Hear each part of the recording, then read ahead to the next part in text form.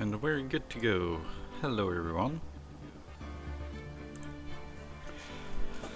Hello Richie, how is it going? Let me just... Also, why am I not muted on my end? There we go. Alright.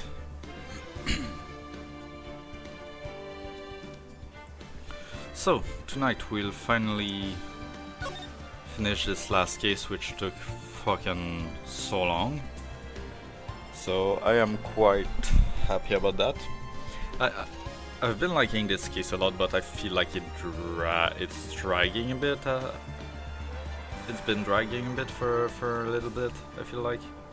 But it's fine. Let's go back into it, finish this one, and then we'll probably be able to start the second game.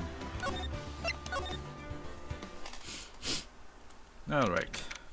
February 25, 9:47 AM, District Court, Defendant Lobby number 2. This is the defendant lobby, alright, but there's no defendant. I've been trying to reach Lena all morning. Where could she be? And where's Emma, for that matter?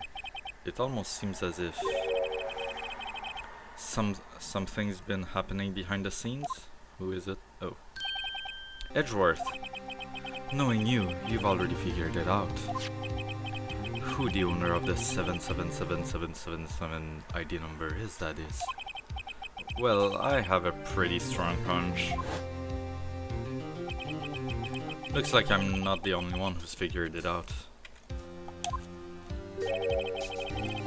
You know, the only reason this trial didn't reach a verdict yesterday is because there was still room for doubt regarding this ID record.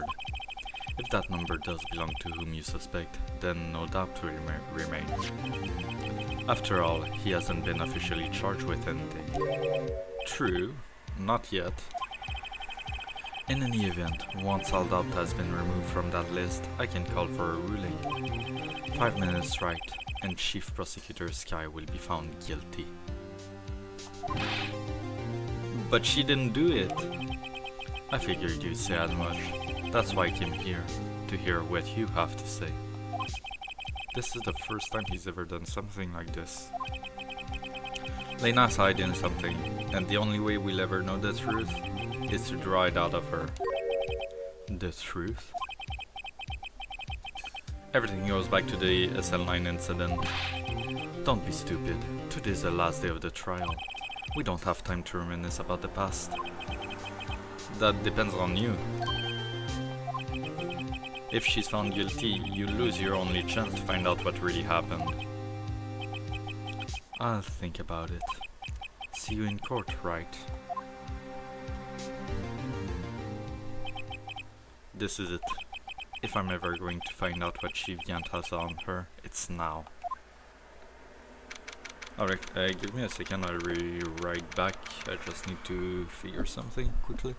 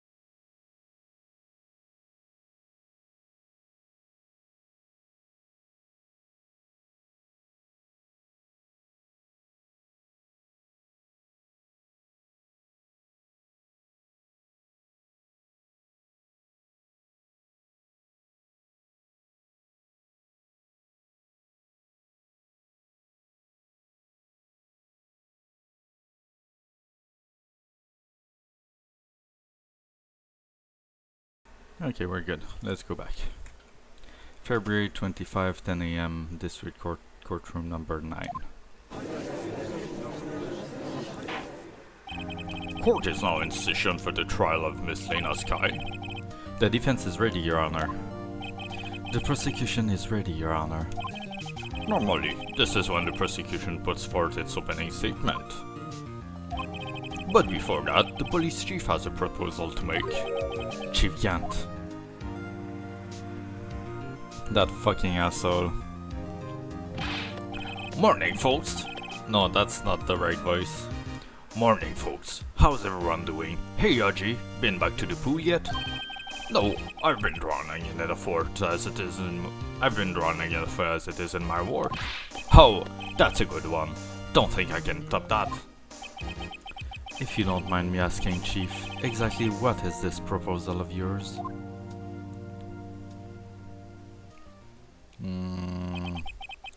Lena, that is to say, the defendant, has asked me if she could speak directly to the court. She wants to do what? Having heard what she intends to say, I feel she should be granted her request.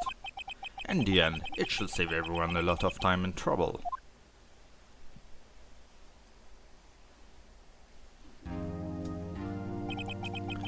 What's this all about, defendant? I'd just like to make one simple request and I'll be finished. Well then, what's your request? Your Honor, I'd like you to put an immediate end to this trial. Huh? She's gonna confess. That's not good, yeah. I confess to all charges against me. On February 21st of this year, I murdered Detective Bruce Goodman in the underground parking lot of the prosecutor's office. No, Lena!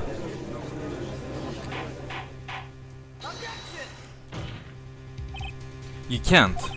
Your Honor, the defendant's claim does not change the defense's plea. In that case, Mr. Wright, I no longer require your services. But Lena! Your Honor, I hereby forfeit my right to an attorney. The prosecution may lack direct evidence against me, but it has sufficiently proven its case through testimony and circumstantial evidence. I would like you to render your verdict now, if you please. Well, the defendant certainly has the right to self-representation. Her request is legally valid, although this is an unprecedented situation. Indeed, it appears there is no further need to continue this trial, even if Mr. Wright may feel otherwise. This can't be happening. It appears the time for the verdict has arrived. This court finds the defendant... Come on, Edgeworth. Yes. One moment, Your Honor. Mr. Edgeworth? The prosecution has not yet proven the defendant guilty beyond reasonable doubt. Any ruling at this stage would certainly be premature. Come now, Worthy. I understand this is a difficult time for you, but why don't you just be a good little boy and keep your mouth shut,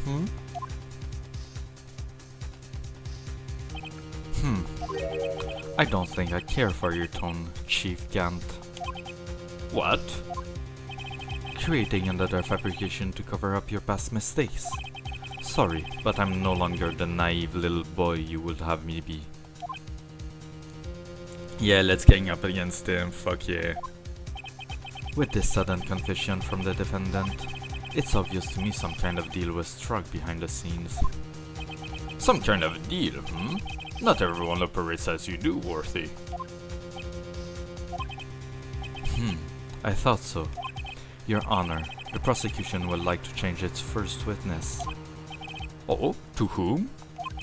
As its first witness, the prosecution would like to call Miss Emma Sky. I request the court hears her testimony. Mr. Edgeworth, I am exercising my right to self-representation. I don't think we need to continue. I don't care what you think, Miss Sky. The exposure of truth sometimes results in tragedy. However, no matter how tragic the truth may be, it will be an even greater tragedy to avert one's eyes from it. Very well. The court shall grant the prosecution's request. That's okay with you, right, Chief Gant? Worthy, you'll live to regret this. Mark my words. Miss Emma Sky, Please take the stand. Looks like Edgeworth has decided to take the horse by the reins.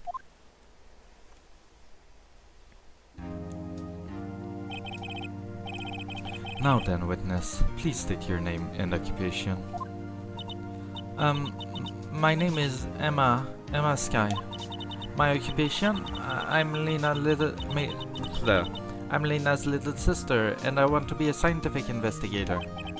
2 years ago, you encountered the serial killer Joe Dark of the Joe Dark killings. Is this correct? Yes. I'm trying my hardest to forget about that, though.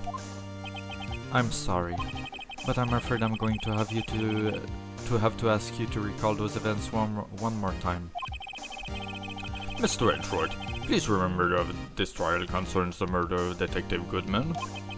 Is an incident that was resolved 2 years ago really all that relevant? Yes, it most certainly is. Well, okay then. Sure gave in fast. Now, please testify about what happened to you 2 years ago. The trip to yesteryear has finally begun. It's bound to lead to the truth behind this trial.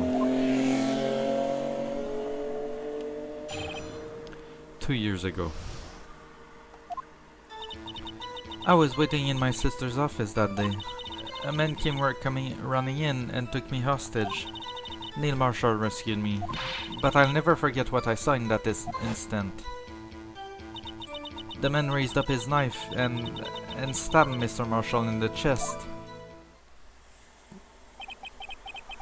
It's a good thing you weren't harmed. I passed out. I don't remember much. That's understandable. However, please tell me, Mr. Edgeworth, what does this testimony have to do with Detective Goodman's murder? That will soon become apparent, Your Honor.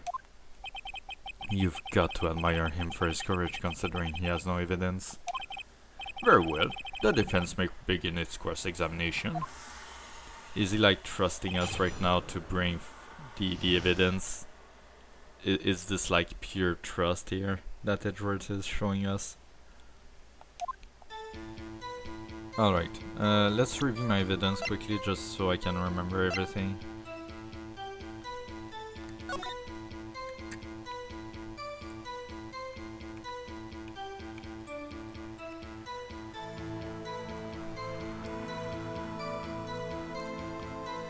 This is definitely gonna become relevant later, 100%. So we got the handprint, the photo, autopsy report, oops. Okay. Alright, let's press some stuff here. 2 years ago, the defendant was a detective at the police department, correct? Yes, she was second in command under then Deputy Chief of Police Ghent. My sister. She was the best detective ever. Yes, I remember. Deputy Chief Ghent and Miss Sky used to be quite a pair. I believe they shared the same office. That's right. I'd always sit at my sister's desk and dream about playing that organ. I wanted to play it that day too. The police department and the prosecutor's office held a ceremony that day. Lena promised to take me to dinner after she finished her work. Men came running in, took me hostage. A man? Yes, Joe Dark. He was a serial killer. Joe Dark was brought in for questioning on the day of that ceremony. We were desperate to get anything on him that would lead to an arrest. When he saw his chance, you fled the room, right? Upon fleeing the room, Dark proceeded to take the elevator. He must have been in a panic because the elevator was going up. Then he ran into Sky and Gant's office. There was a lot of noise coming from outside, so I opened up the door to have a look. That's when I saw him. Neil Marshall rescued me. What was the prosecutor doing there? That day, there were 2 people present during Dark's questioning. Deputy Chief Damon Gent, and Prosecutor Neil Marshall. Almost forgot about Gent. Neil Marshall had just received the King of Prosecutors Award. Young and dedicated, he went straight to the questioning room after the ceremony. I assume that would also be why he was the first to run after dark. When Dark read me, I thought I was as good as dead. And that's when Prosecutor Marshall came in. I don't clearly remember what happened then, but I'll never forget what I saw in that instant. Can you tell us about that? Mr. Marshall jumped on Dark. Just then, the lights went out. The lights? It was just about this time of year. There was a terrible storm going on and lightning struck nearby. So, the electricity went out. Wait a minute. If it was pitch dark in that room, you shouldn't have been able to see anything, right? Right, but just then lightning flashed again outside. That sudden flash left an unforgettable image of the scene in my mind. I see. I told the detective about what I saw then. The detective? Yes, Detective Goodman. He was in charge of the case. Detective Bruce Goodman, the victim. Yeah, let's keep digging here. So, you spoke with Detective Goodman about this 2 years ago? Yes, that's what's so scary about this trial. And you told Detective Goodman about what you saw? Yes, but at the time the words just wouldn't come out. That's why I drew a picture. A picture? Yes, I think she mentioned that before. Well, Mr. Wright, have you heard enough? Let's keep going. This picture the witness drew, I believe it has a very important meaning. But the list of evidence I was given 2 years ago didn't contain a picture.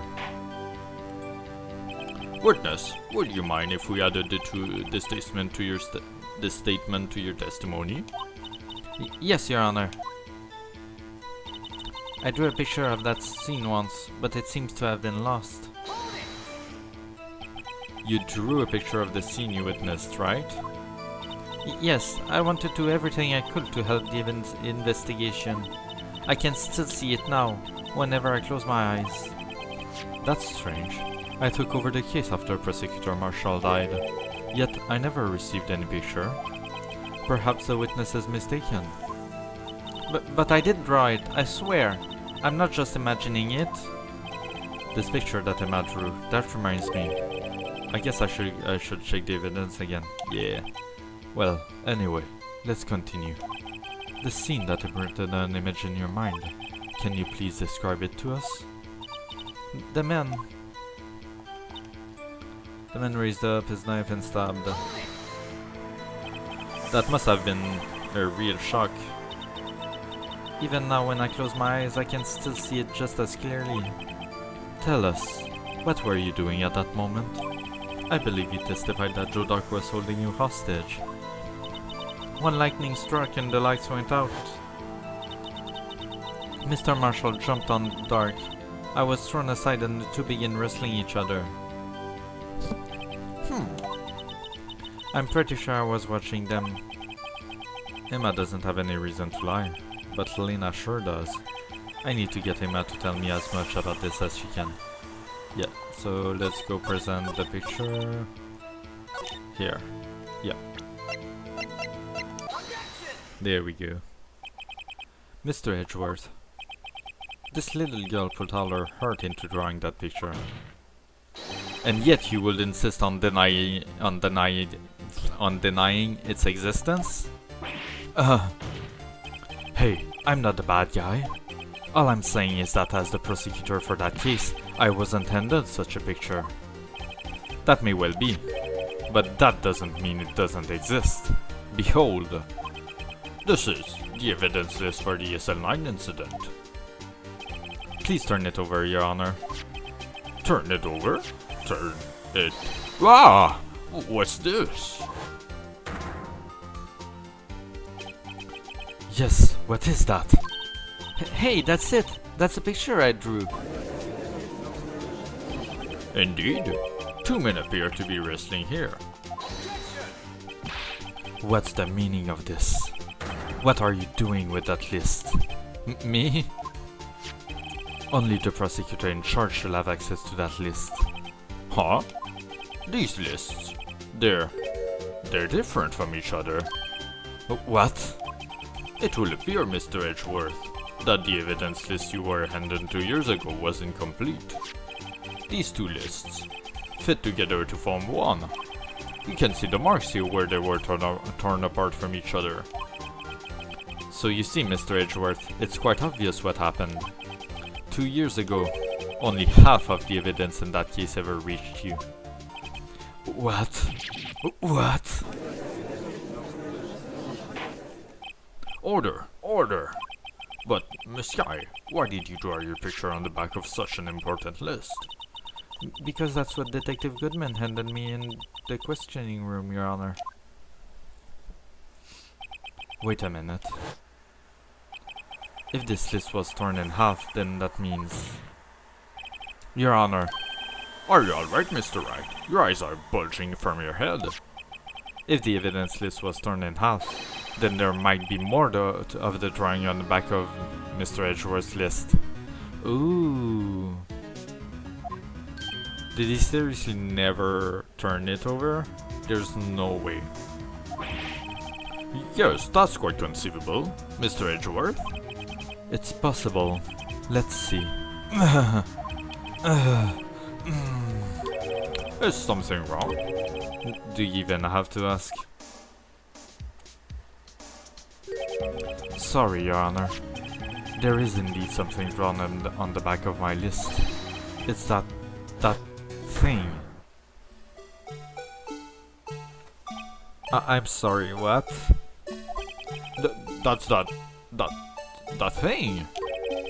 That thing that was dancing in the evidence room. Clearly, this act of vandalism is the work of a certain chief of detectives. I guess he was out of scrap paper. Evidence list restored and updated in the court record. Very well. Witness, will you please testify about this picture you drew 2 years ago? Huh? Oh, yes, sir, Your Honor. What's wrong with Emma? She seemed to be thinking about something when she was looking at the picture. Emma's picture.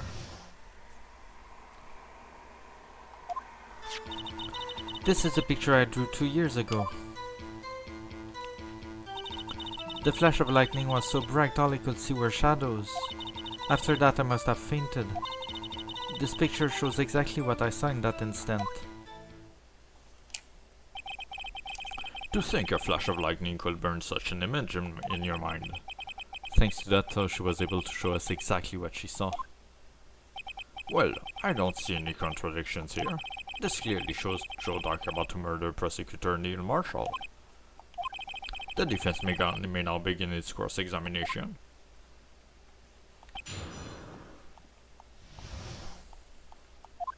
This is the picture I drew 2 years ago.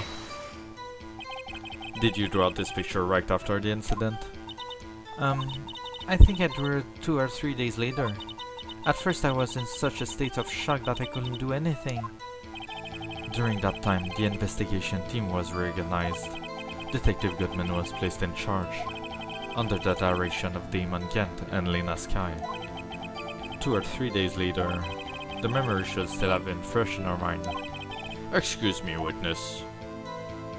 But can you please tell us why this picture is painted all black? The flash of lightning was so bright all you could see were shadows. So at the time you didn't even know it was Mr. Marshall who had come to your rescue?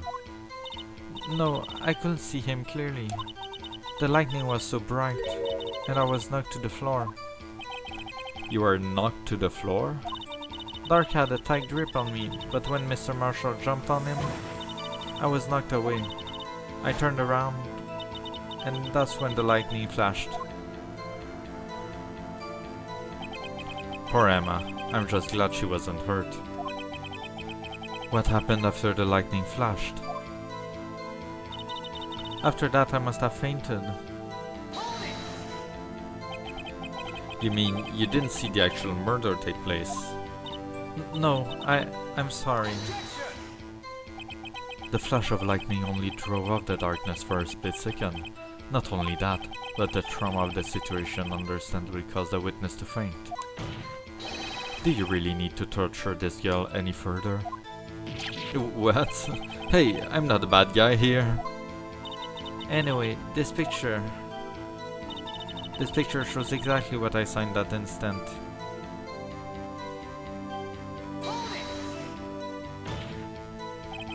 Sorry for asking so many times, but are you sure you drew exactly what you saw? Of course, this is the exact scene. It wasn't influenced in any way from your talks with the detectives. Are you insinuating we somehow manipulated her memory, Mr. Wright? No, of course not. I'd better watch out or he might find some way to cut my salary. Can you imagine? I drew this picture before I heard anything from the detectives, so I don't think anyone's story will have influenced me. Mr. Wright, is there something that's bothering you about this picture? Huh? Oh, well... That's strange. She claims this is exactly the scene that was imprinted in her mind. And yet, there's clearly contradiction here. Yet, the thing that's bothering me the most is that it doesn't seem to be the knife that he's holding. Like there's no pointy end.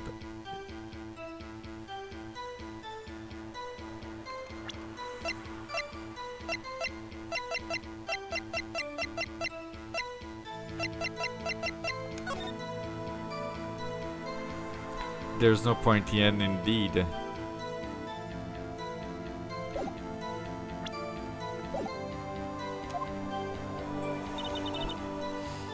It's a picture I drew 2 years ago, the flash of lightning, after that. So, do I present the knife?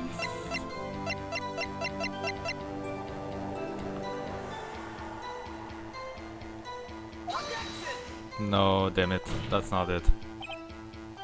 Fuck.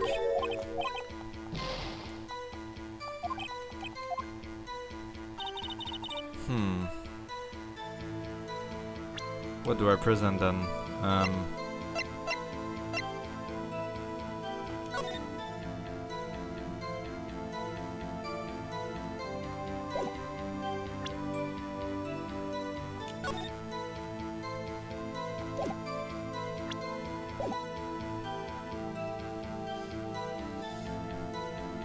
Are the pictures like exactly the same? I think they are. It hasn't been tempered, I don't think. Okay. So what else could I present here?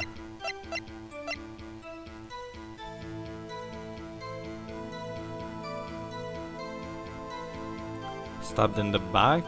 That could possibly be it.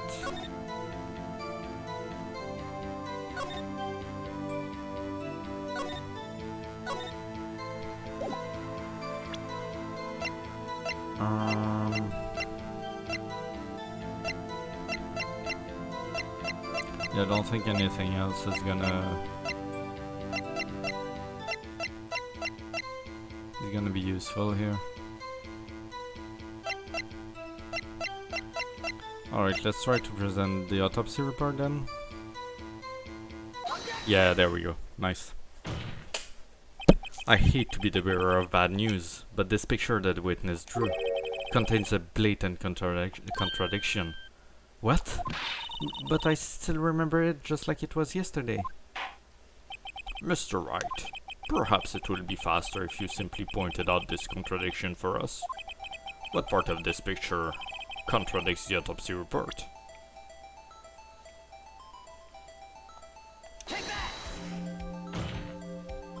I think it's this part here. Is it not? Shit. That's because the drawing stinks. Mr. Wright, how could you... Oh my god. Shit.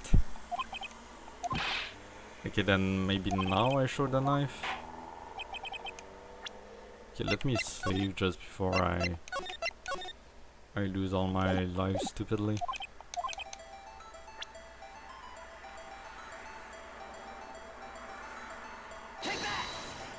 Oh, because this is a blunt object and not... The contradiction of course lies here. Take a look at the knife the man is holding. If you look closely, you can see its tip is broken. Even I don't have to look closely to see that, Mr. Wright. But, Mr. Wright, look at the evidence. See the murder weapon? Its tip is broken too. If I recall, the tip of the knife was found broken off in the victim's body. It was the conclusive piece of evidence that proved Joe Dark was the murderer. I'm afraid it's not so simple, Emma. And where, pray tell, could you possibly see a problem? It's obvious, really. The victim suffered a single wound to the back. If the victim was only stabbed once, then the murder weapon should not yet be broken.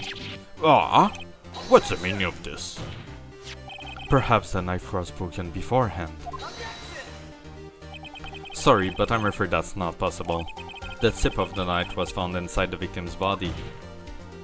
If it was broken beforehand, it couldn't possibly wind up here. That's right. But what does this mean? The tip of the knife was undeniably discovered within the victim's body. The only possible explanation is the witness's memory is mistaken. That's why I asked her so many times if she was sure she remembered correctly. I believe you were annoyed at the time, but she was sure she remembered correctly. But there's no other way to explain this inconsistency. Not so fast, Mr. Edgeworth. There is another explanation. Have you forgotten already? About a little something called falsified evidence? You're treading on thin ice, right? All I'm saying is that this broken knife tip might be the piece of evidence that was forged. You can't deny the possibility. No.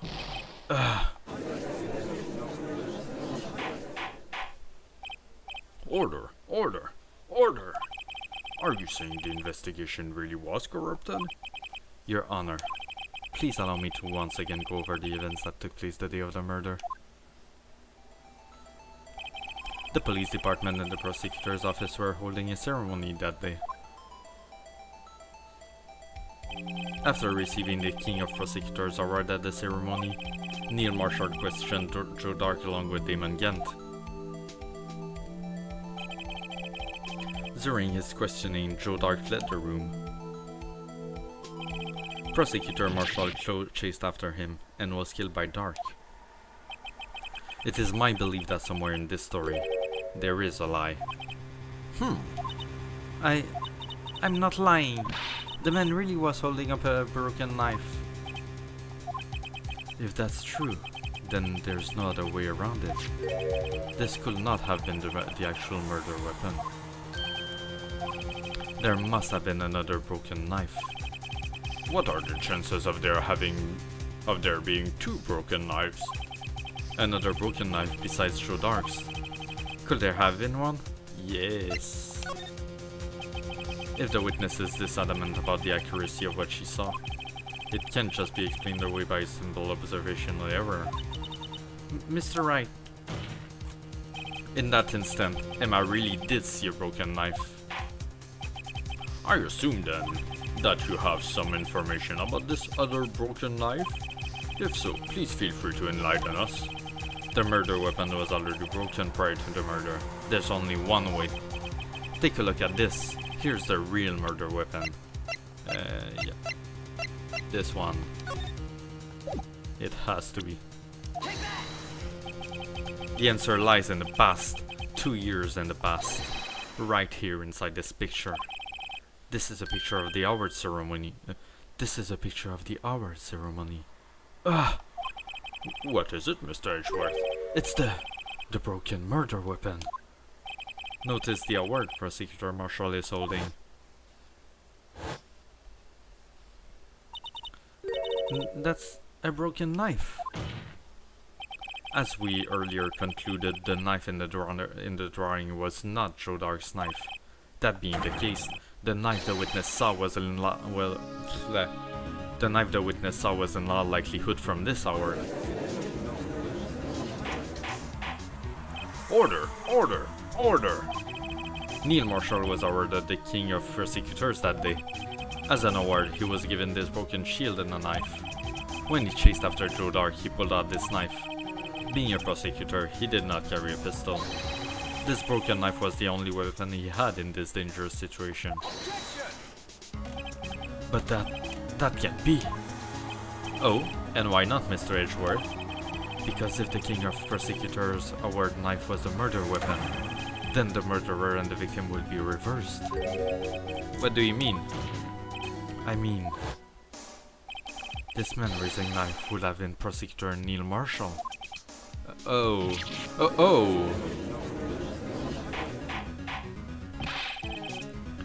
But the prosecutor was the one who actually died. That's true. What's going on here? It seems Mr. Wright has been a bit too eager to jump to conclusions. Wait, I remember now. I remember everything. Witness? Mr. Edgeworth, What is it? could you show me your evidence list again, please? His list? The one with that picture scribbled on the back?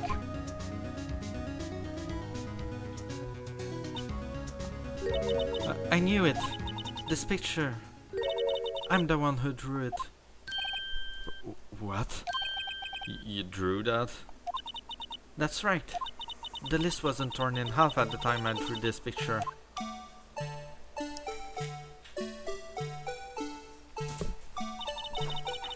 All this time I've been trying so hard to forget. I must have locked this part away deep inside me. Wait, so what is it supposed to represent then? Perhaps it will be best if we added this to the witness's testimony.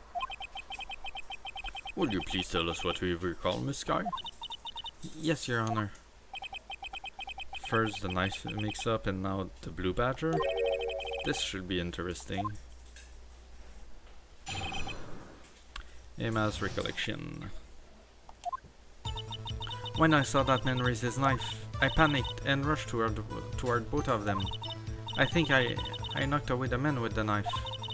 Just then there was another flash of lightning, and that's when I saw the blue badger. He wasn't in the room, but I'm sure I saw his shadow. Huh. This is certainly most unusual. Try impossible. The chief of detectives hadn't even designed him until this year. That would mean he didn't even exist 2 years ago. Yes, well, the defense may not begin its cross-examination. Stop! Please, don't pursue this any further. Lena, What's the meaning of this? Please remain seated in the defendant's chair. But you can't do this. I've already confessed to the crime. Why can't you just leave it at that? Chief Prosecutor Sky. We've already come this far. It's too late to turn back. Silence. The defense will now begin its cross-examination. Bailiff, please detain the defendant. It seems we're finally getting to the core of the matter. So,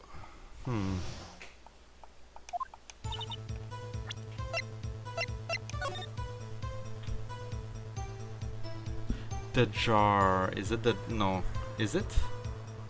I mean, it would work if you turn it upside down, right?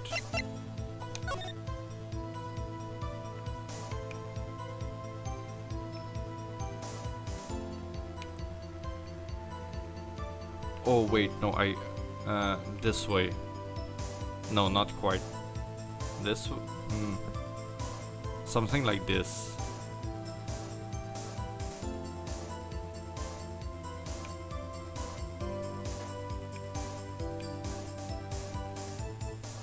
It has to be the jar, right?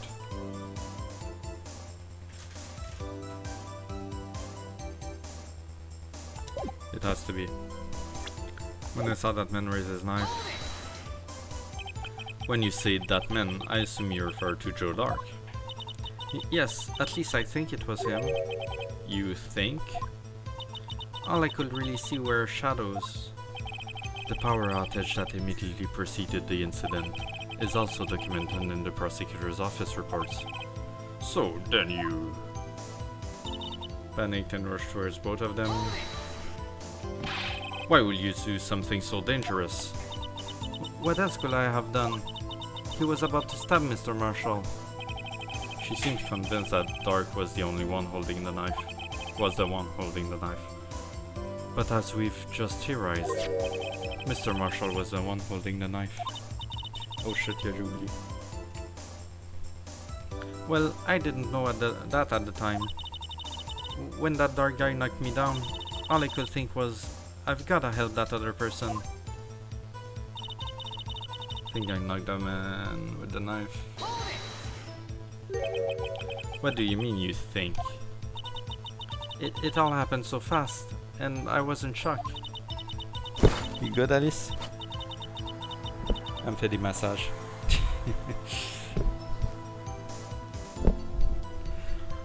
I don't remember everything clearly. What I did, it's all kind of a blur. Miss Sky was almost killed before she was witness to a murder about to take place. With so much happening in a matter of seconds, a little disorientation is only natural. I saw the man about to stab the other person, who I thought was Mr. Marshall. I knew I had to stab the man with the knife. What you did was very brave, young girl. So then, what happened next? Just then there was another flash of lightning, and that's when I saw the blue badger. There we go. Are you sure about this? Of course, see? I even drew a picture of him here. But it was the chief of detectives who thought of this hideous beast. And that was just this year. The blue badger didn't exist 2 years ago. This is all quite verifiable. I know it sounds strange. I was surprised too when I saw him at the police department. I had this nagging feeling that I'd seen him before somewhere. Now I finally remember. Oh brother, just when you thought that thing had caused enough commotion. Tell us, where in the room did you see him dancing? He wasn't in the room, but I'm sure I saw a shadow. His shadow? So you mean you didn't actually see his face with its winning smile and all? That's right, but I still remember it. He had 3 creepy horns. This is pointless. That thing could have possibly existed 2 years ago. The witness must be mistaken. That may well be. But what's important is what caused her to think she saw what she did. Whatever. Oh, and I suppose you have an explanation? If so, then by all means, please tell us what this shadow really was.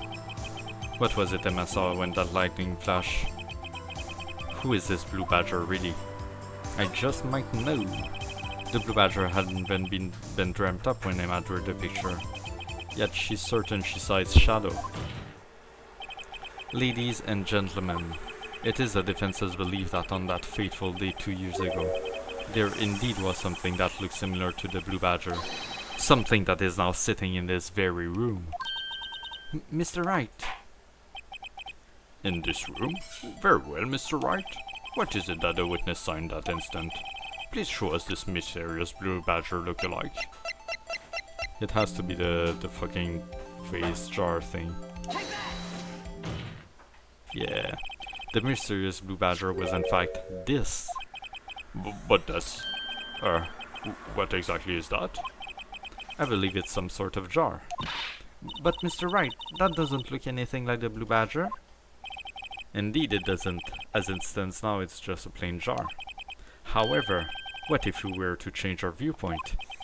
Our viewpoint? We've got to show them the correct angle to look at this from.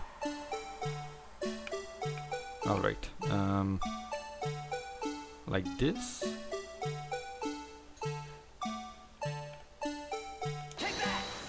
Is that right? No, this isn't right, damn it.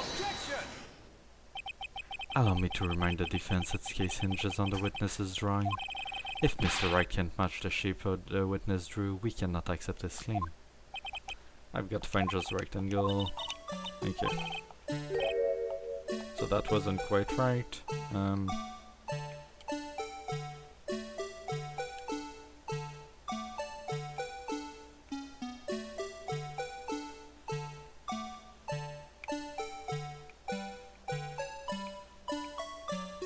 That doesn't look right, so.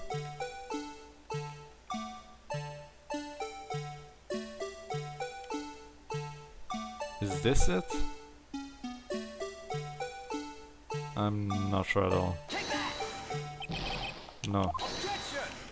Damn it.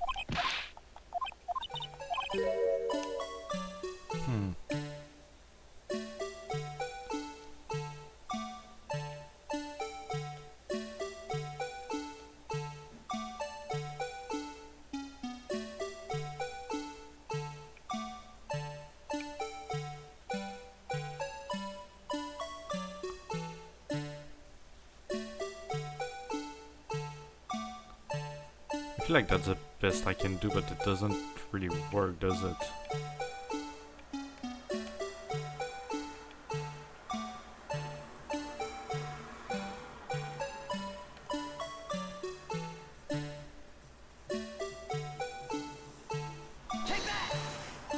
Yeah, no.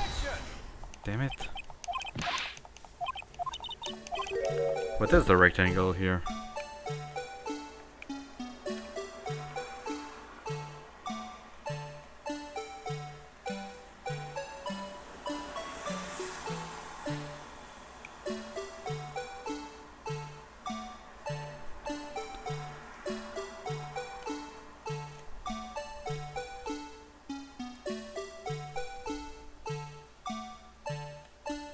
That music is gonna kill me.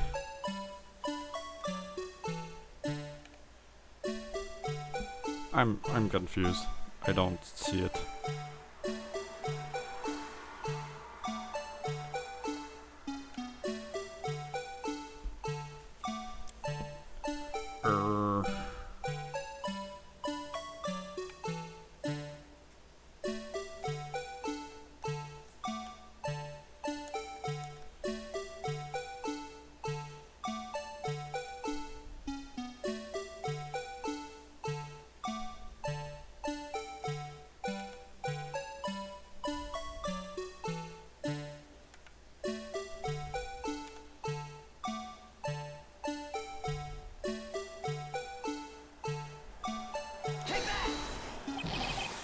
Damn it.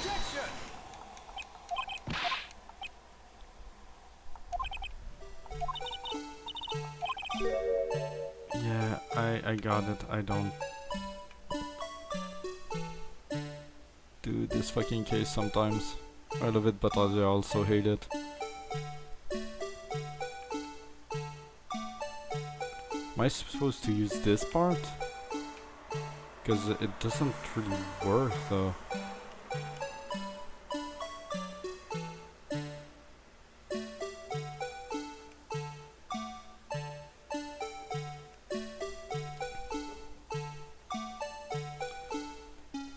I think I'm gonna look it up quickly because I really don't know. And I don't want to spend too long on this. Because that music is already fucking...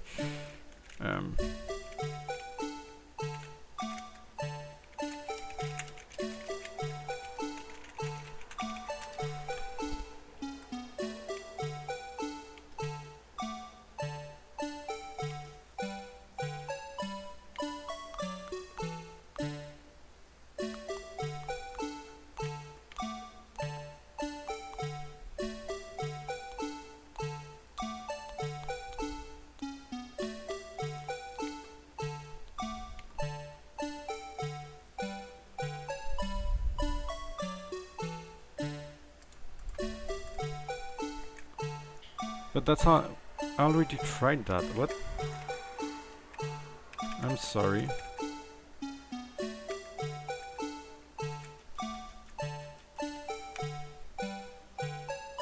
So...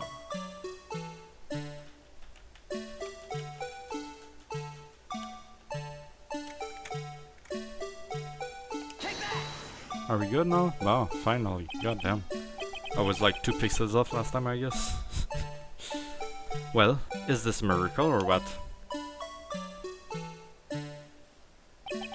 No one can possibly deny this jar's resemblance to the Blue Badger. No, it can be. It can indeed. Order! Order! The defense has proven its claim. The mysterious Blue Badger witnessed on the day of the crime was actually this. Also, we all enjoyed Mr. Wright's dramatic performance. One question remains. What's your point? What do you mean? So that badger thing was actually just a jar. That doesn't change anything. But it didn't... I'm afraid that's where you're wrong, Mr. Edgeworth. You see? This changes everything. Yeah, because how would it be on that angle? That doesn't make sense. Someone had to be holding it. Indeed? Very well then. Please tell us. What's different now that we know the witness saw this jar? Murder weapon, location, the murderer.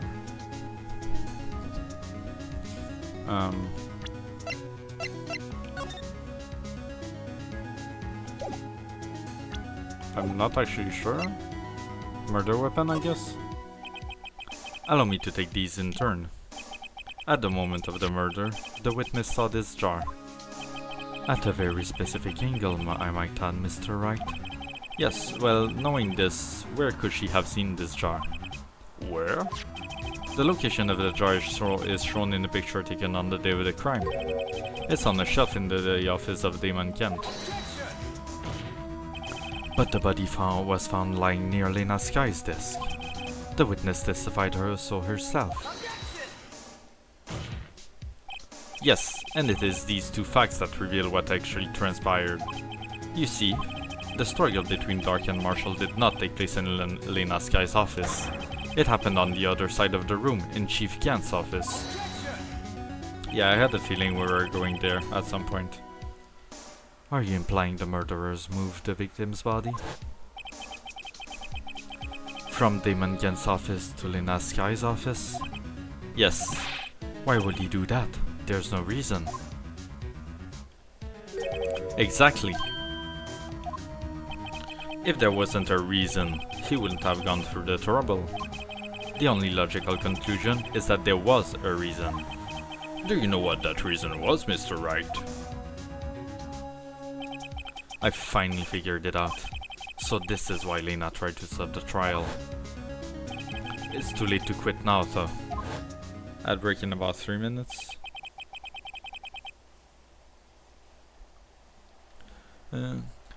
Please recall the witness's testimony. She said she knocked away the man who was holding up the knife. In the next instant, the jar was hit and flew through the air. Now tell me, what could have sent the jar flying? That would have to have been the impact the man made when he was knocked into the wall. Ladies and gentlemen, if I may draw your attention to this picture once more. If the man was knocked in the direction of the shelf the jar was sitting on, what would he have hit? The suit of armor, holding a very sharp and dangerous looking sword. Yes. And since the man who was knocked into the armor was carrying a broken knife, he would have had to have been Neil Marshall, wielding the prosecutor's trophy, the king of prosecutors' trophy. No, Mr. Wright, you can't be thinking. Yes, there is another possibility of what actually transpired in that room. Another possibility? Of course the perpetrator will have had no idea, but nevertheless. I don't know if I can go through with this. Mr. Wright, what's the matter? If events took place at the defense arises, then the outcome is obvious. In that moment, assuming the man MSK knocked away was actually prosecutor Neil Marshall.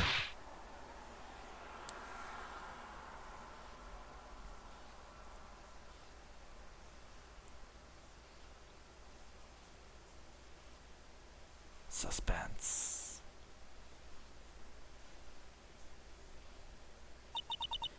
You mean Mr. Marshall died because of me? Oh shit. No! Oh fuck. What the hell happened? Okay, well that took a turn. I never imagined her testimony will lead to this. So, it was a witness who took the victim's life, and then proved so with her own testimony. This is unprecedented. That's kind of fucked up. What? What are you saying? I'm sorry, Miss Kai, but given the circumstances... Joe Dark murdered Prosecutor Marshall. How can you think it was Emma? How dare you try to pin the crime on her? Is that what he has over her? Huh, everything is starting to make a lot of sense right now. Imagine that coming from you. If you recall, it was you who admitted to forging evidence 2 years ago. The reason you moved Prosecutor Marshall's body was to keep anyone else from finding out about what Emma did, wasn't it? I assure you, Mr. Edgeworth, I have no idea what you're talking about. If you hope to have anyone believe your insane allegations, I'm afraid you're going to have proof. Tell me, do you have any conclusive evidence that proves my sister killed Neil Marshall? Evidence? I'm willing to bet you don't. Yes, it certainly will be difficult to prove this without evidence. If we don't have any evidence, then we'll have to rely on testimony. Ad break. I'll take a little break. I'll be right back. Okay.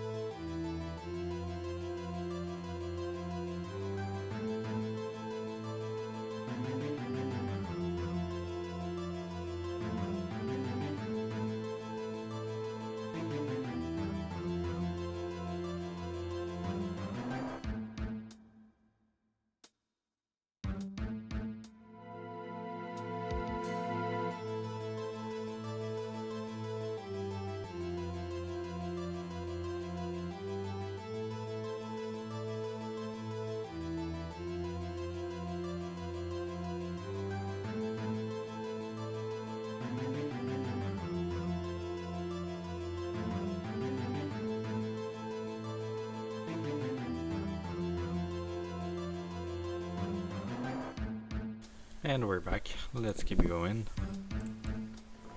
I'm afraid that won't work in this case. Both parties involved in the incident are dead. We certainly can get dead people to testify. This has all been a wild goose chase from the beginning. Touché, Miss Sky. Of course, that only leaves us with one possibility. You mean there's still another possibility? What do you mean, Mr. Edgeworth? I mean, the possibility that the victim has left us a message. For better or for worse, Mr. Marshall did not die instantly. He may have left behind the name of the person who took his life. In one manner or another. That's impossible. Well, Mr. Wright, this is the only possibility left to you. A message from the deceased. Does such a message exist? I've got to think back to the court record. The real murderer's name that the victims may have left behind. Do we have it?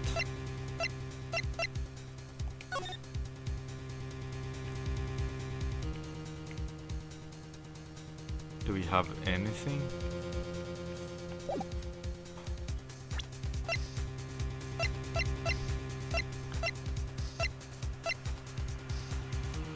Oh wait, this, right? This part here. Maybe? I feel like that has to be it, right?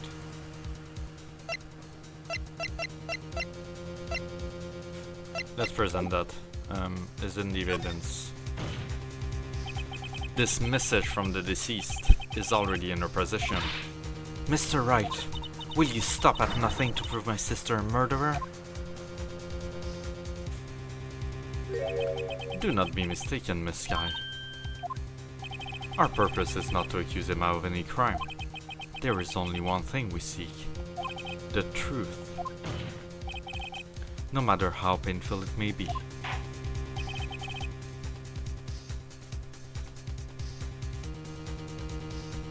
Now then, Mr. Wright, please show us the piece of evidence that conveys a message from the deceased.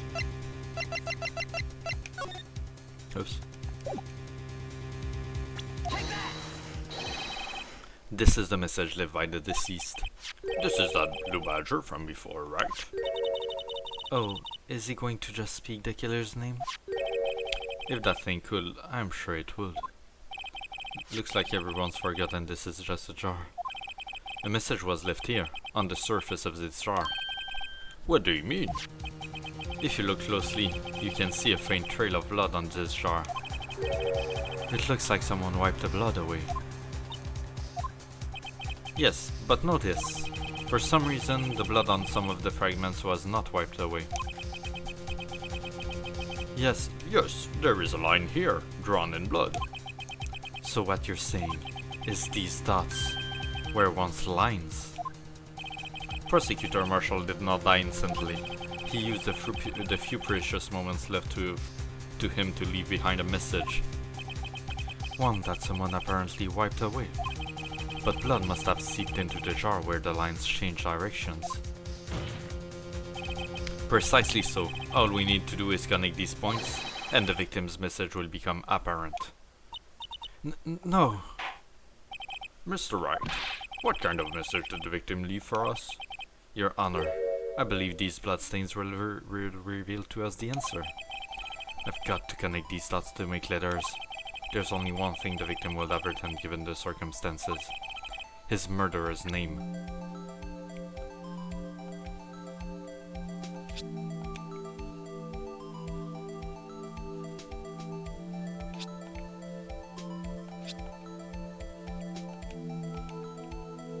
No? Damn.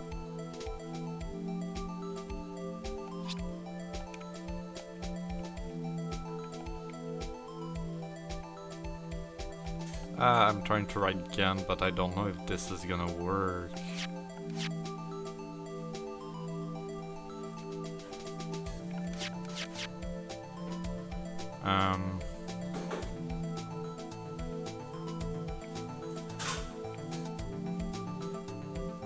No, I think it is Emma, unfortunately.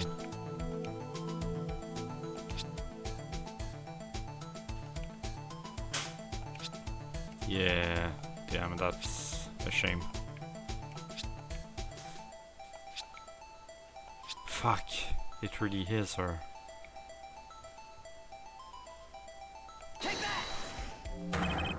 What do you think? I came up with this message. Yes. I feel like I'm teaching handwriting to a student who is all thumbs. Wait, that wasn't it? I think you should make him write out I want with are you fucking kidding me? I never was much good at handwriting. I guess I'll check the court record. Mr. Wright, what kind of message? Okay, let me... Oops. Oh, save, please. There we go.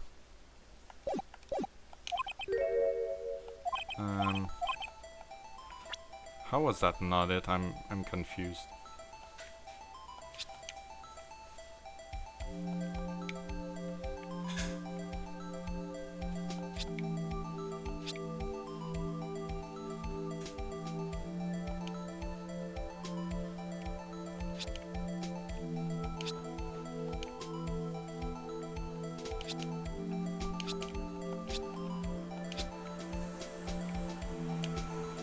Oh, there we go. Okay. I was missing that wasn't I. Pretty sure we're good now. Yeah, there we go. It's a defense attorney's duty to prove their client's innocence. That's why all I've been thinking about is saving Lena. After all my efforts, I never thought it would turn out like this. Yeah, that kinda sucks. Emma. So, this is the final message Prosecutor Marshall left behind.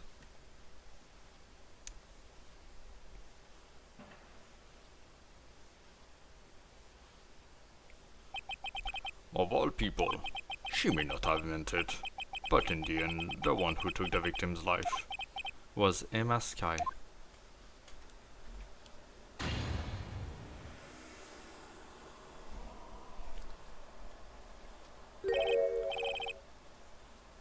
seaworthy. Can't say I didn't warn you. Yeah, there we go. I fucking knew it was him. Chief Gant. Do you understand the implications of what you've done? What? What are you talking about? 2 years ago, Jodak was sentenced to death. He was convicted because of his final murder. I believe you were the prosecutor in the case, were you not? Yes, Worthy. Because of you, an innocent man was sentenced to death. Not only that, but you used forged evidence to ensure his conviction.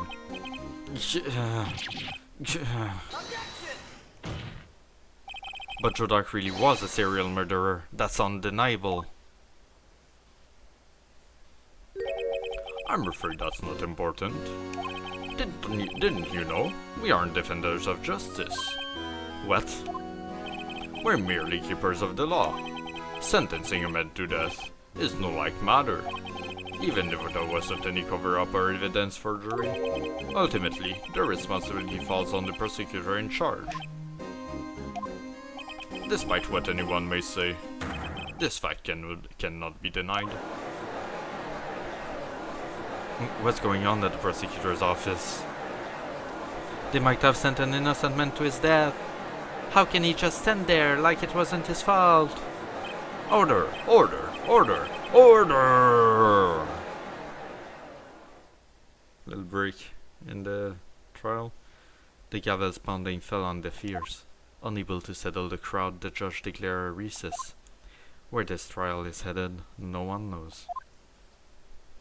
Interesting.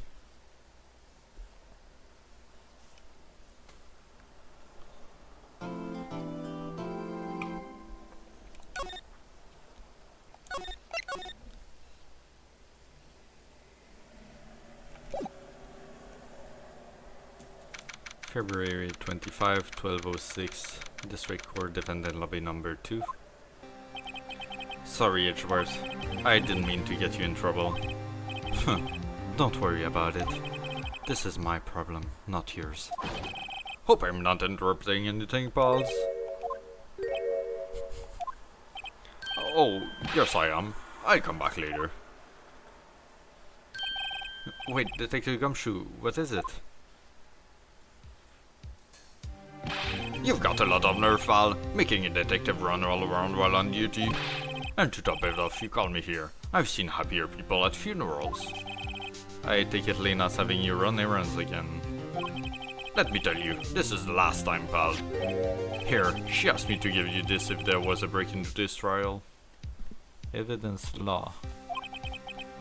Evidence law. Edward was talking about this just the other day. You must know the two rules of evidence law. Rule number 1. No evidence shall be shown without the approval of the police department. Is that right, Mr. Wright? It seems so. You could at least study some evidence law, really. Yeah, great lawyer we are.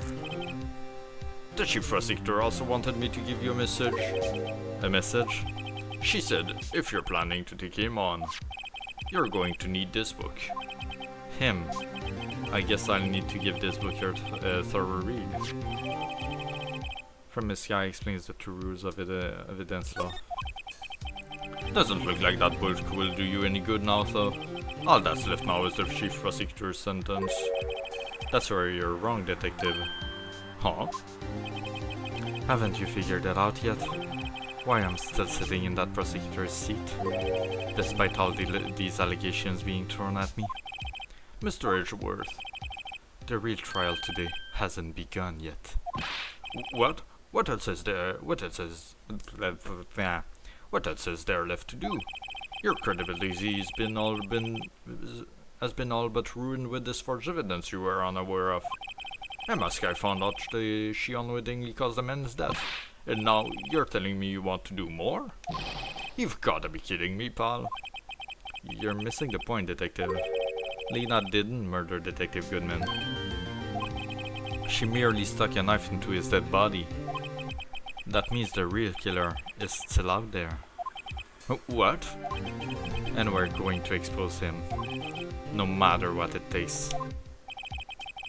This case has hurt too many people. It's time to bring it to an end. February 25, 12:52. District Court Courtroom number 9. So that was almost like an hour break there. Damn. Rabble. Court will now reconvene for the trial of Miss Lena Sky. Mr. Edgeworth. Yes, Your Honor. The inquiry committee is planning to impose harsh penalties for your actions. Thank you for the news, Your Honor. Yes, well, normally this is where the prosecution calls for the witness. But, this isn't easy to say.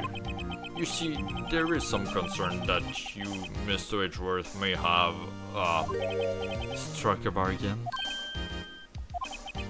You think I may have manipulated the witnesses? I didn't say that. It's just, you see, everyone has been talking and...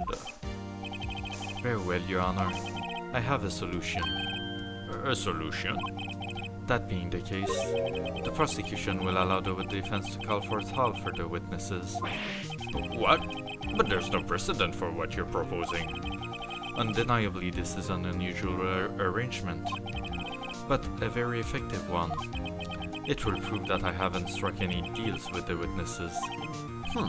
Well, Mr. Wright, what do you say? Unbelievable. Edgeworth has found a way to continue the trial. Very well, the defense accepts the prosecution proposal. Then it's settled. The, defense may now call for the next witness. Mr. Wright, you do realize this is your last chance. If you call the wrong witness, this trial is as good as over.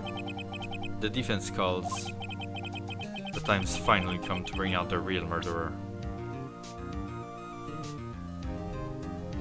Gant, right? Meekins, sure. Yes, it's Gant. It has to be. Damon Gant. The defense calls Damon Gant to the stand. Damon Gant? What does he have to do with anything? As the defendant's partner 2 years ago, Mr. Gant has first-hand knowledge of the crime. I feel we should hear what he has to say about it. As luck will have it, he should still be in the courthouse.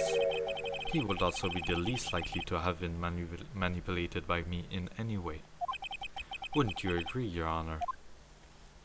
True. Alright, bailiff, please escort Mr. again to the stand. Here we go, the final showdown. Witness, please state your name and occupation. What is this? Some kind of practical joke? I was just on my way to lunch. Your name and occupation, sir? Worthy, are you sure you want to do this? Your name and occupation? So, you want to play hardball, eh? Please, Mr. Gent. Fine. My name is Damon Gent. I'm the acting chief of police. Now then, Chief Gent, the court requests to hear your testimony. Oh, righto. What's with the grim face? First, let's clear up this SL9 incident. Oh, you mean that time when Elena's sister murdered that prosecutor? Personally, I think it's been made pretty clear already. There's still something unaccounted for. Oh, like what? Like the role you played in all of this. Son, either you're very brave or very foolish. You are aware, of course, that the police chief has all kinds of weapons at his disposal. Weapons? Sure, take my testimony for example. I don't have to give it if I don't want to. What? Is that true? I'm afraid so. The chief of police has the right to refuse to testify. Of course, such an action carries with it certain risks. Don't worry, I'm not here to hinder your trial. Just remember, if this turns out to be a big waste of time, don't say I didn't warn you. Very well, the witness may now begin his testimony. SL9 incident. As I recall, Neil and I were questioning him that day. To make a long story short, we slipped up. That power outage didn't help either. When I went to my office, I found Lena there. Apparently she had already arranged the crime scene. As you can see, I had nothing to do with the forgery. Oh, really? Is that when Dark was arrested? Him? He was lying on the floor unconscious.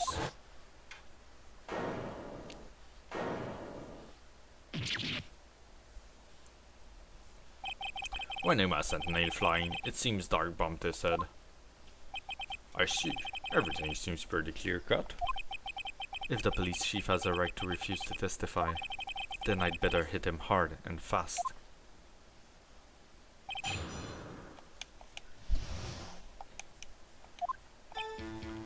Neil and I were questioning him.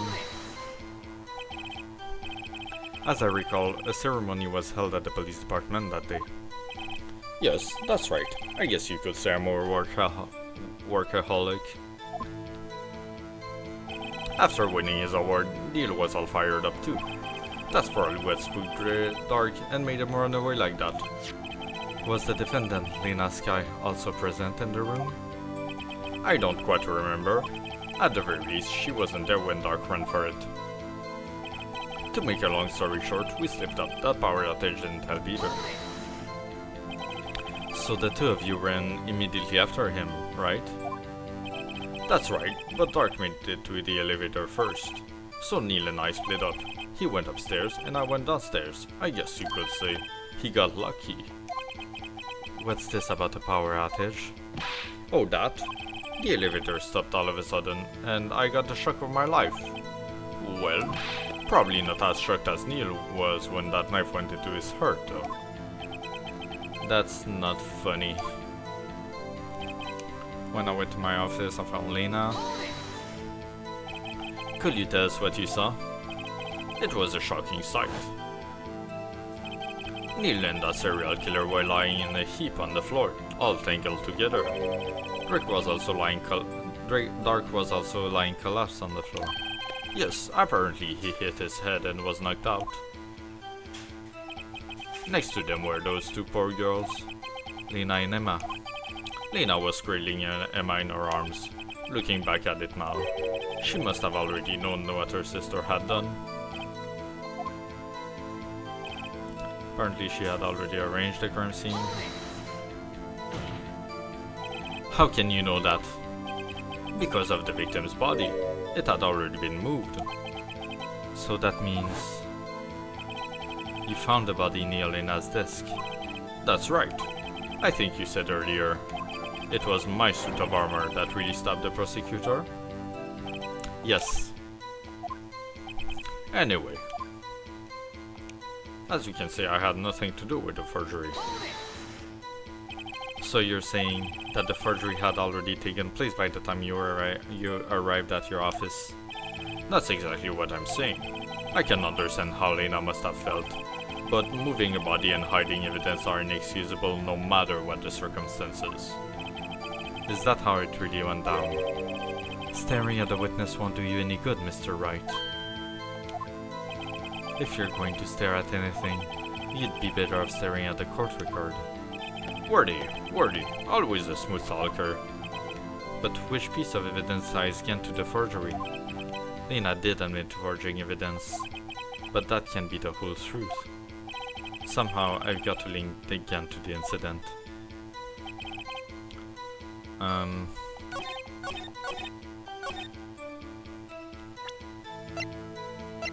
This maybe? Also, can I root for submitting evidence? No evidence shall be shown without the way approval of the police department. Unregistered evidence presented must be relevant to the case on trial. Okay. This then, I'm guessing?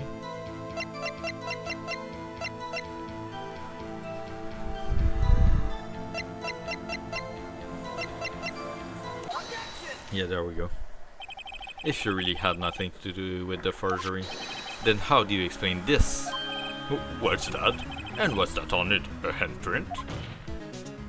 Chief Gent, your explanation, please.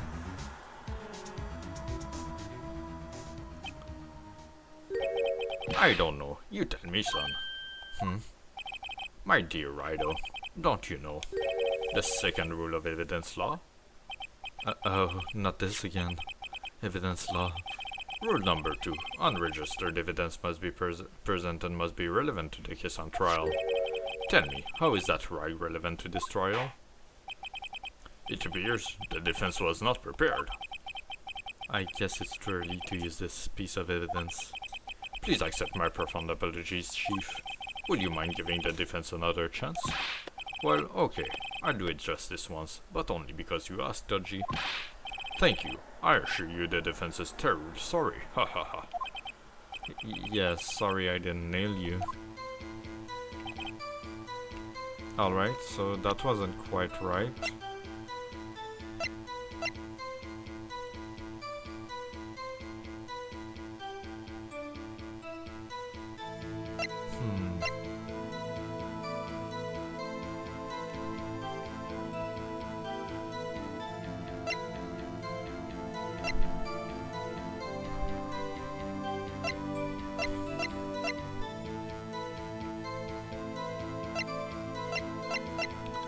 Do I have anything?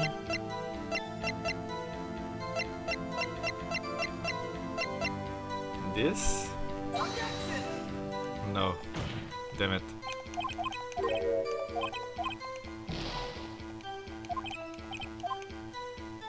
Oh, the jar, because he did have that in the safe too, right? It has to be it. Yeah. You claim you had nothing to do with the forgery, but I'm afraid that is a claim you cannot back up. Explain yourself. Several pieces of evidence were found in your office. Take this jar, for example. That's that blue badger you showed us earlier.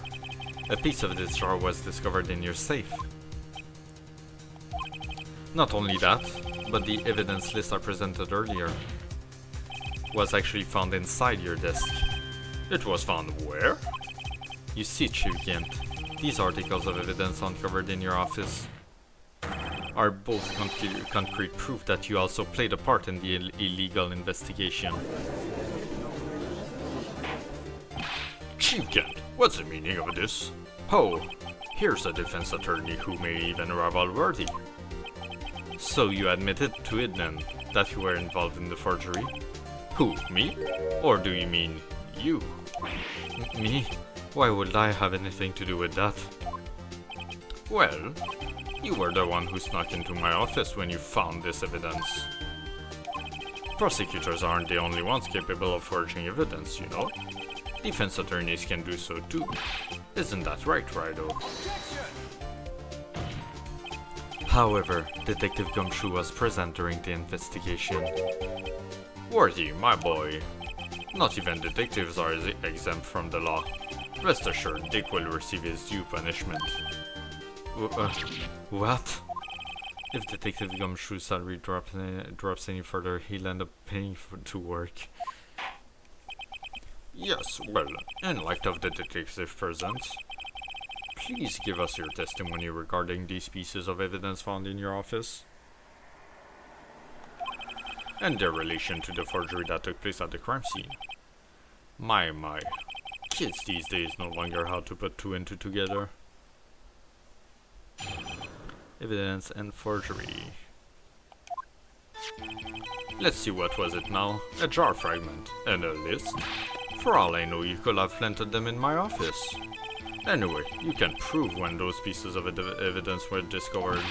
If they were found after Dark was convicted, then they're worthless. There's no reason I'd participate in a forgery. Rearranging the crime scene wouldn't help me in any way. Mr. Wright. Yes, Your Honor?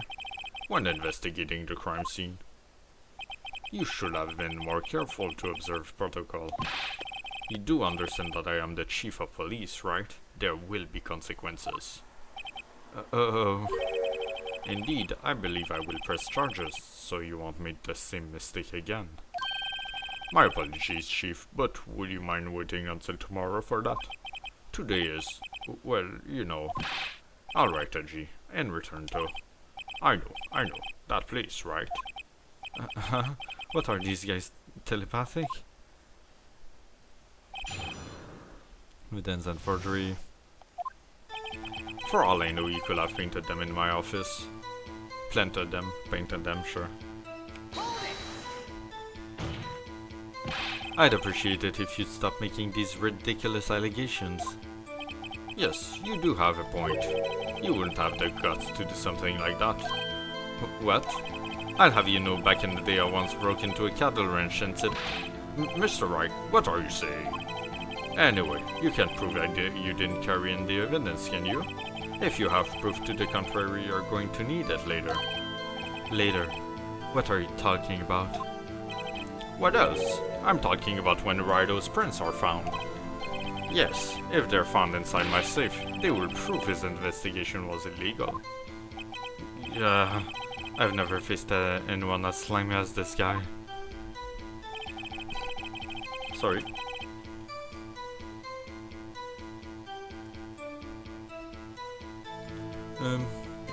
Anyway, you can prove when those pieces of evidence were discovered. What do you mean by that? This is all purely hypothetical, of course, but suppose I did place those items in my safe. Such an act wouldn't necessarily constitute forgery. If concealing evidence isn't found at a crime scene isn't forgery, I'm not through speaking yet, Rido. It all depends on when the evidence was discovered.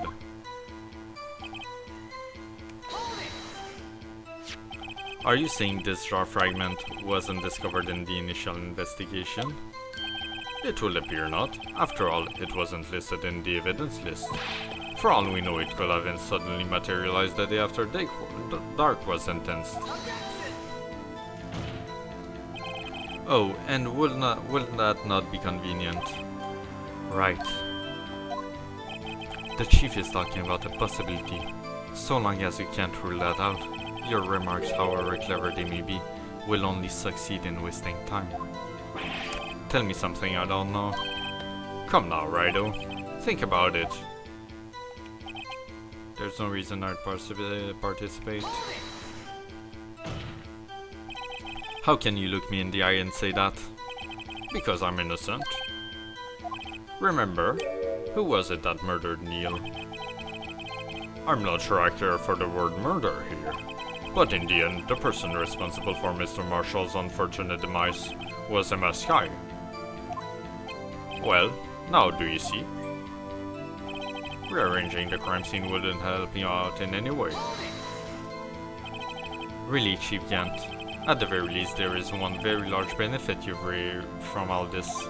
Oh, I wasn't aware. What is this benefit? That will of course be the position you have, Chief of Police. Oh, The resolution of the SL9 incident secured your promotion to Chief. That in itself is sufficient motive. Midnight. Oh my god. Midnight. Just give me a second. My cat is again going where she shouldn't be.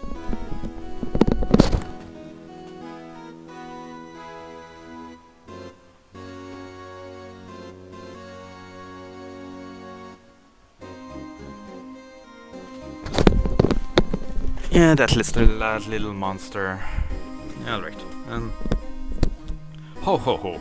Oh, that's a good one. Do you really think I'm that incompetent? What do you mean? Even without that case, I was already in line to become the next chief.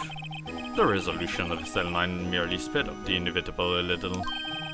Is that true, Edgeworth? Yes, he was going to be made chief anyway. Yeah. Be careful when pointing that finger, or you might wind up being the one pointed at. So that means there's only one possible motivation for you to commit forgery. If you didn't do it for yourself, then you did it for someone else. Don't be silly, Worthy. You know me better than that. There are only 3 people I look out for. Me, myself, and I. There, it's out in the open now. Haji, would you mind if I change my testimony a little? By all means, please do. I give them very similar voices, it's hard to fully differentiate them. I wouldn't be anyone's accomplice if there was nothing in it for me. But there was something in it for you. Control, power. Nothing in it for you? Sorry, but the only person I care about is yours truly. That girl, Lena's little sister, was it? If you think I felt sorry for her, you'd better think again. You're right, you don't feel sorry for anyone. Be tough on crime and tough on people. That's how I was raised. You seem to be lax enough on yourself, though. Ho ho ho ho. Ho ho. Oh, that's a good one, Worthy. Could there have been something in it for him? Given his selfishness, would he have helped someone out? Yes. True, you might not help out anyone for their sake, but if it will benefit you, you might decide to assist someone.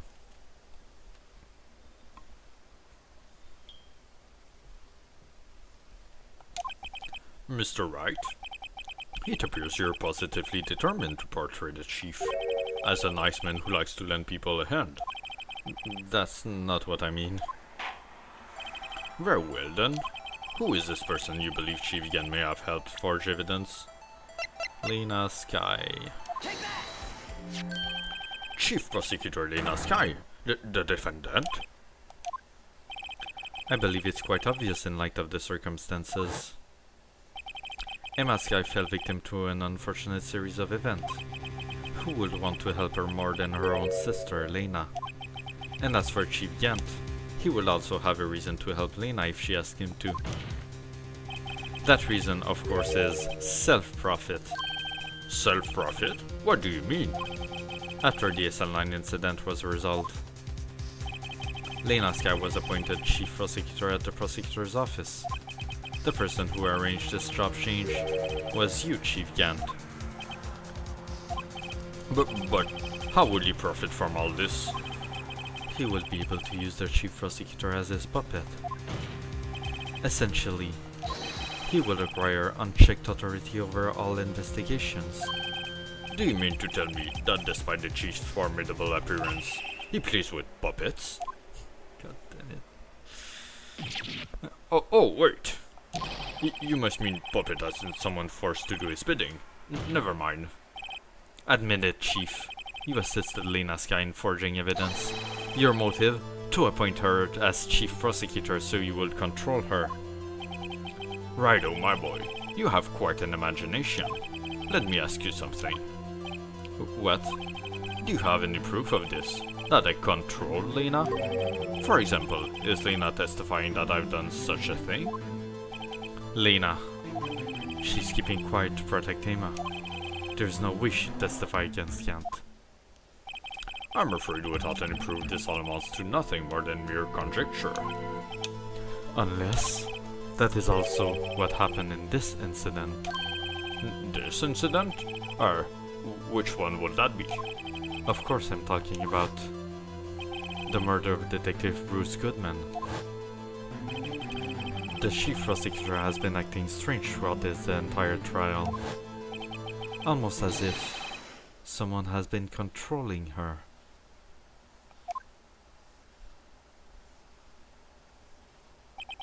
Worthy, you'd better watch your tongue. I wouldn't want you to get hurt. Just what do you mean? What he means, Your Honor, is that Chief Kent is involved in the murder of Detective Goodman. Not only that, but the Chief is now making Lena take the rap to cover up his involvement. What?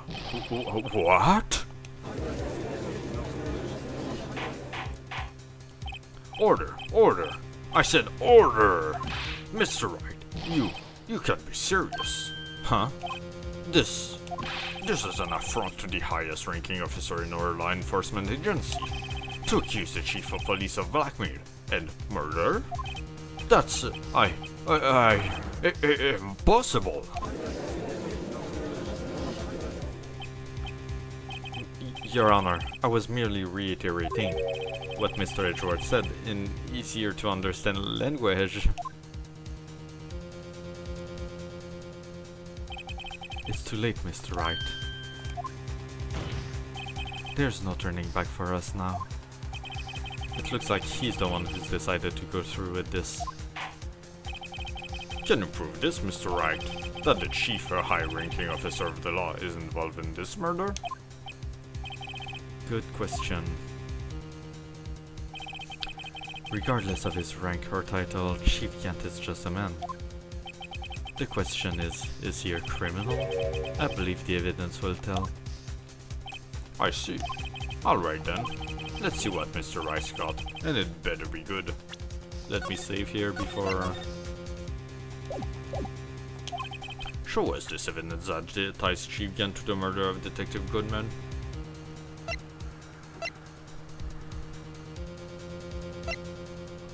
Yeah, okay.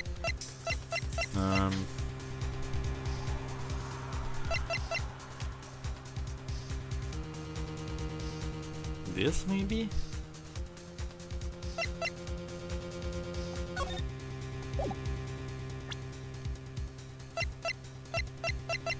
Nah, I think that's too soon for that.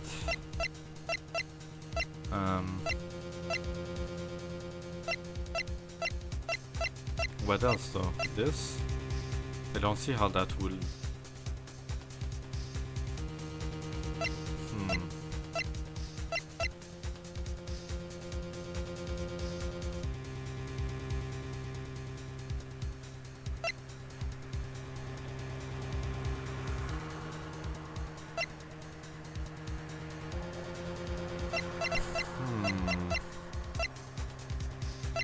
Okay, let's try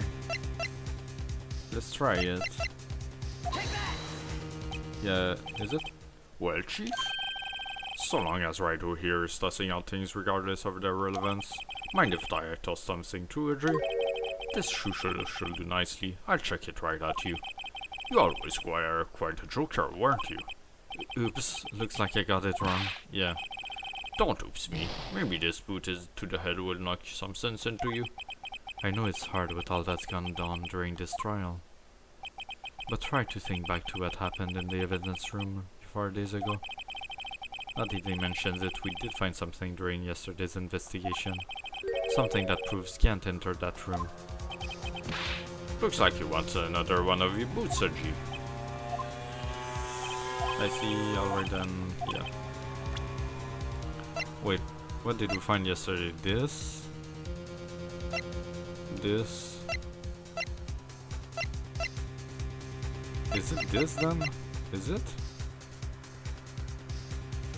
It doesn't feel like it would be, but I don't know what else. Well, chief. Yeah, no, that's not it either. Damn it.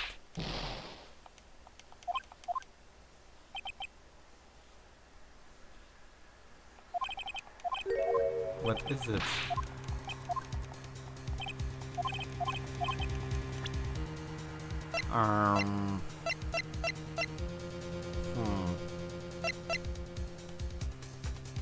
Let's see here.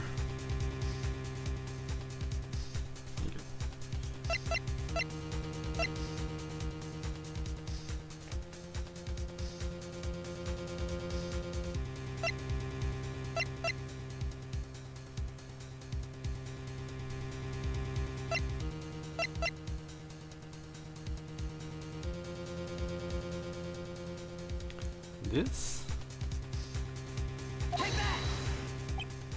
No, not either. Damn it. Okay, let me reload. Man, sometimes this case is really...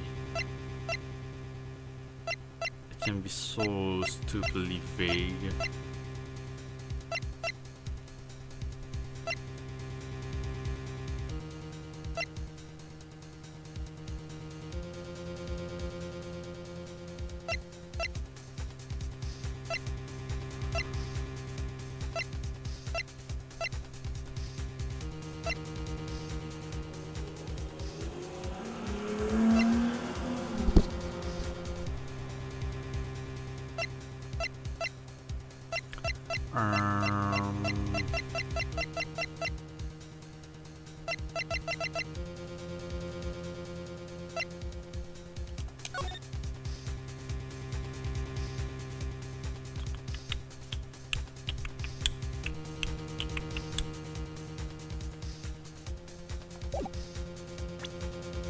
Not this, is it? Nah.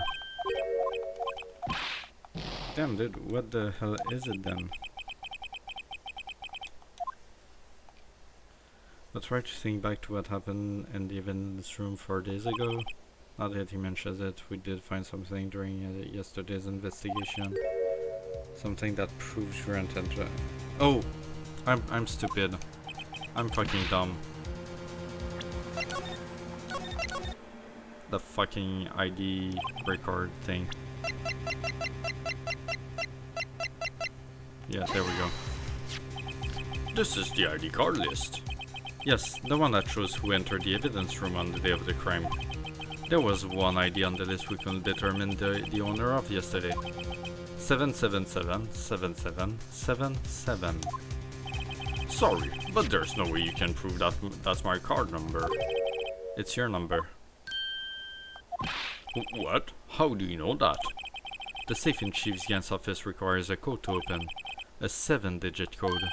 7 digits? You don't mean... I'm afraid so, Your Honor. The code was 7777777. The same as the remaining ID card number on that list. Chief Gant, you entered the evidence room on the day of the crime. Order! Order! Chief Gant, what do you have to say? Nothing. The defense's search of my office was in violation of regulations.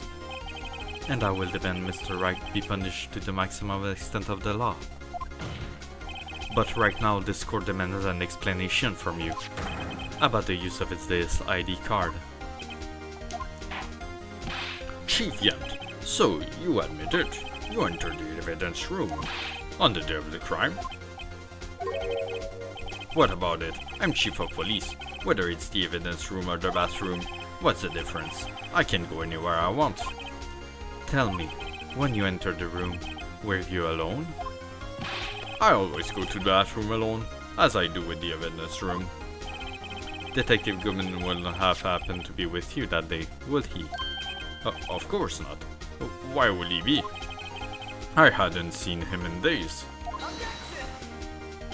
You hadn't seen him in days? Chief Gant, I'm afraid you've just undone yourself.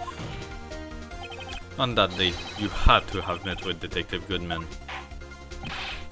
What do you mean? This trial's purpose is to determine Lina Sky's guilt. No, it isn't, Your Honor. This trial's purpose is to determine the truth. If Chief Gant met the victim on the day of the crime, then we need to determine one thing. What transpired during that meeting. In that case, Mr. Wright, I'm going to have to ask you for evidence. Show us proof that the victim went to meet Chief Gant on the day of the crime.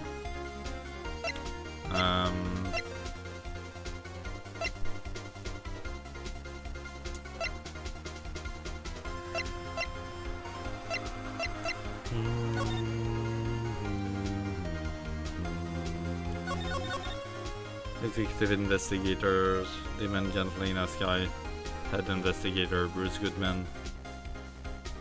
This, I'm guessing, because it was the transferal day, so maybe they both had to do something with that.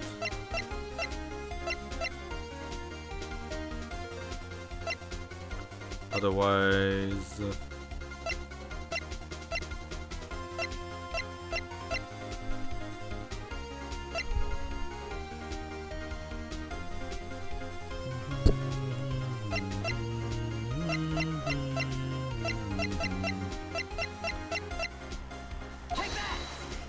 No, fuck.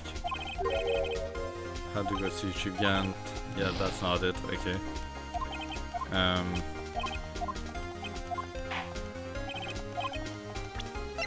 His note then, maybe?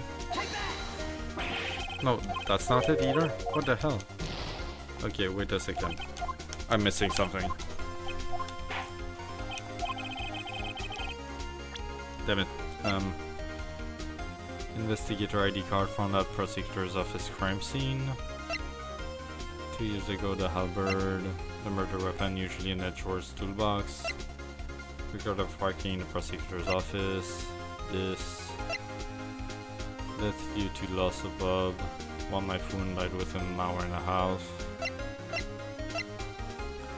No.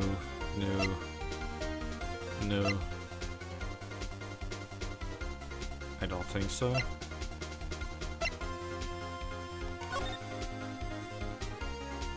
Probably not.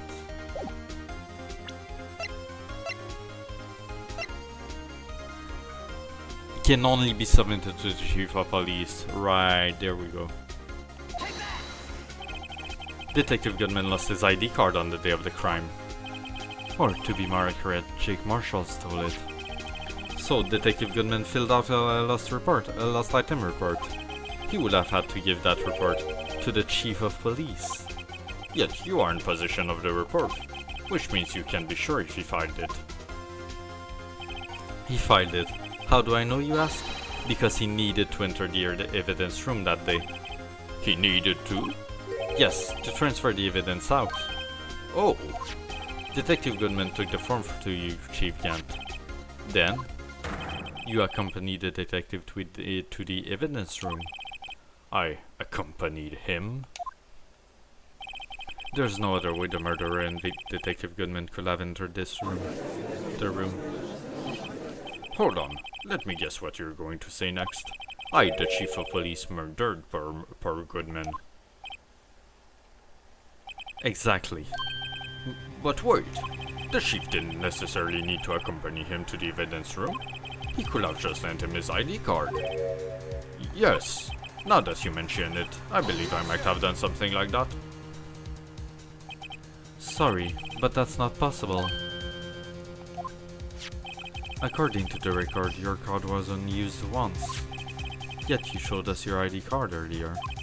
If you had really lent it to Detective Goodman, it will have been found on his body. No! Oh, that was cool. Chief Gant, you didn't. The murder was most likely a spur-of-the-moment crime, for no one in their right mind would choose the police department as the place to commit murder. After the murder, you contacted Lena at the prosecutor's office.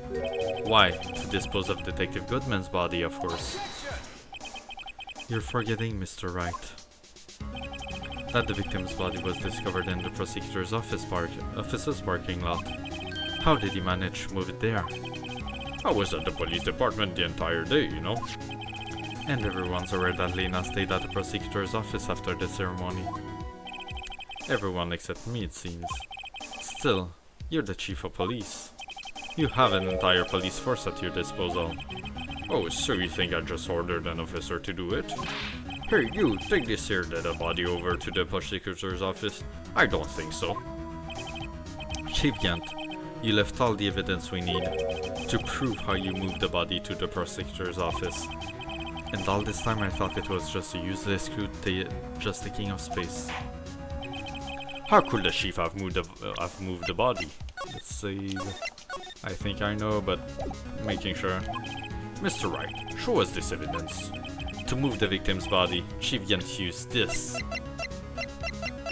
The fucking screwdriver. This is how he moved Detective Goodman's body. What's that? A screwdriver? What does that have to do with this case? Mr. Edgeworth, think back to the day of the crime.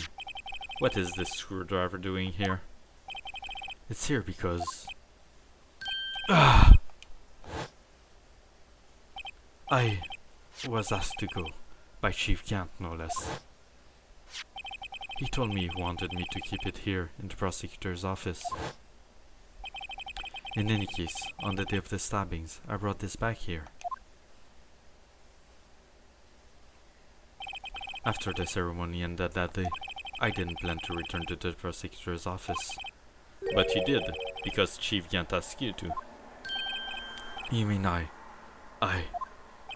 The body was found in the trunk of Mr. Edgeworth's car. I think it's obvious what happened. The body was moved by that car.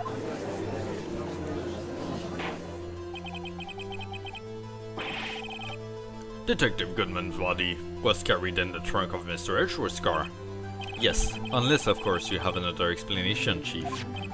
Why else would you have asked Mr. Edgeworth to transport evidence from a closed case? There's only one plausible explanation.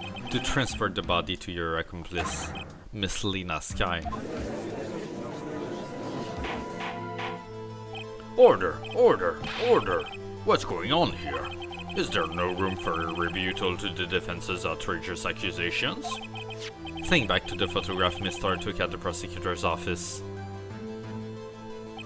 This was not a photo of the body being stuffed in the trunk to be taken away. It was exactly the opposite. It is a photo of the body being taken from the trunk. Ad break in about 3 minutes. Chief Gant, please say something. I believe your time's up. My time's up? Sorry, Rido, but I'm having lunch with the District Attorney General after this. We have to get going if we're going to make it in time for the early bird special. But the cross-examination isn't finished yet. Remember what I told you earlier? A police chief has all kinds of weapons at his disposal. Weapons? Like the right to refuse to testify. I'm invoking that right now. What? That is not a right to be casually invoked. There are certain risks to be considered. So, you're going to just run away after all this? Run away? Don't make me laugh, Wardy.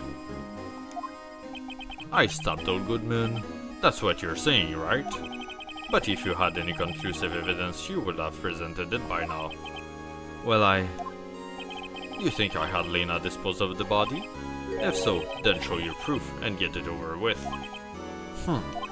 I'll say it again, Mr. Wright. Newman Gent is the current chief of police. This court will not tolerate any accusation against him without concrete proof. Well, Mr. Wright? Your Honor? Do you have any concrete proof? Proof that Chief Gant murdered Detective Goodman and made Miss Skye dispose of its body? Do I have any concrete proof? Do I?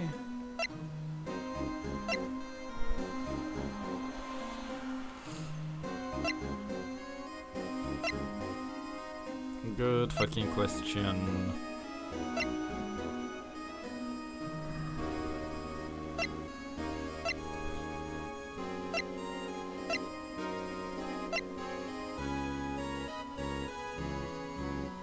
That knife?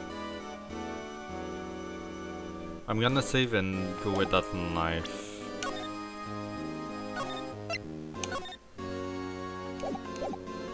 Present evidence. I can't let him just squirm his way out of this. I've got to keep the pressure on. Yes, Your Honor, I do have such evidence. Then please hurry up and present it. Just remember, it better prove Chief Kent murdered Detective Goodman beyond the shadow of a doubt. I might not have it then. I'll try it, but So, what exactly is this evidence? it's proof as to whether or not it's enough to demonstrate the Chief's guilt. I'll let you be the judge. But I am the judge.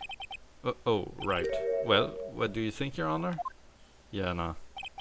What I think, Mr. Wright, is I'm going to be late for lunch. Damn.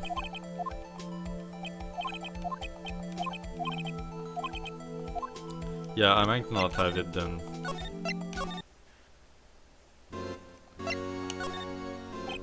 It's no use showing evidence I'm not even sure of myself. No, Your Honor. At present I have no conclusive evidence. See, Haji?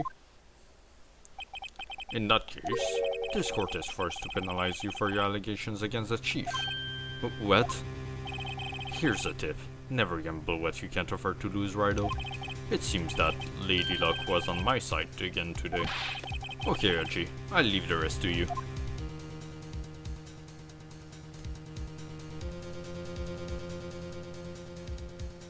Damn, dude. I warned you earlier, Mr. Wright. This is an affront to a senior officer in our nation's law enforcement agency. What? Lady Luck, Maybe we shall have a word with her.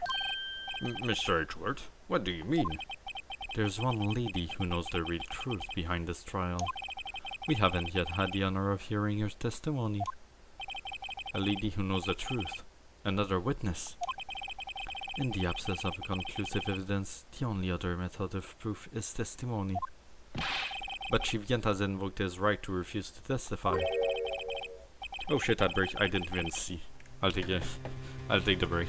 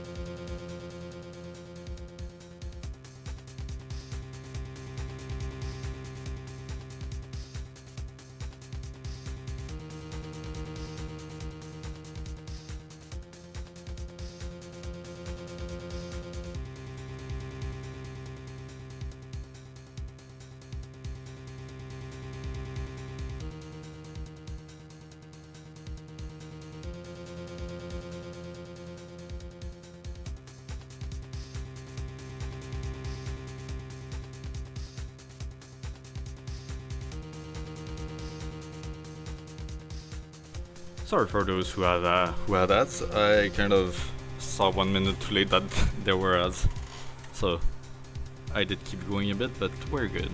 Let's keep going now. There's still someone else, one more witness who can answer all the questions raised in this trial. All the questions raised in this trial. Someone right in this very room. Mr. Edgeworth, who is this person? Why are you asking me, Your Honor? Have you forgotten? The defense is the one calling witnesses today. Mr. Wright, does such a witness exist? She may not be willing to tell the truth, but we can't just stop now. Yes, Your Honor. The defense calls for Lena Sky. The defendant? Miss Lena Sky?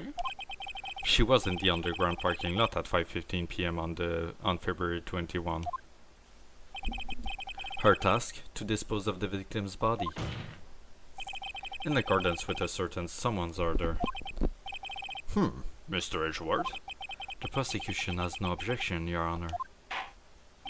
Very well. The court will now take its final recess for the day. In 15 minutes, we will reconvene to hear the defendant's testimony. This court is now in Hold on. Chief Yant, I thought you were going to eat. Listen good, Lena. He's talking to Lena. I don't think you need me to tell you this, but if you accept Mr. Wright's claims, there will be terrible consequences. He's literally blackmailing her in the courtroom during the trial.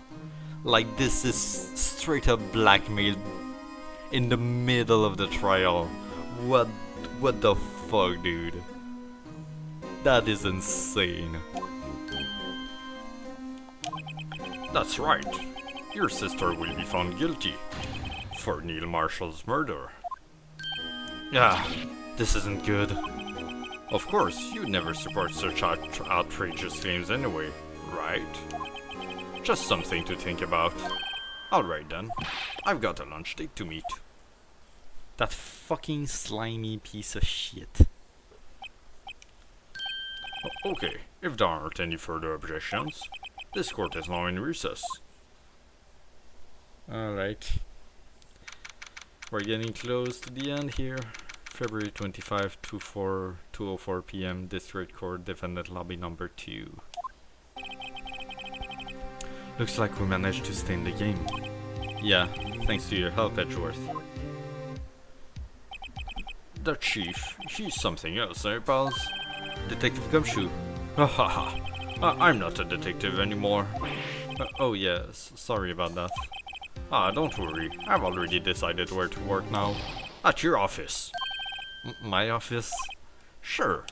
I'll take the place of that top-knotted girl you used to work with. Could he mean Maya? Still, looks like we're all out of moves now. I wanna work with Gumshoe. Chief Yant's done it again. How is it he always gets the upper hand? It's not fair he has the right to refuse to testify. Settle down, Wright. Remember what the judge said. But Chief, this is not a right to be casually invoked. There are certain risks to be considered. Risks? What did he mean by that? It's simple. If the chief refuses to testify, the opposite also holds true. You mean he forfeits his right to say anything too? Is that— Emma, are you okay? Yeah, when I came to I was in the medical office. I've been listening to the trial from the gallery. So she heard everything that's been going on. Emma, I'm sorry for what I said before. No, don't be. It was the truth. You know, it's funny. I almost feel somehow relieved. Relieved? Yeah. Now I finally know what really happened. To think that all this time, my sister was being blackmailed by that terrible man. And she did that all just to protect me.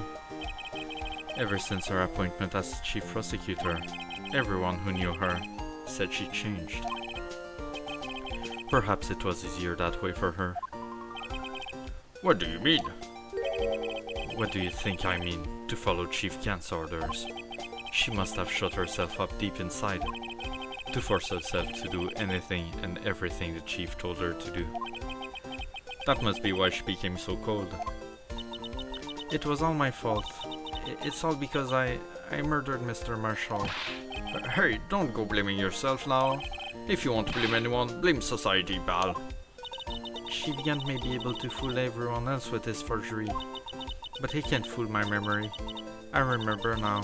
I knocked Mr. Marshall into that armor. I see. Well, we'd better get back. It's time for the final act. Emma, why don't you wait here? No, I'm going with you. I want to be there. When Lena tells the truth. I cannot... whatever. Let's go, Wright. It's time to end this. It is time indeed.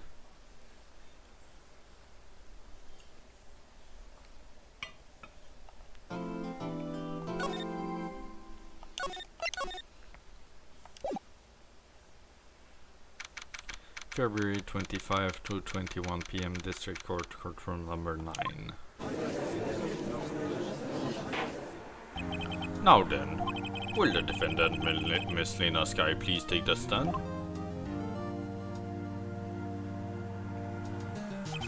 Miss Lena Sky, you are the chief prosecutor.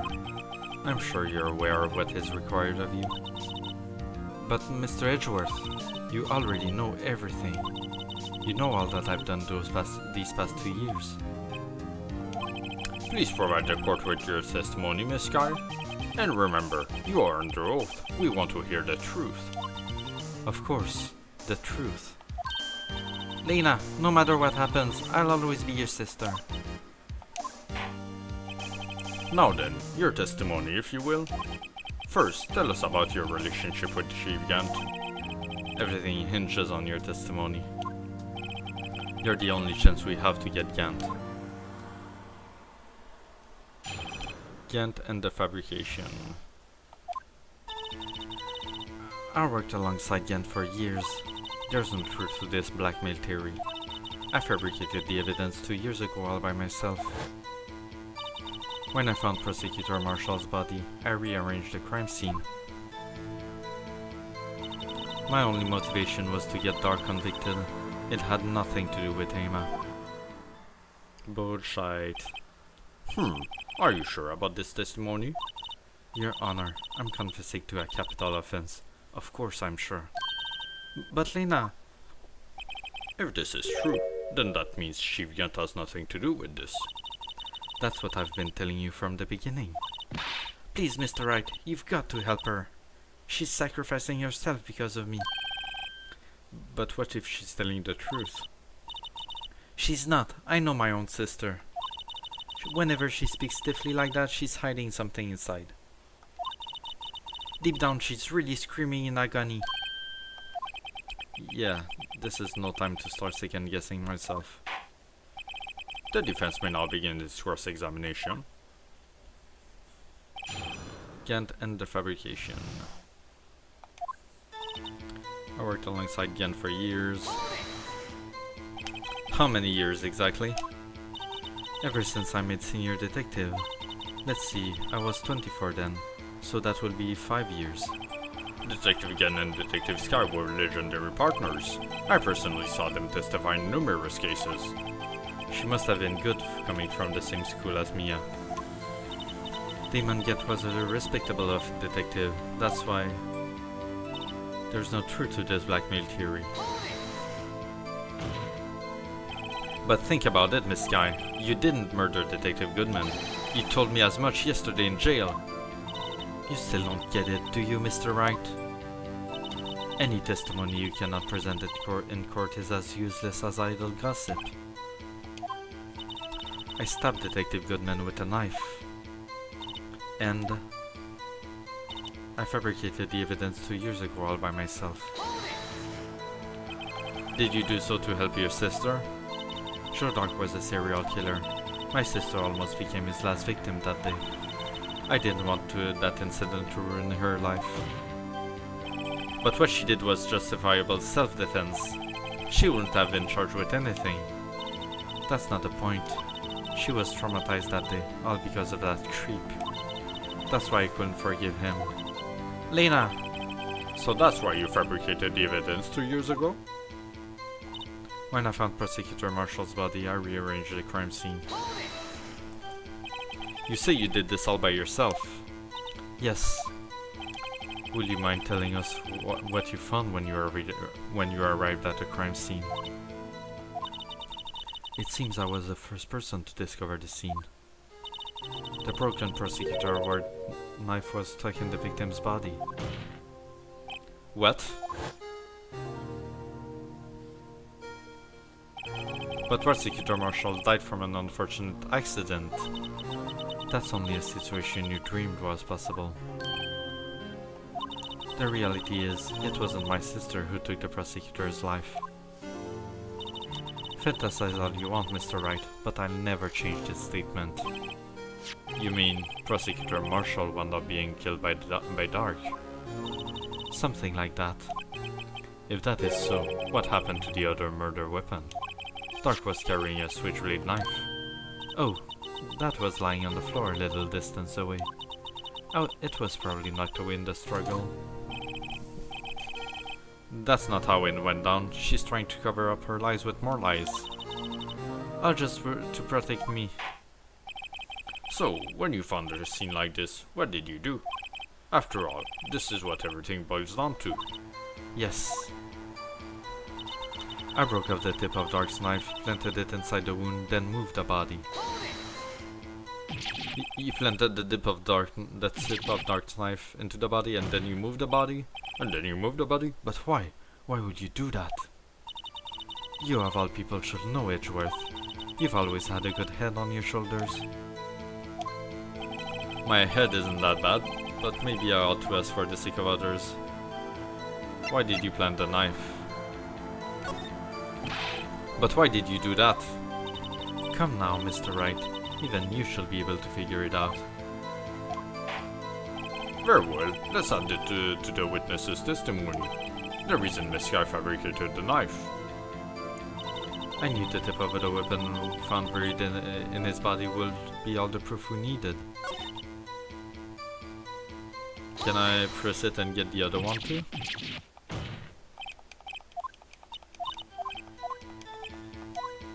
Why did you move the body?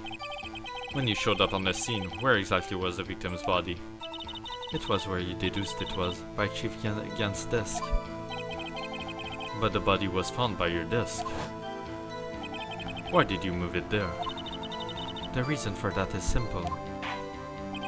Let's have the witness explain this in more detail. The reason Miss Guy moved the body.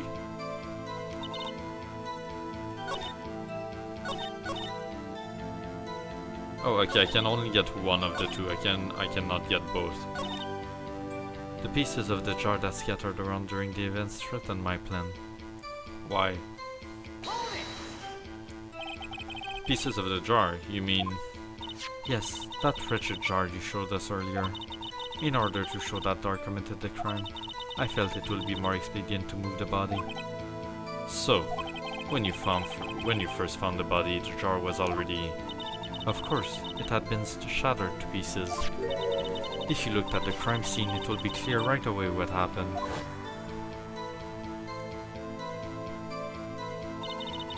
Neil Marshall was dead, and Dark was lying unconscious. In other words, the jar must have been broken during the struggle. I see. What's the matter, Emma? Apparently the jar shattered at the time the crime was committed. But I have a feeling there's more to it than that. There must be a contradiction here somewhere. Anyway, I committed this fabrication completely alone. My motivation was to get Dark convicted. That had nothing to do with Emma. So, you rearranged the crime scene. Are you sure you didn't do this to keep Emma from looking like the murderer?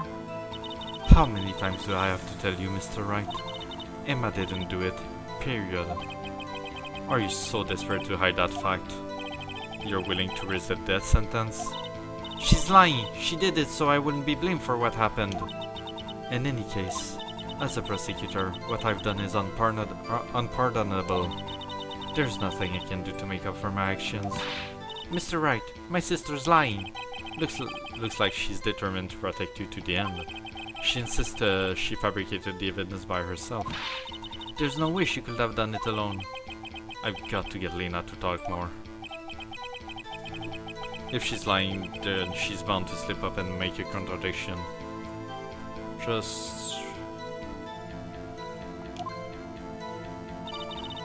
I worked alongside Gan for years. Okay,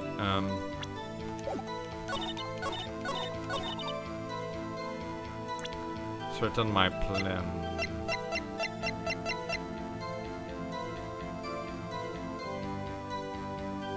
Do I present this? Let me save.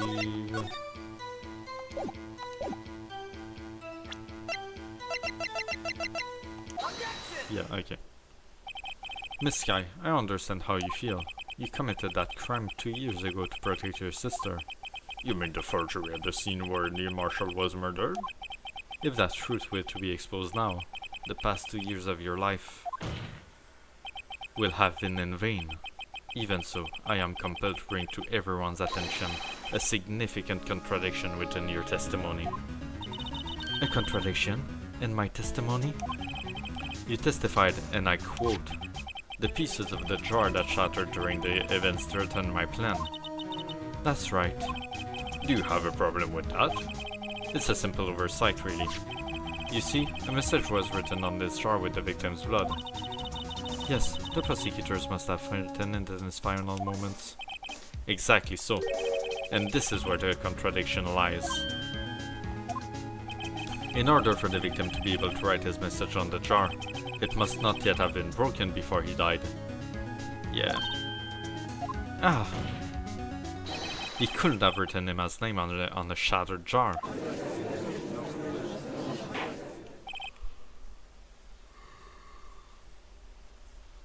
Order! Order! Your Honor, it will appear more information is needed in regard to this jar and its bloody message. We may be missing something critical here. Something critical. Chief Prosecutor, it seems you're as in the dark as we are about the truth towards which we're headed. what? Just tell us exactly what you saw. We'll piece together the information to arrive at the truth. Very well. The witness may now continue her testimony. Jar and message in blood. I immediately noticed the blood traces on the jar, but it was dark in the room and I didn't have time to check it out. To be safe, I wiped away the blood. The fragments were large, so I'm sure I got them all. All I could think about was wiping them clean before they were discovered. You mean you were the one who wiped away the message in blood?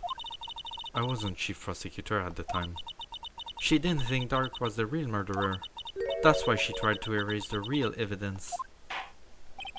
Very well. The defense may now begin its cross-examination. Alright. I immediately noticed the blood traces on the jar.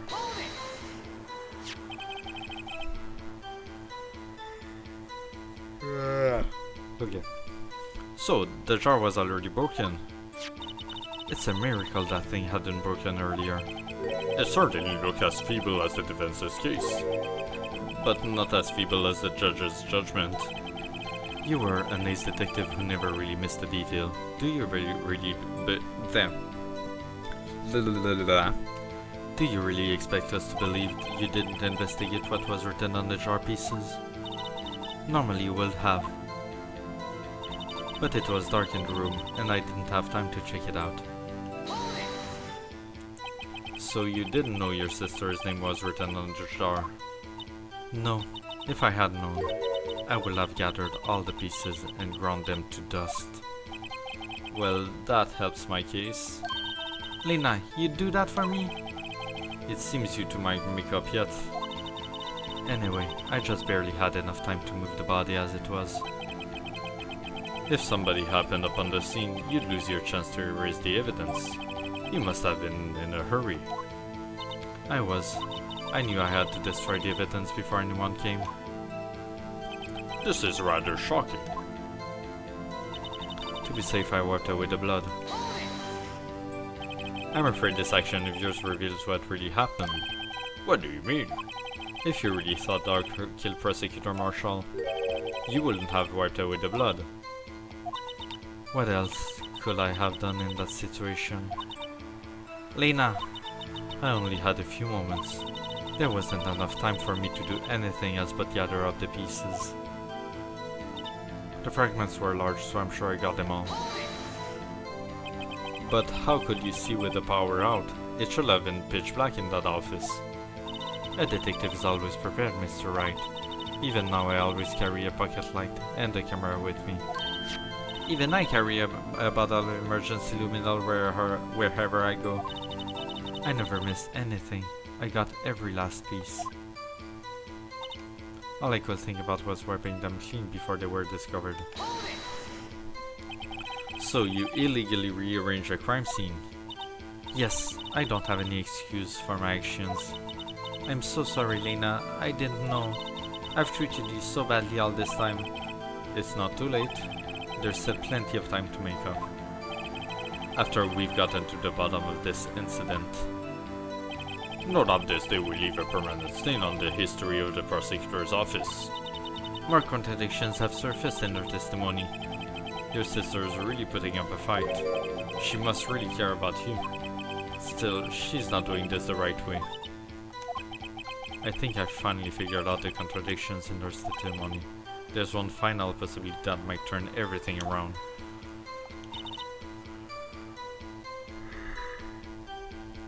Ah! It was dark in the room, I didn't have time to check it out. Wiped away the blood.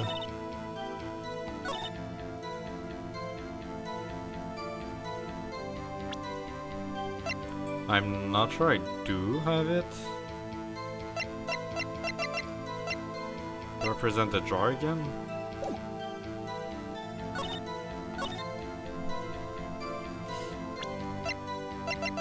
I doubt it. Oh, okay, no, actually. Miss Sky, I believe this jar conceals a truth even you were unaware of. What? We found the final piece of the jar in Chief Yan's safe. In the chief's safe? But how? I knew it. She really didn't know. There's something even more disturbing about that final piece. There was still blood on it. But the witness just testified that she gathered every last piece and wiped the blood off of them. Yes, which leaves us with only one explanation. On the night Prosecutor Marshall was murdered, you were not the first one to show up on the scene. She again got there before you. But couldn't the defendant have simply missed a piece? I'm afraid that's unlikely. The pieces are too big for anyone to miss, let alone an ace detective. That may well be, but everyone makes mistakes. Even I once wasted an entire day looking for my dentures. They were in my mouth all along. Ha, can you believe that? Have you forgotten, Your Honor? When this witness arrived at the scene, the jar was already broken. Oh, that. There's no way your name could have been written on a shattered jar. Another person discovered the scene prior to the witness. I hope you're not implying this person was Chief Kent, at the time who was looking for a dog downstairs. Besides, even if he was there first, why would he bury the jar? The question is, if he did arrive there first, why did he hide that fact for 2 years? Well, Your Honor, can you answer us that? No. No.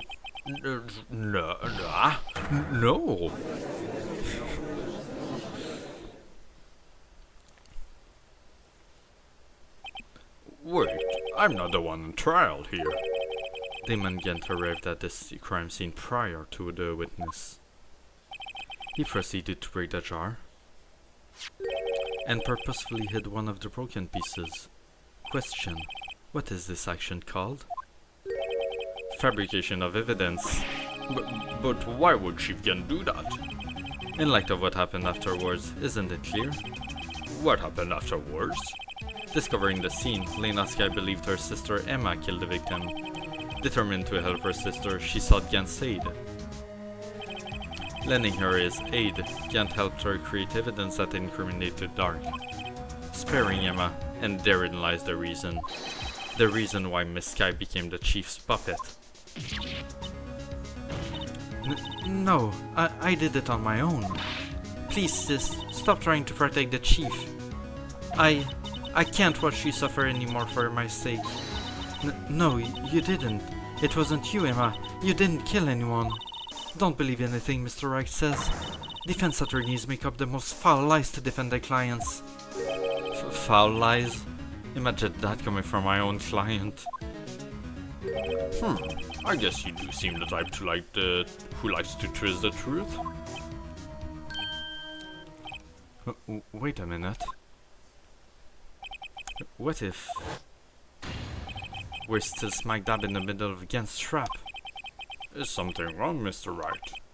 Lena may be right after all. What do you mean, right? So you do tell foul lies then, Mr. Wright? Miss Sky, please testify once more. But if evidence was fabricated behind your back, then Emma's accidental killing of Prosecutor Marshall might also be a lie. But I do remember knocking over Mr. Marshall. Miss Sky, if you will. I can't. There's nothing to be afraid of anymore. This cross-examination may not change a thing. However, there is a possibility that it will if you tell the truth. Very well. I'll testify about what I really saw. Alright, the witness may testify once more for the final time.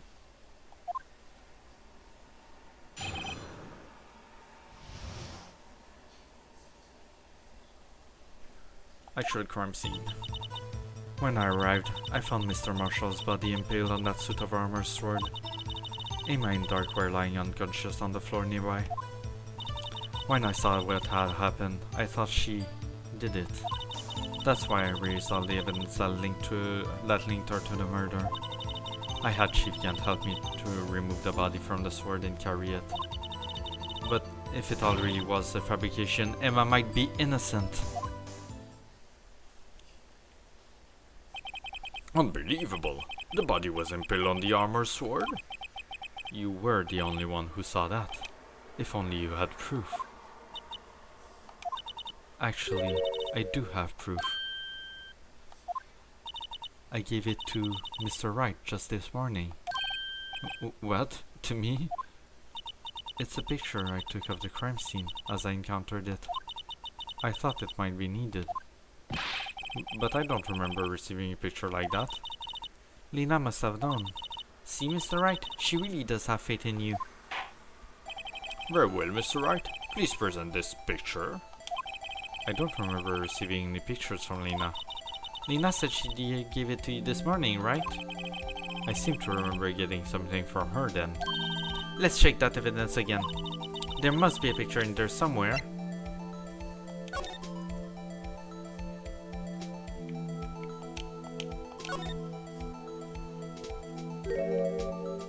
Hello?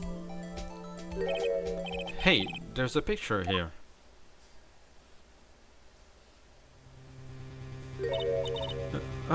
Oh my. This is the actual crime scene. No other detective saw the crime scene like this. Because I contacted Criminal Affairs only after I had rearranged everything. Alright then.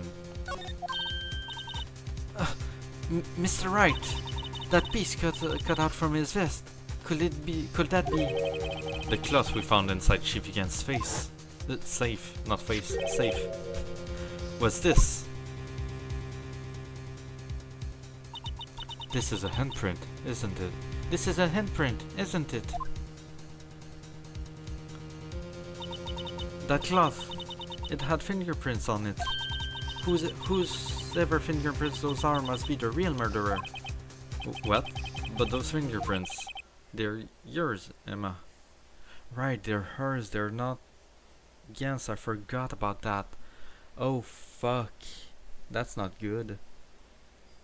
That is not really good. Why are your lips turning all purple, Mr. Wright?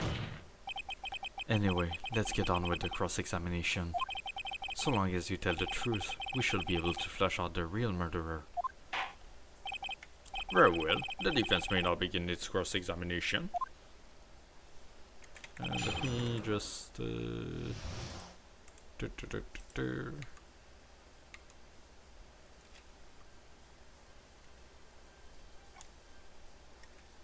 Okay. Actual crime scene. When I arrived, I found Mr. Marshall's body. Oh. Oh, fuck. Come now, G. This is the poorest excuse for a trial I've ever seen. Chief Gant. What now? You want to make me out as a bad guy too? If so, I'd like to put a word or two in my defense. I'm afraid it's too late for that. What? You already declined to testify.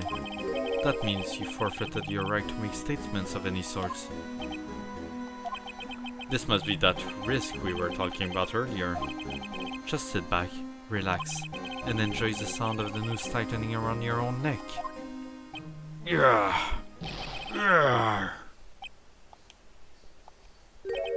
Ah, so what? You think I'm worried? Sorry to disappoint you, but I don't need to make any statements. What do you mean? The evidence will do all the talking for me. Even if I can testify, I can still present evidence. Yes, that's true. Wait, you mean you still have some conclusive evidence? No, I don't, but someone does. Someone? So, what's your excuse, Rido? He knows. Why have you been keeping quiet about it? You do have something to show us, right? Something that proves who knocked over Neil Marshall, causing his death. Conclusive evidence that leaves no room for doubt. Is this true, Mr. Wright? Doko? You good, Doko? You good?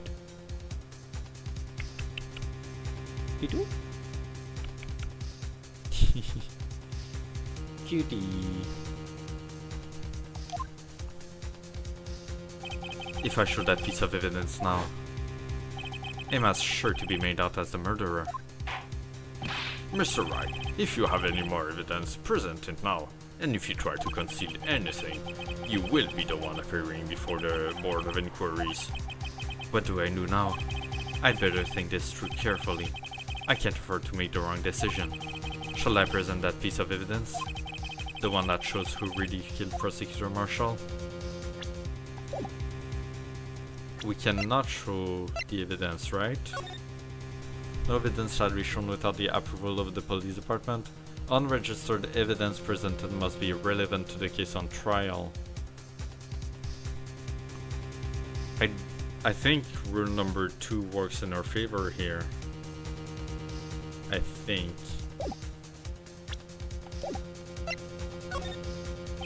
Your Honor, I don't have any evidence I can present at this point in time.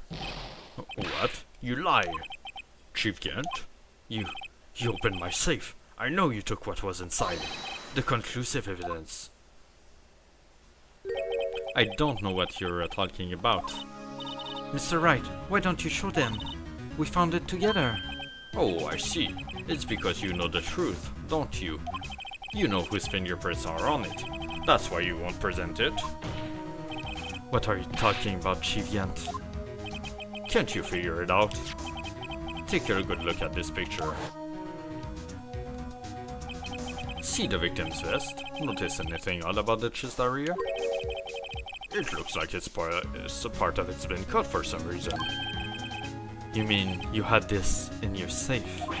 What? That means you, the chief of police, have been concealing evidence. This is going to be the biggest scandal in the history of the police department.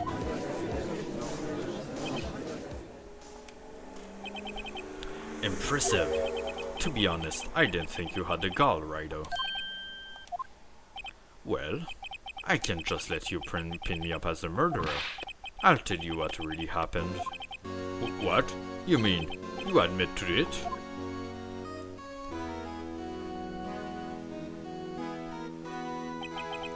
I was the first person to arrive at the crime scene that day. I thought he couldn't make any statements. He's making a statement right now. We have to... Can we not stop him? What the hell is happening here?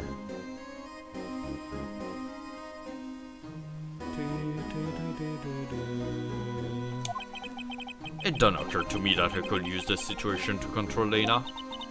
So you really were manipulating her? I knew Lena. If I made it look like the blame lay with her sister, that when she saw the scene she would ask me for my aid. So you assisted Miss Sky? I told her to arrange all the evidence.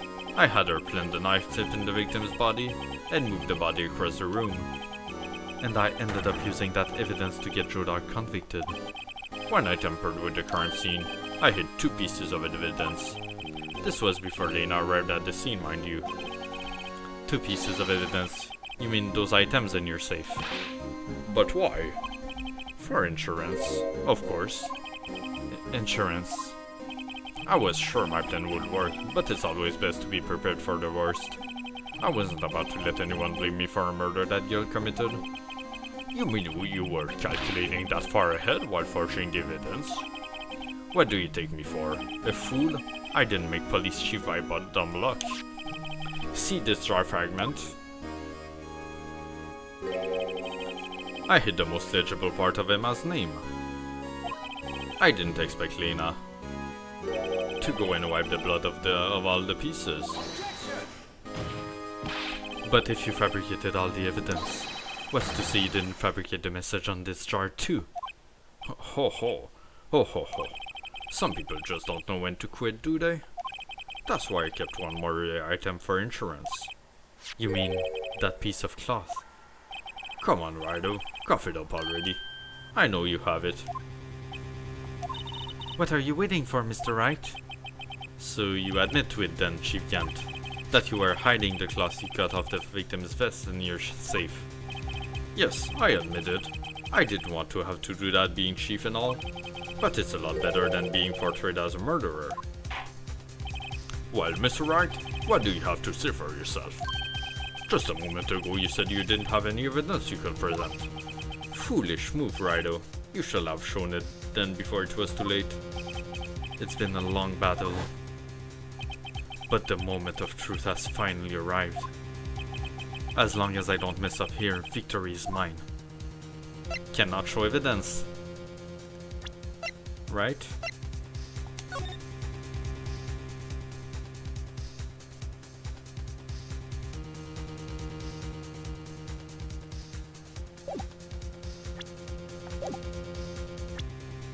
Let's save, just making sure I don't make any mistake here. No, it's too late to show you the evidence now. Besides, even if I did, it will just expose that poor girl's fingerprints. Right, think hard over the circumstances. The circumstances? I'm talking about then and now. There's one major difference between the two. Weren't you waiting for that difference? Okay, no, we have to present it then. So, Edward figure out my plan. Mr. Wright, this is your only chance.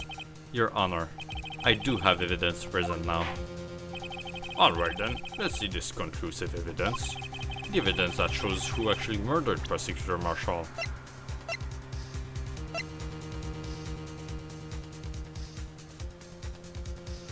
Am I supposed to present this here? Let me verify this once more. On the day of the crime, you personally cut out this piece of the victim's vest. Oh, yes. At last you finally brought it out in the open. There's a handprint on this piece of cloth. Your Honor, the prosecution requests that be immediately sent to the labs for analysis. This handprint on the leather, there must have been a strong impact for it to be list so clearly. You mean? It could not have been forged. It must be authentic, conclusive evidence. Oh ho ho. You're as slow on the uptake as ever, Worthy. What? Think about it. Wright had all this time to present this evidence. Yet he was reluctant to do so. Why would that be? You mean you already know? You know whose fingerprints are on that? Mr. Wright, do you really know? Whoever the fingerprints belong to must be the real murderer. Whose fingerprints are they? Very well, I'll tell you. It should be okay now. Everything's proceeding as predicted. The person whom these fingerprints belong to is... Emma? Emma Sky? What? They're mine? I'm sorry, Emma. But why? Why didn't you tell me? Ho ho ho ho ho. You're really something, Rido. You knew this girl did it all along, and you still tried to pin the murder on me. So it's true. Tragic, but true. This girl really did shove Prosecutor Marshall to his death. How could you? You monster! Miss Sky, You knew whose fingerprints those were all along, yet you acted like she really didn't. Miss Sky, it's not over yet. I don't know where we're going with this right now, honestly. What? I said this trial isn't over yet. Ha, but I'm afraid it is over, boy. Not only this trial, but your career too. You purposefully concealed this conclusive evidence. That, my friend, is a serious offense. I'm looking forward to pressing your charges after the defendant is convicted. I'll have your badge, boy. What's the matter? Cat got your tongue? Aren't you going to tell us how it feels? How it feels to be the one who single-handedly turned a poor little girl into a murderer? Before I do that, there's just one little thing I have to clear up. Oh? And what's that? Who really killed Prosecutor Neil Marshall? What? Chief Yant, you are absolutely right. This piece of cloth proves that who the real murderer is. Who killed Neil Marshall, you ask? It was a masked guy, wasn't it? I'm afraid that's not possible. You see, this piece of cloth contains a critical contradiction. What? A contradiction? What is this fool babbling about? I'm talking about a contradiction, one that proves who the real killer is. Where are we going with this? Mr. Wright, this piece of cloth, what could it possibly contradict? Chief Kent, your tyrannical rain hands here. Behold, the piece of evidence that contradicts this cloth.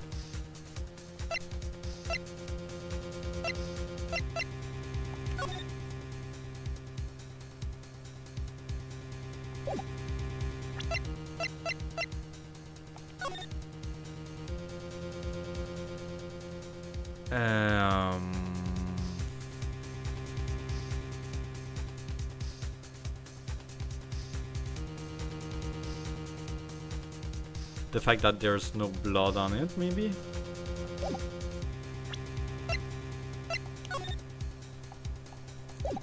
Because the rest of the vest seems to be pretty bloodied up.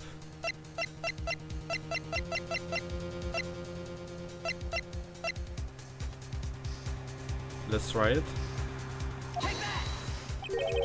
And what exactly is this supposed to be? This is a picture Miss Sky took. Take a good look at it. See where the piece of his vest was cut out? Yes, his shirt is showing underneath. It's hard to make out with all the blood on his vest though. Exactly my point. His chest is soaked with blood. That's only natural. His lungs no doubt were punctured. Blood poured out of his mouth. Oh, but that piece of cloth. Wait, there's no blood on it. Yeah, there we go. Since Emma Sky's fingerprints are on this cloth, there's no doubt that she shoved the prosecutors aside. However, Mr. Marshall was not impaled on the sword at that time. No, this is nonsense. Now then, Chief Gant, let me ask you something. Prosecutor Marshall was not impaled when he was shoved aside. He most likely hit his head on the ground and was knocked out. If so, then tell me, who could it have been? Who could have arrived at the scene before Miss Lena Sky, picked up the unconscious prosecutor, and impaled him on the armor sword? Yeah. Then, to make it look like Emma was responsible for the prosecutor's death, said person proceeded to write her name on the jar with the victim's blood. A jar that they then broke on purpose to leave behind a clue. And McLeana believed her sister did it. Remember what you admitted only moments ago? That you personally cut out this bloodless piece of the victim's vest? Ironic, isn't it? Through the very act of creating insurance, you proved that you were the actual murderer.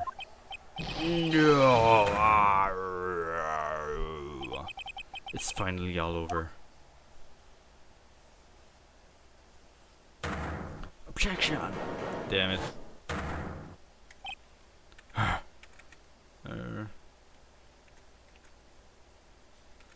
Okay.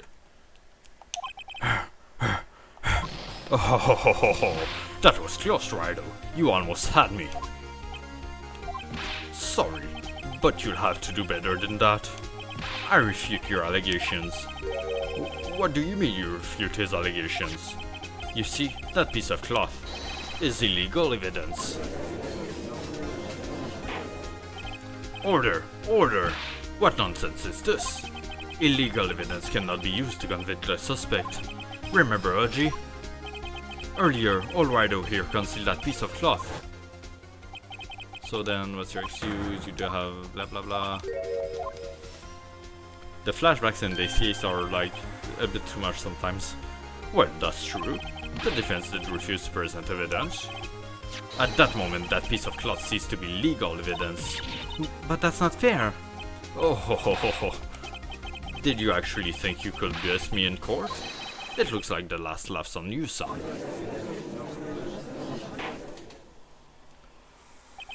I'm afraid Mr. Gant's claim is legally correct. Well, Mr. Edgeworth. True. Illegal evidence cannot be used to convict a person.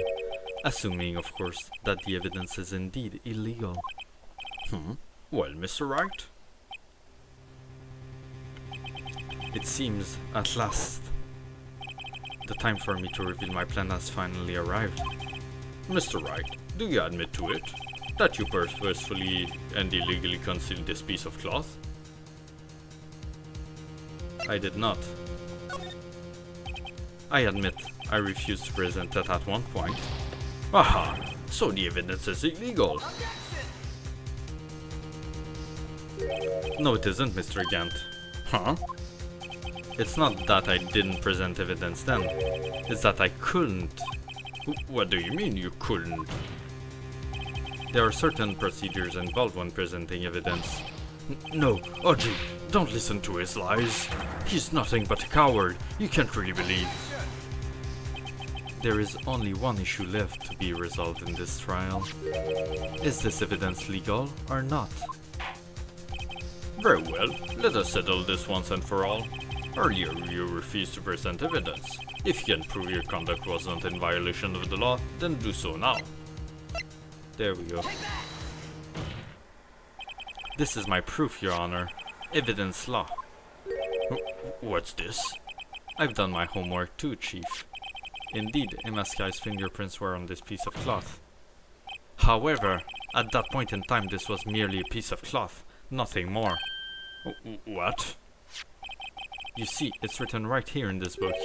The second rule of evidence law. Rule number 1. No evidence shall be shown without the approval of the police department.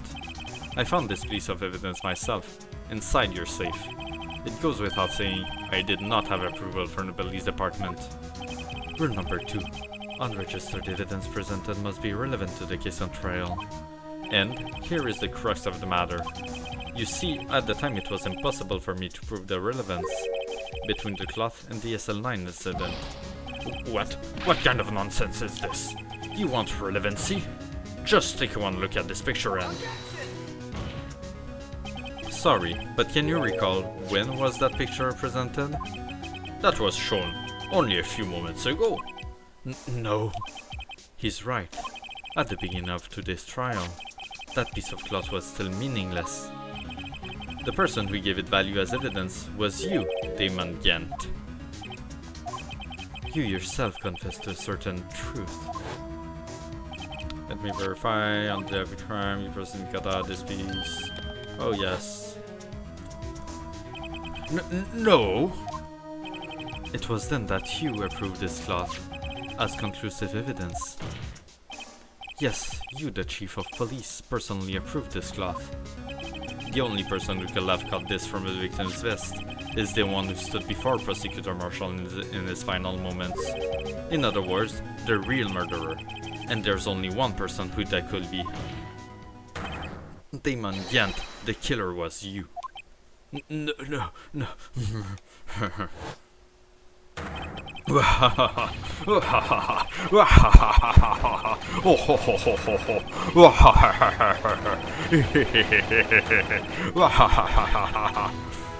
He is going fucking crazy right now.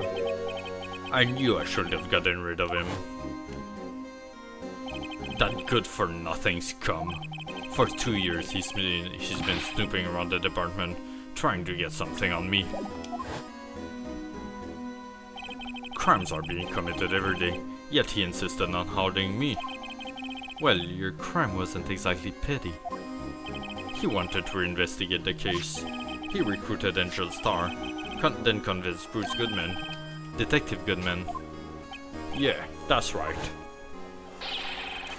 If the evidence is transferred, I'll lose my only chance to find out the truth. Please, you've got to help me.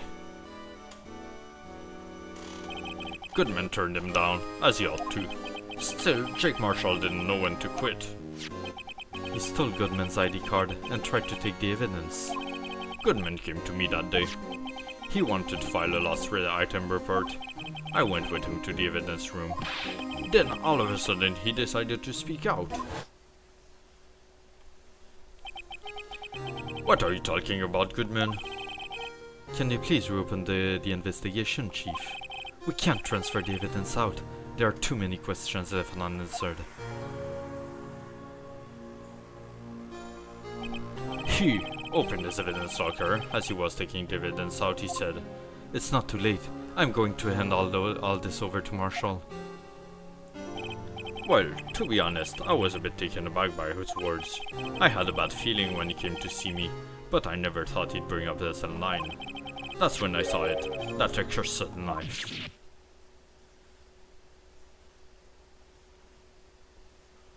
I couldn't just pull it out.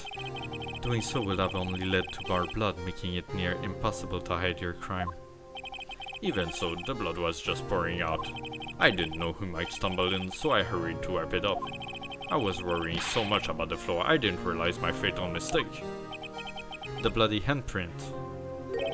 I'd break in about 3 minutes. The bloody handprint on Detective Gumshoe's locker. I used to be known as the crime computer, but everyone has to start somewhere, I guess. I was too nervous. I had no business doing any of it. Then you put the body in my car. I'm sorry, I couldn't think of any other way to move the body. I broke your trunk, but what's your big deal? You make a lot more than us detective ever will. Yeah. Leaving the prosecution's car aside, how could you get Miss Sky involved in all of this? Well, she had as much to lose as I did if the truth came out. So you took evidence from Detective Goodman's locker? I felt bad for having to do it. I also didn't have the time to pick and choose what to take. So, you left the jar fragments and the glove? Yeah. It looks like I was better off being an investigator of crimes than a committer.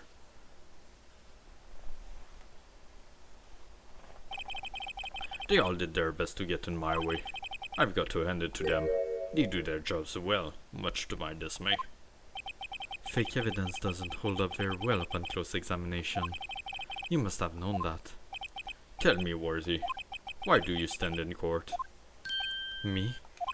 You despise criminals. I can feel it. You and me, we're the same. One day you'll understand. Oh, believe me, you will. You're just one man.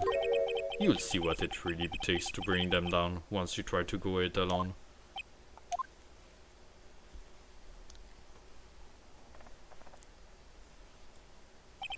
Well, looks like it's time to say goodbye. Oh, Aji. What? Looks like we'll have to cancel that lunch date. Sorry, old friend. I'm sorry too, Dimingant. I knew you as you used to be long ago. You were once a fine investigator and an example to others on the force. I'm sorry to learn that you are no longer that person. Those days are gone now, Aji. Thanks for all the memories though. Don't worry, you'll be fine. Now you have Wright here. And Worthy. With these two around, you can't go wrong. In fact, I can hear them already. The melodious sound of a new beginning.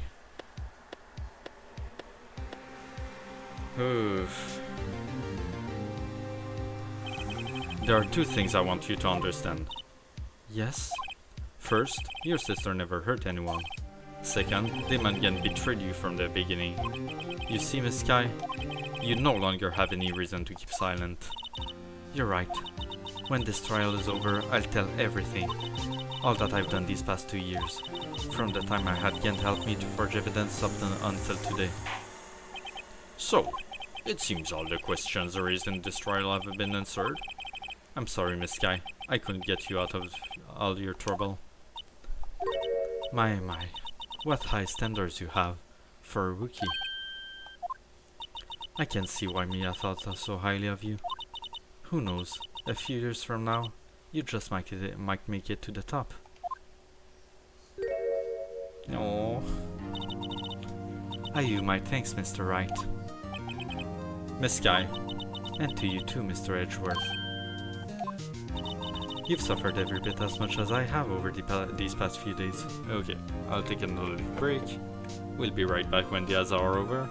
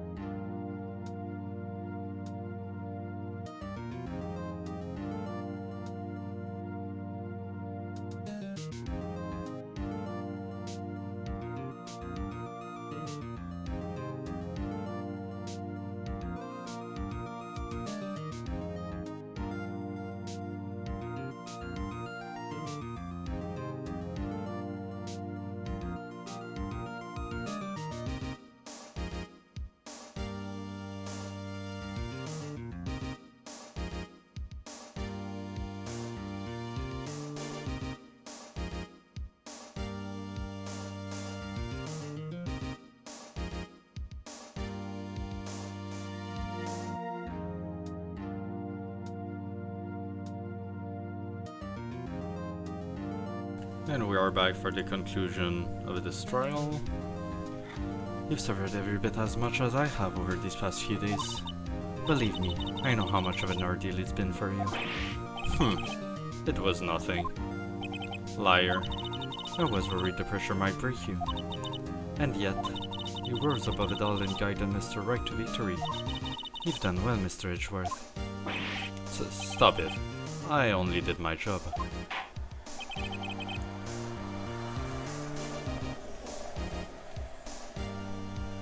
In light of this case, it seems a good self-examining is in order for all of us. Miss Sky, Yes, Your Honor. you are innocent of murder. However, although the chief blackmailed you, the fact is you still acted as his accomplice. A trial will be scheduled for these crimes at a later date. Yes, I understand, Your Honor. Is there something amusing about all of this? Why are you smiling? It's been a long time, Your Honor. A long time since I felt free of these heavy chains.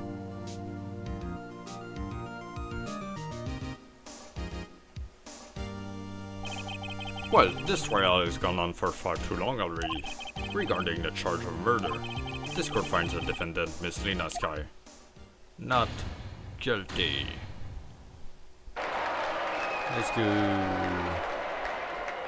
God, that was such a long one. Holy hell. That is all. This court is adjourned. Whew. February 25, 5:03 p.m. District Court, Defendant Lobby number 2.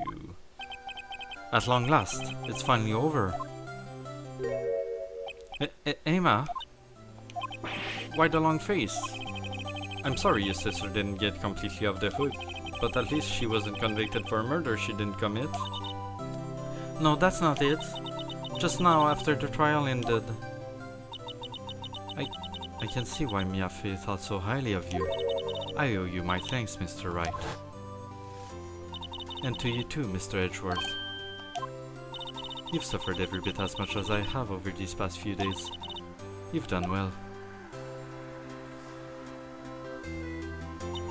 You know, I did my best too.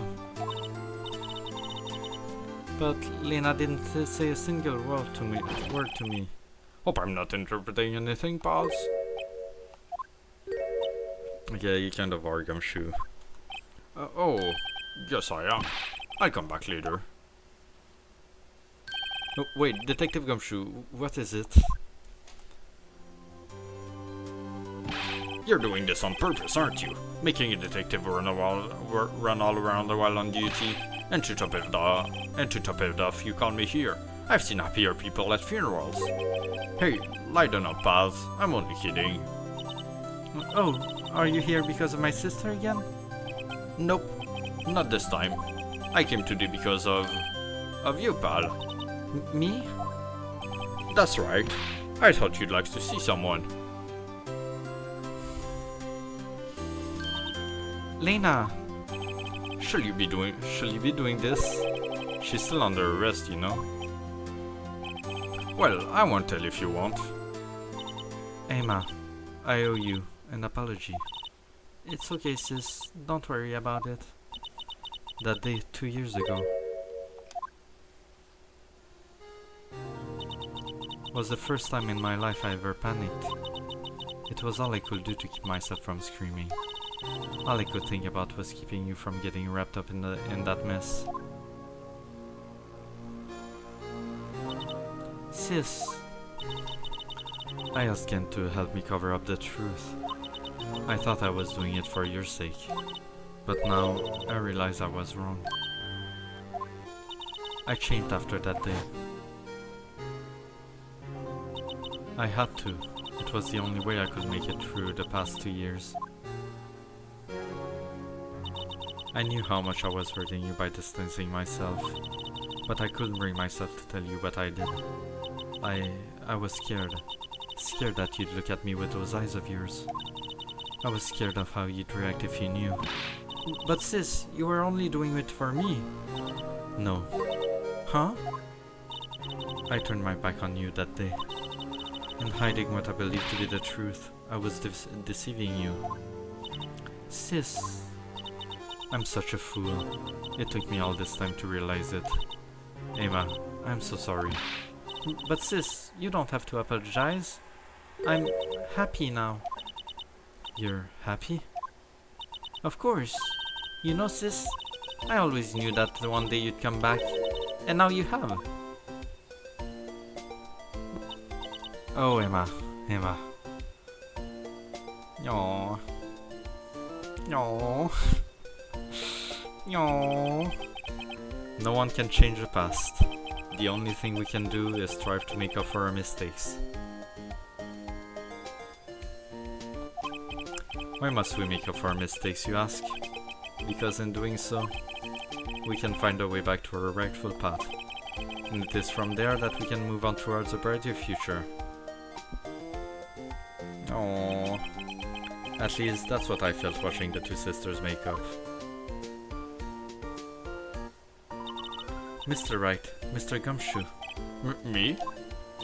Thank you both for all that you've done. I'm sure we'll meet again someday. Isn't that right, Edgeworth? Edgeworth? Stop hiding and come over here. Where was he hiding? I just came to say, congratulations. Thank you. Thank you, Mr. Edgeworth. Right, well, I'll be going now. Fucking Edgeworth, man. Mr. Edgeworth, I hope you don't blame yourself for what happened. We were the ones who acted corruptly, not you. It's too late for me. No matter what anyone may say, I realize today that I can't correct my mistakes. Mr. Edgeworth! Not only that, but I don't even trust myself anymore. Chief Kent was right. You despise criminals. I can feel it. You and me, we're the same. One day, you'll understand. Oh, believe me, you will. You're just one man. You'll see what it really takes to bring them down once you try to go it alone. I do despise criminals. I plan to dedicate my entire life to fighting them. But in order to fight crime on my own, I'd need a weapon. It's scary, but I've known that to be true for quite some time now. But Edgeworth, who knows? Given enough time, I might have tried to pull something like Chief Yan did. That thought terrifies me. That's why I can't continue on as a prosecutor. Edgeworth, don't you understand? Damon Kent and your mentor, Manfred von Karma, were both the best of the best when it came to fighting crime. But they both made the same mistake. You said, in order to fight crime on my own, I'd need a weapon. That may be true, but think back to today's trial. You weren't alone. Ah, the feels. Why is it hitting me in the feels so much? God damn it. You were working together with Mr. Wright. And because of that partnership, you were able to present evidence that otherwise would have gone undiscovered. Isn't that right, Mr. Wright? Huh? What? Oh, yeah. What is this, a pub quiz? Come on, Mr. Wright. Show him what Lena's talking about. Evidence, huh? Something that neither Edgeworth nor I would have been able to find on our own.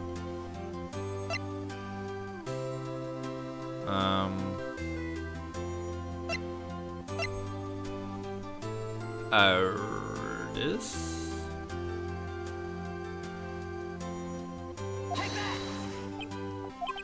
That might mean something to you, but I don't see how it had anything to do with our partnership. Huh? Mr. Wright, it seems you still have a lot to learn as well. I guess that wasn't the right piece of evidence. Oh shit. It's time for me to go. Oh fuck. What was it supposed to be then? The photo maybe? Mr. Edgeworth, if you'll excuse me, there are still some loose ends that need wrapping up. Take care, Chief Prosecutor. Edgeworth, what will you do now? Well, whatever you do, just remember, you can let what happened kill the prosecutor in you, or you can let it help you grow. In the end, it's up to you. I know, it seems I owe you my thanks too, right? But what I face now, is my problem. Edgeworth, I'll be waiting for you in court. Farewell. Oh. I'd better be going too. Okay, but I'll be by to visit soon. It seems we both have a lot to learn and catching up to do. Here, this is a little something for you. Scientific investigation? It's the first book I ever bought. Study it well. Thanks, sis. I will. Oh. And so, another case came to a close. As for the sisters, I have faith. Faith that their lives have only just begun. Oh. And as for me, I think it's time I started on a new journey of my own. A journey to rediscover myself.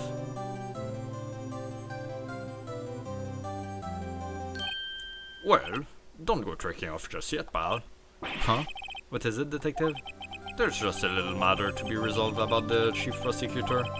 You see, she isn't supposed to be out of jail like this. But I thought you said it was okay. Yeah, well, it may be okay with me, but the folks at the prison are a different story. Huh? Basically, I had to bribe her guard in order to sneak her out for 30 minutes. Believe me, it wasn't cheap either. Huh? Way to go, detective. I didn't know you had a wild side. Yeah, well, you see, Mr. Wright's here, the one who will be footing the bill. Huh? Huh? What, you think I could afford this with my salary? You gotta be kidding me, pal. Huh? Thank you, Mr. Wright. You're the best. Why is it I suddenly feel like I want to scream? Hey, I got an idea. Why don't we all go pay it off together? Yeah, that's a great idea. Come on, guys. Let's go.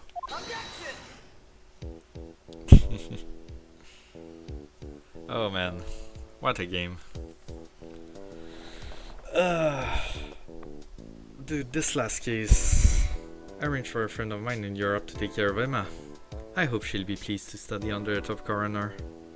As for me, this affair has pretty much ended my days at the prosecutor's office. Still, I'll manage to find my way back to the field somehow. Then, I'll be able to investigate crimes together with Emma. No. This case went a bit too long, I think. It could have been cut a little bit, but I still enjoyed it a lot. But it was like a whole game in itself. Holy hell. It took me like, what, 12 hours maybe? Yikes, I thought I was a gunner there for a moment. In the end, though, they overlooked my unauthorized investigation for the chief's office. If we penalized you anymore, it would be worse than firing you. Yep, that's what they said. It just goes to show, you can't shake me off that easily. Yeah, Gumshoe. He's in the second game, right?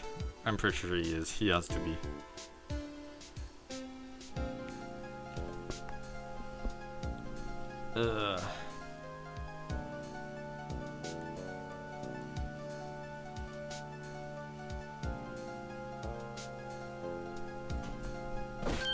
My new mission is to guard the main entrance and take care of Billy.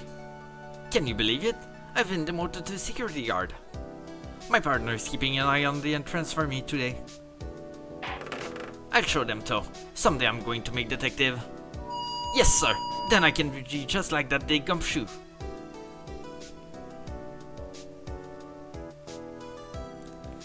Meekins.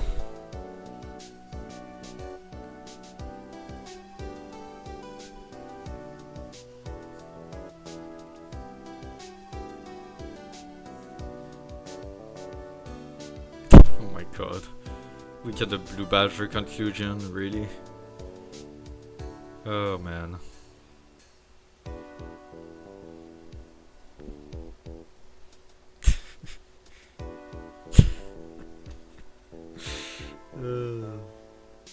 That's amazing.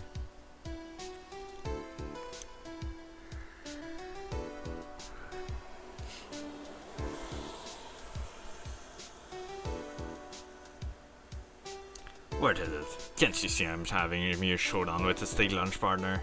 Miss Thor managed to sneak this into me. She's seeing me and one of the guards, it seems. Well, cowboy, it looks like you did it. You even gave baby Namek her smile.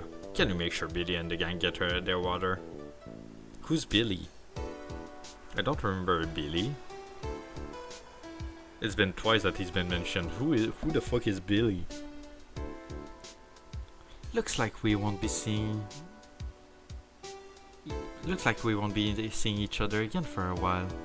As a farewell gift, I put on a new meal on the menu. The top layer tastes as bitter as defeat, but the bottom layer as sweet as victory. Kids seem to dig the turnabout theme. It's a hot seller around exam time. Just make sure not to eat it backwards.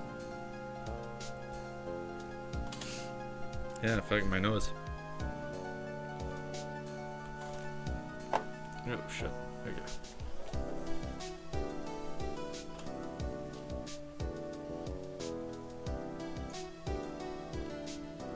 I'll never forget what that young defense lawyer said after the trial. Let's see, what was his name again? Mr. Left? Anyway, he said he's been doing something or other for how many years? Well, anyway, I've got another trial to get to, so I'd better be. Huh? Oh no, I forgot my gavel. Sorry, gotta go. That's so stupid. Hey Richie, you missed pretty much the entire end of the case. I don't know, like, when you stopped lurking or whatever. But yeah, the case is over. So I'm gonna start the second game now. The first case is pretty short, I think. It's a tutorial case kind of, so we'll go with that. Maya! Ah! Nothing suits the soul like fresh country air. Still, sometimes I do miss hearing you and your objection. Still, I can't go back until I'm a full-fledged spirit medium. Mystic Maya, afternoon's training's about to begin. Coming! Well, see you around, Nick. Yeah, it is me. It is me.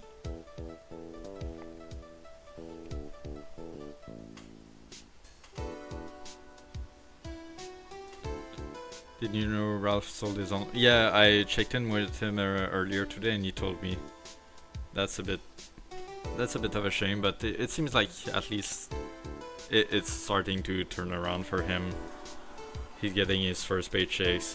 His job seems to be going well. So, Mr. Edgeworth.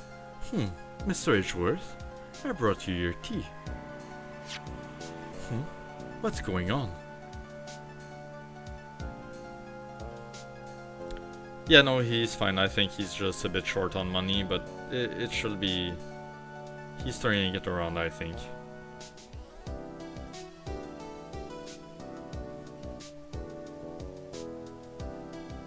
Thanks for coming to see me off.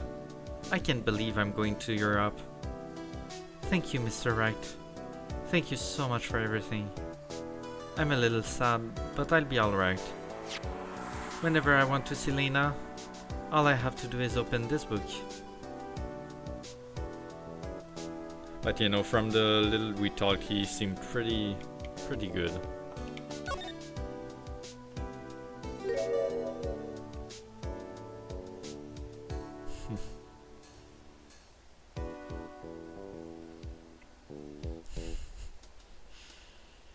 Oh. Cannot cry here, please. Don't make me cry now.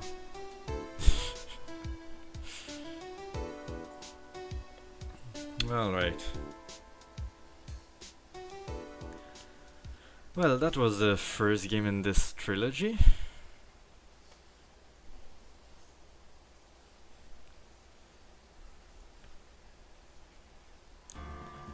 Oh man. Phew.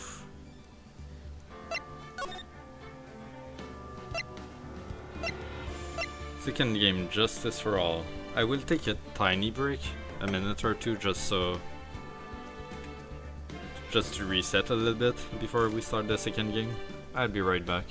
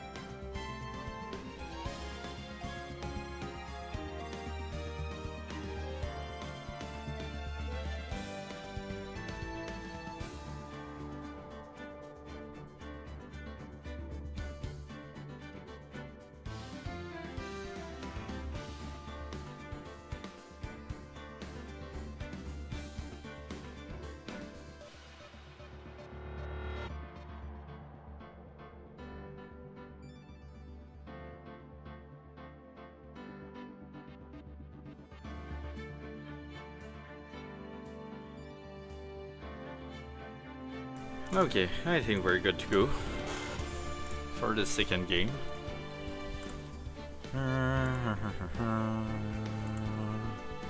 Justice for all, let's do it. Episode 1, The Lost Turnabout. Yes. Ooh.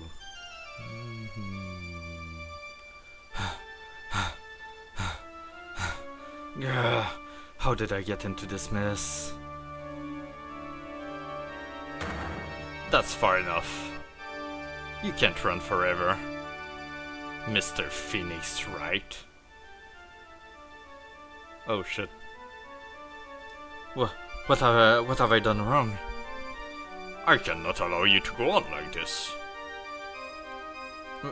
But I'm just a simple defense attorney. Silence. You are no longer worthy of your title.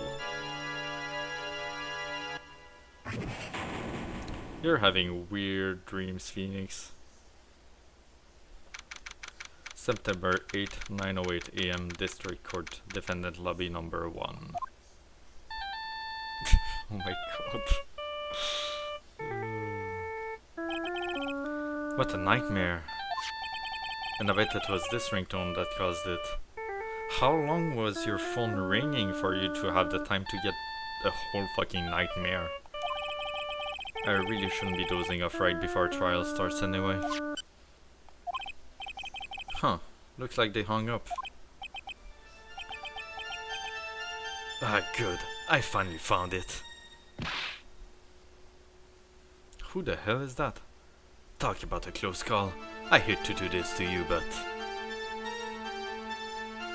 It's nothing personal, Mr. Attorney.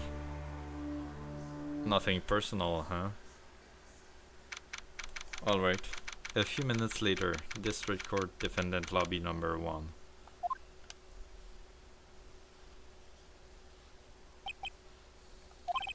Ouch, my head. It's throbbing. And why does it feel so foggy in there? Good morning! Good morning? What's wrong? You don't look well. People are at the best first thing in the morning. Where's that fighting spirit? Sorry, but can you please turn the cheeriness down? My head sort of hurts. Roger that. Am I in trouble or something? Huh? Trouble? Wait, never mind. You're a policewoman, right? I thought maybe I had done something wrong. What are you talking about? I'm the one in trouble. What? I'm placing my life in your hands today, Mr. Phoenix Wright. Life in my hands? You promised me. You said you would not prove that I was not guilty. Not guilty? Just when I thought all hope was lost, when all the others' lawyers had left me off. Leave it to me, you said. You, the one and only Phoenix Wright, came to save the day. And just like that, I was moved to tears, sir. I'll never forget what you're doing for me, ever. Bird. Makes sense. What is this girl babbling about? Actually, I really love to watch court proceedings, and I always root for you to win. When I'm off duty, I like to come here and... What's wrong? You've been acting really strange, and you keep staring at me. You make me kind of nervous, sir. Oh, sorry. I'm afraid to ask, but here goes. So, this might sound bad, but, who are you? What? Mr. Wright, how can you say that?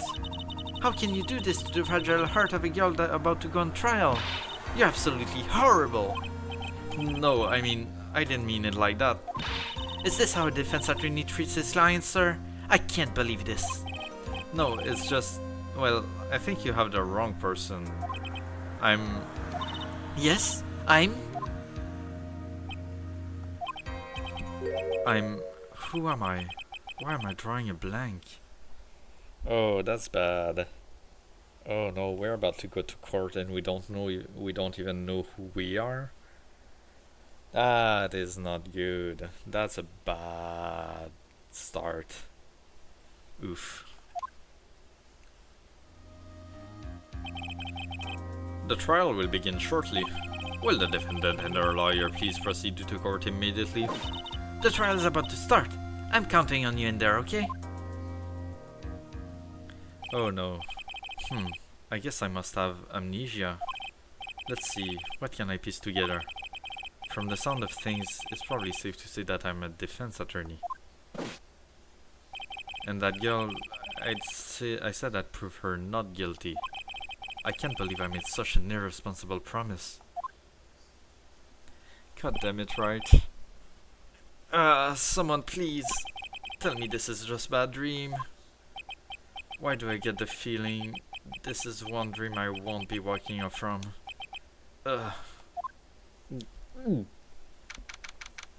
September 8, 10 a.m. District Courtroom number 2. Oh, we have Mr. Payne again. Court is now in session for the trial of Maggie Bird. Ooh, that music though. Ooh. Different music, I like it. A bit more like orchestral. The prosecution is ready, Your Honor. What is it, Mr. Wright? Are you talking to me? Do you see any other defense attorneys here? I guess not. Now then, are you ready? Yes? No? No? What if I said no? Would that be alright? Of course it wouldn't. Then why bother asking to begin with? Actually, you see, Your Honor, my memory is kind of... The court will not hear the defense's excuses. Because the defendant is a member of the police, this case is under great scrutiny. Therefore, we must make this trial fair but swift. I believe I have told you this before. I hope you're not telling me you've forgotten. Actually, I have. Mr. Payne, your opening statement, please. Yes, Your Honor. As I'm sure you're well aware, the defendant is accused of killing her lover. What's worse, her lover was a fellow police officer. A policeman? You did what to a policeman? It wasn't me. And besides, Dustin and I, we weren't lovers like that. In any case, the prosecution will prove that the guilty party is none other than the defendant. Very well. Mr. Payne, please call your first witness. Yeah, it's been a while, Mr. Wright. Let's see what you've learned since last time. I won't show you any mercy this time, rookie. Okay. And who are you again?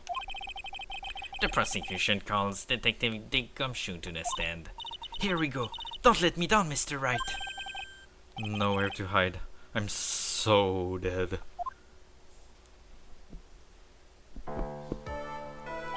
Witness, please state your name and occupation.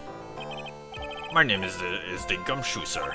I'm the detective in charge of homicides down at the precinct, sir. You don't look very well, detective. Well, sir, the defendant, she works under me, so, you know. You work under that detective? Yes, sir. And while I was training, he was always watching out for me, sir.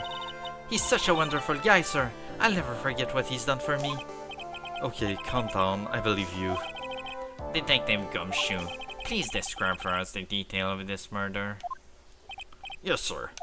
It happened at the park near headquarters, Exposé Park. The victim was one of the local cops, Dustin Prince. He was pushed down from the benches on the upper path, sir. The landing beat his body up bad and snapped his neck. The details are listed in the report that was distributed yesterday. Ah, yes.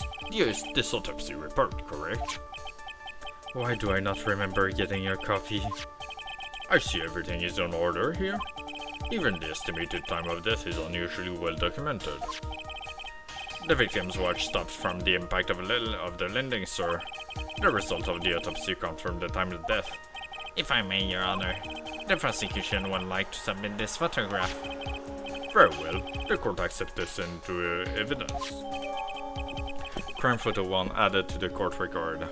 The victim fell from the walking path above. Now then, I recall at yesterday's preliminary hearing, a very important piece of evidence was brought to our attention. Yes, Your Honor. Yes, sir. Yes, I guess. Mr. Wright, is your head on right today? There was a very crucial piece of evidence found under the victim's body. Was there? Have you lost your mind? Well, actually, it's just nerves. Give me a second. What? How can you talk like such an amateur? I thought you were a pro, sir. Alright, sir. I'll help you through this. At a time like this, maybe you ought to take a glance at the court record. Court record? Yep, info about evidence and people involved with this case are all listed there, sir. You can look at the court record just by pressing tab. Yeah, okay. You really know what you're talking about, don't you? It's too bad I'm a cop, right? Just think, I could totally be a legal aid instead. Mr. Wright. Yes, Your Honor. Court is in session. Save your chit-chat for later. Sorry, Your Honor. Well, I guess I'd better check the court record and see what I can find. What was it again? Yep.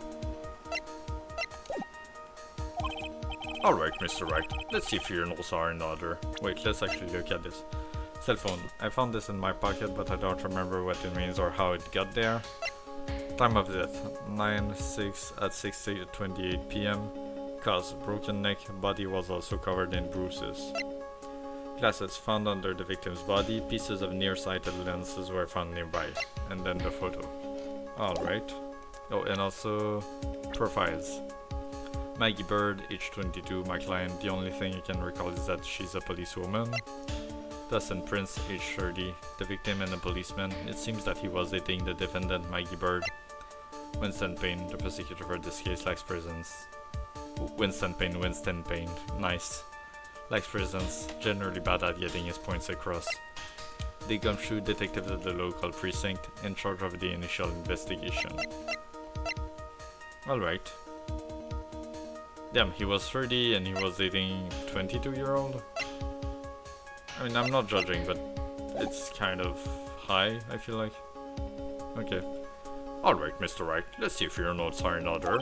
What was the piece of evidence found under the victim's body? Glasses. That's simple, Your Honor. A broken pair of glasses. That's right. The victim grabbed his killer's glasses as he was being shoved, sir, and he held on to them as he fell. Hey, what are you giving me the evil eye for? Those glasses you're wearing. Yeah. Yes, this is my spare pair. But these glasses they found at the scene of the crime are not mine, I swear, sir. You sure about that? Look, it was a coincidence that on the same day I accidentally stepped on mine. A coincidence, she says. Ugh. Your Honor, I have further evidence to present. Oh, you have more? And this evidence is very decisive. Very well. Let's hear from our witness about this evidence. Decisive evidence. There's something even more incriminating than the glasses under the victim's body, sir. During his deed, the victim was pushed from the bench area, but he managed to write the culprit's name on the ground where he landed. Really? He broke his neck, didn't he? Yeah. I mean, I know you can like survive a broken neck, but I don't think you will be able to write something with a broken neck.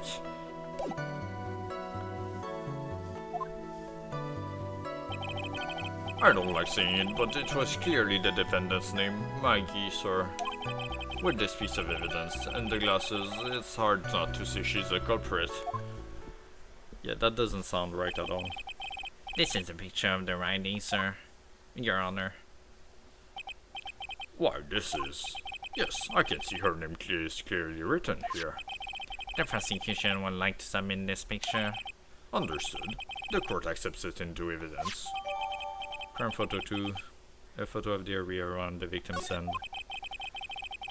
As if the glasses alone didn't make you look suspicious.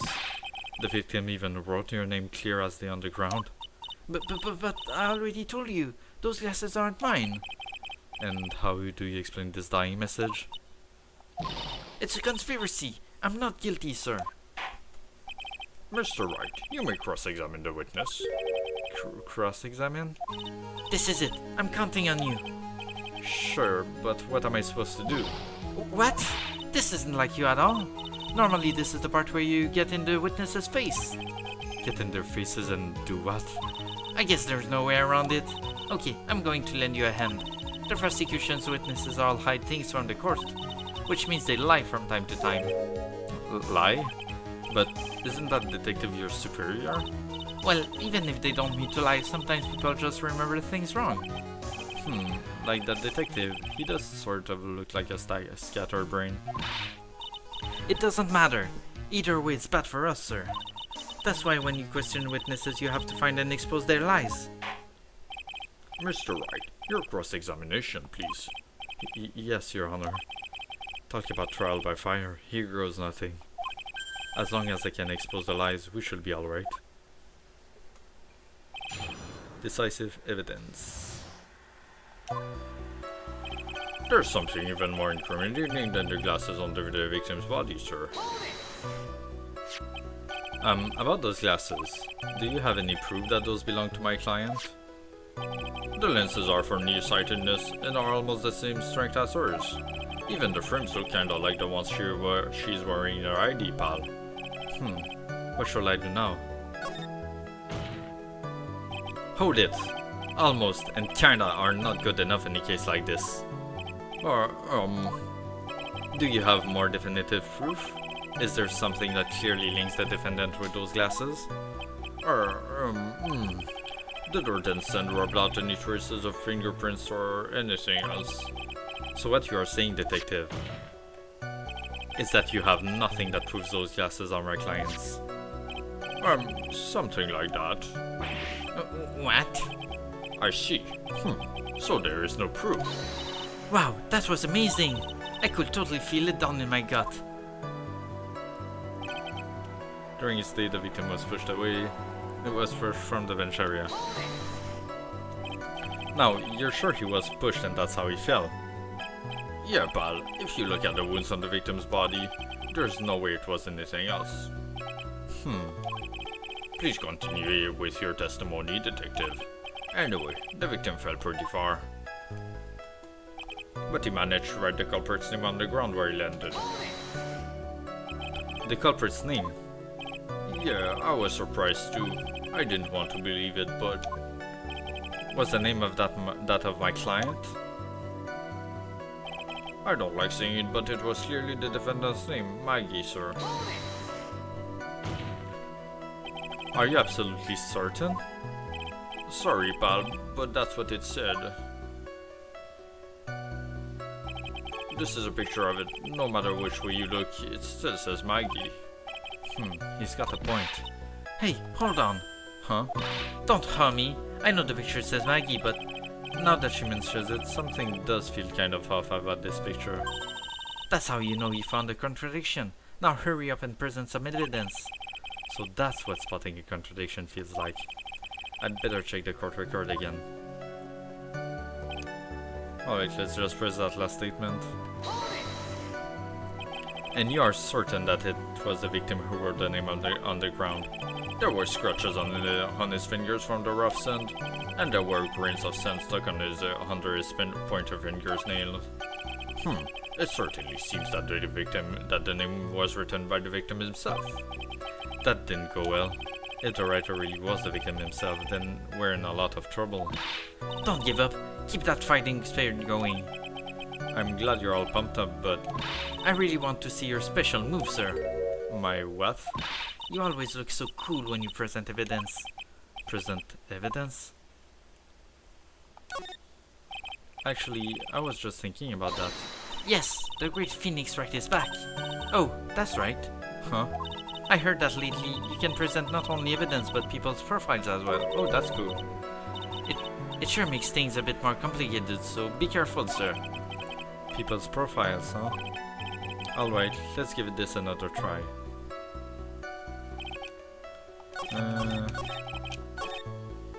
How will you have the time to write this if he broke his fucking neck? Your Honor, that statement contradicts this evidence. No? No? Oh, okay. Really?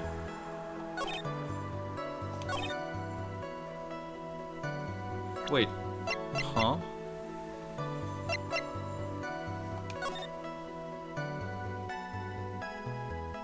Oh wait, is her name with one Shimigi? Oh, it's EY and he wrote it IE.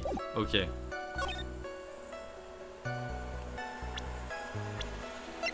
There we go. That's the one.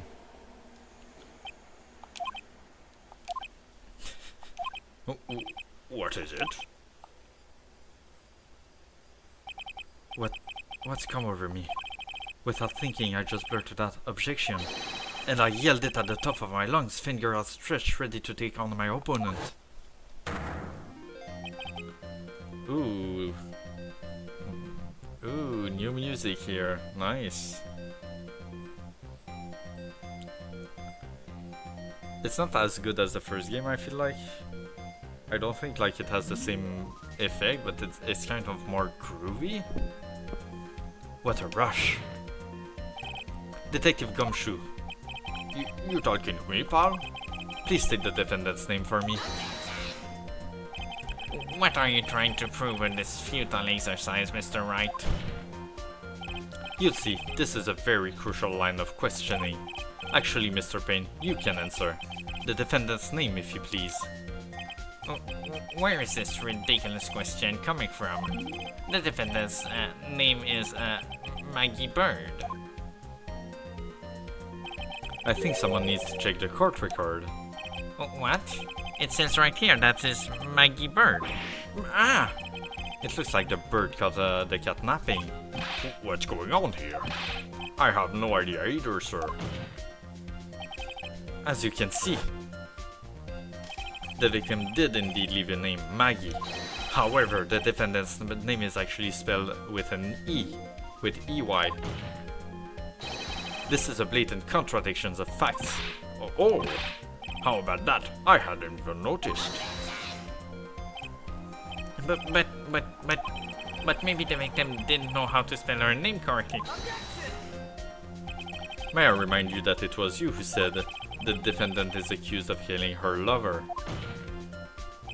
If they were truly lovers, it would be impossible for him to have not known her meaning. No! This is very true. Mr. Payne, Yes, Your Honor?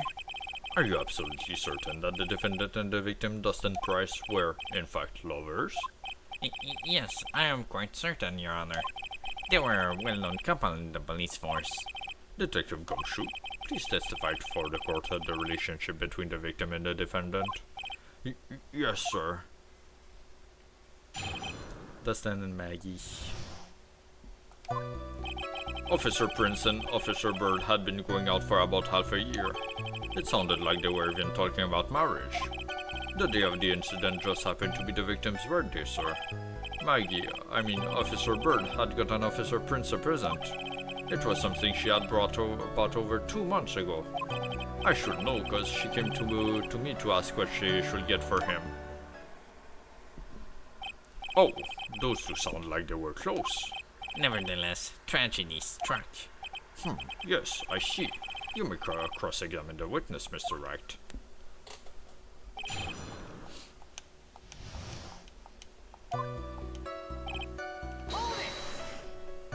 How do you know about this?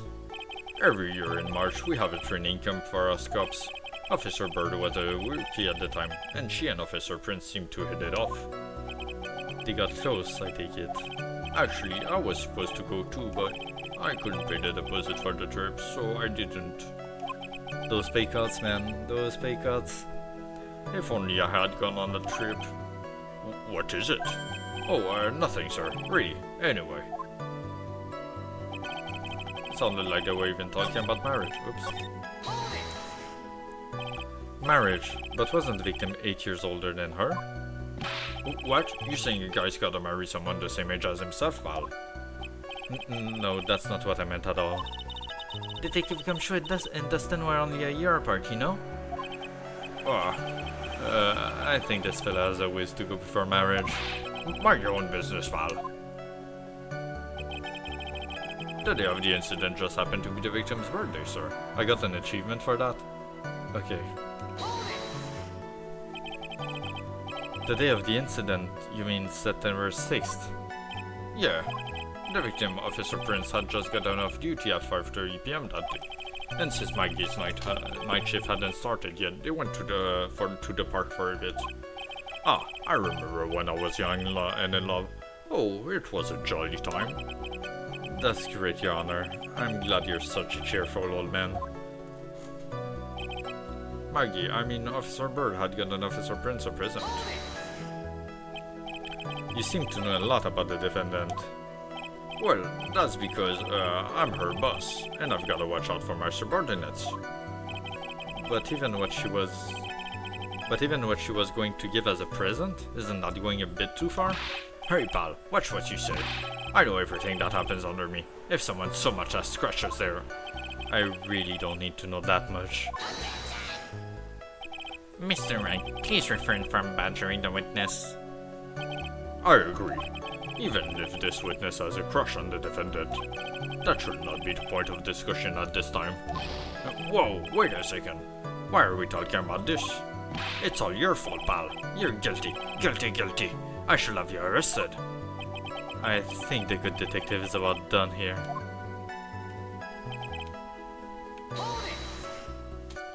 Over 2 months ago. Yep, she's a very considerate woman, pal. So, what was his birthday present? She got him a glove. A single glove? Why would she only give him one? Actually, Your Honor, the glove in question is a baseball glove. Oh, I see. A baseball glove. Officer Prince was a huge baseball fan. A baseball glove? Just now, I believe you said that the present was something she had bought over 2 months ago. Yeah. Are you saying she bought the glove at a store that far in advance? Nah, nothing like that, pal. Then what is it like? She ordered it. It was custom made. Custom made? The glove was custom made? Yup, that's what I said. So the glove was custom made. Your Honor, I really don't see how this glove is related to this case. Yes, it would seem that there is little relevance. What do you think, Mr. Wright? Do you think this glove is really relevant to this case?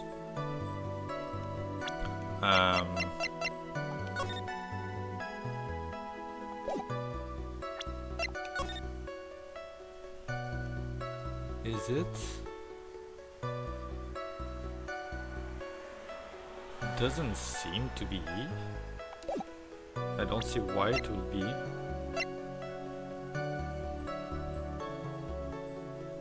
I mean, it might be because it was his birthday, so where's the glove then? Because he would have had it with him, right?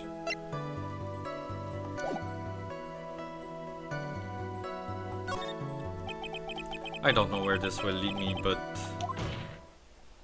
Of course it is relevant. That glove is the key to this whole case. Okay, maybe not that far. Yes, bluffing to the max. Now this is the Mr. Wright I know. I'm so happy you're back, sir. I was wondering how long it will take. This is great.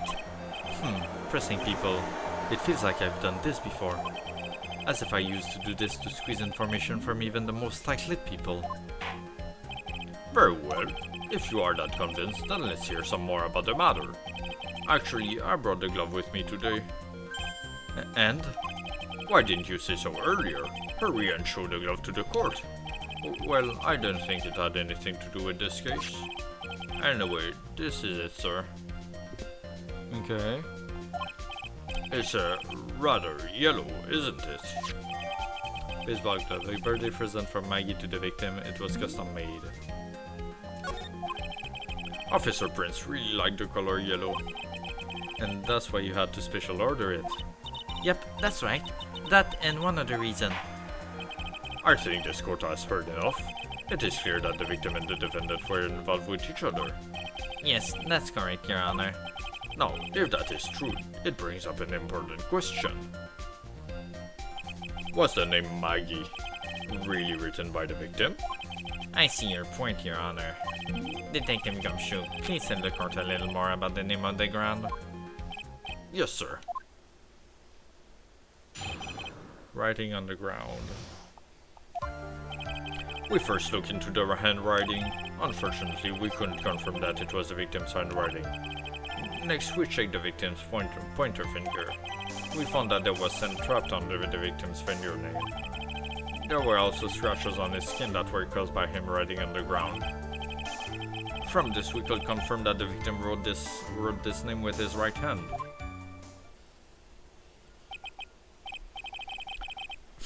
Yes, a perfectly logical conclusion. Now then, Mr. Wright, you may cross-examine the witness. Thank you, Your Honor.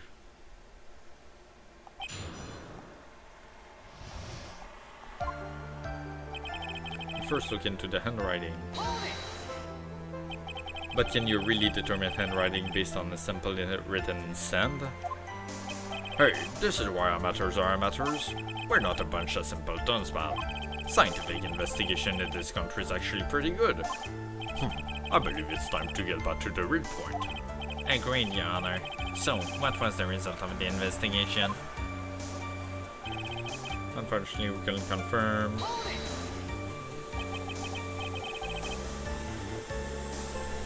I might have to close this a little while because it is fucking loud. So in the ad break in about 3 minutes. So in the end, you couldn't confirm it. Hey, don't you look down on us. I told you, we're not a bunch of simpletons, pal. Everyone knows you can find out everything you want with scientific investigation. I've never heard of that before. Me neither. Nor I. I never heard anything like that at the police academy, sir. Okay, so I made it up. Anyway. Next, we check the victim's pointer finger. His pointer finger. You know, the one you're always pointing and waving around in people's faces. Don't tell me it bothers you. Every time you do it, I have a mini heart attack. It's like you're trying to kill me, pal. In any case, you examined the victim's index finger, correct? Yeah, we figured there would be something on his finger if it had been writing in sand. And the results? We found that there was sand trapped under the finger's nail. And what does that prove? Well, it proves that he did write that name with his own finger. Yes, which explains why there was sand stuck under his nail. I guess he's right. And there's more. I mean, it will also just be someone using his finger to write, like holding his hand and using his finger. There were also scratches on his skin that were caused by him writing on the ground. How? How would writing on sand would cause scratches? Scratches on his skin. Yep, you can see them with your naked eye, but they're there. That is incredible. Sure is, that's the power of scientific investigation. They're so small that we had to use a magnifying glass, like a really strong one. It's got that really scientific sounding name. You mean a microscope? Yeah, that's it. We used one of those and that's how we found them. I can't believe this guy doesn't know what a microscope is. From this we could confirm. Are you absolutely sure? I believe in the power of science. I wonder if my evidence is solid enough to counter with. Listening to this, you would think there was only one conclusion. That the name was definitely written by the victim. But don't you think that would be really strange, sir? If Dudson really wrote that message with his right hand, do you think it will have gone through that much trouble to get... Do you think I will have gone through that much trouble to get him his present? The present? What about it? Wait.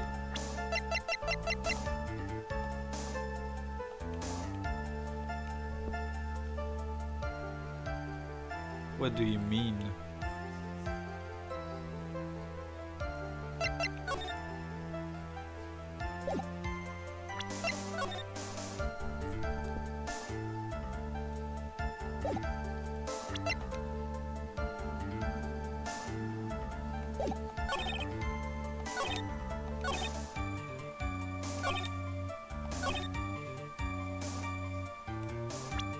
The glove, I guess. I'm not sure why, but that's what it's pointing to.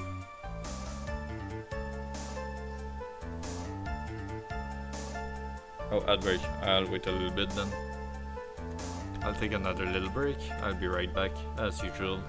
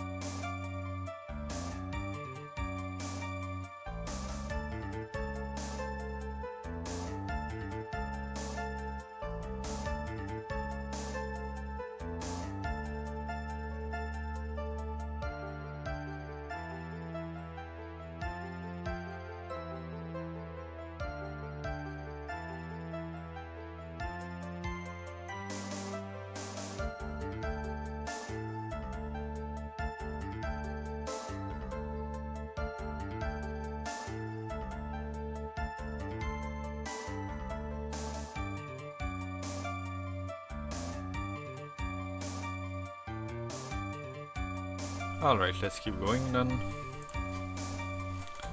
Let's go. Detective Gumshoe, take a look at this. That's a glove, right? Could you tell the court what is special about this glove? No? What's special? Never really thought about it, but, What is special about it? I don't get it.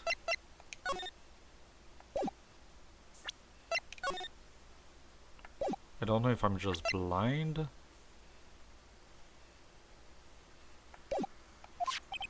it's really yellow, and that's about it. Yes, it's really yellow, but that is only one of its qualities. Huh? There's another reason why it's special. And what would that be? It's very simple.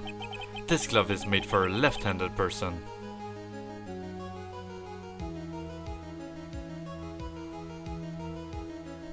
Right, because you use the baseball glove on your offhand.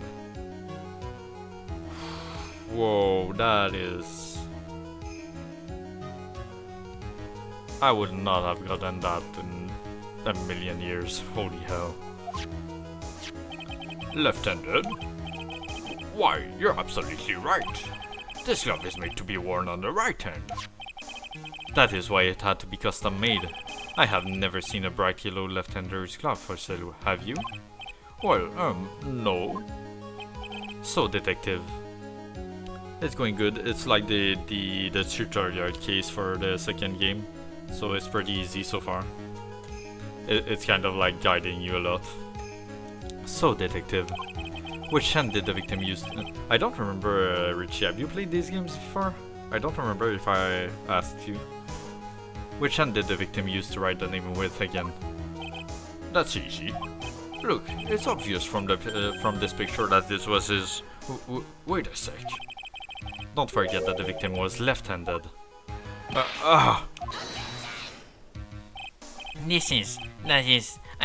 I object. Overruled. Mr. Wright, I would like to know what your line of reasoning proves. There is only one conclusion that can be drawn. A left-handed person could not have written a message with his right hand. Therefore, the person who wrote the name Maggie could not have been the victim. Order, order. When you think about it that way, then yes. It is not possible that this name was written by the victim himself. Then that means Miss Maggie is...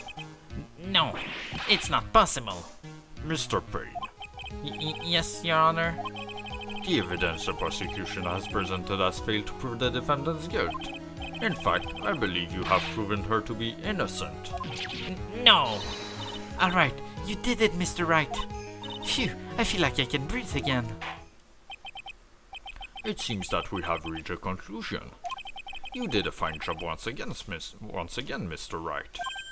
Me, Your Honor? Oh, well, thank you, sir. See, you got complimented by the judge again. You're really good.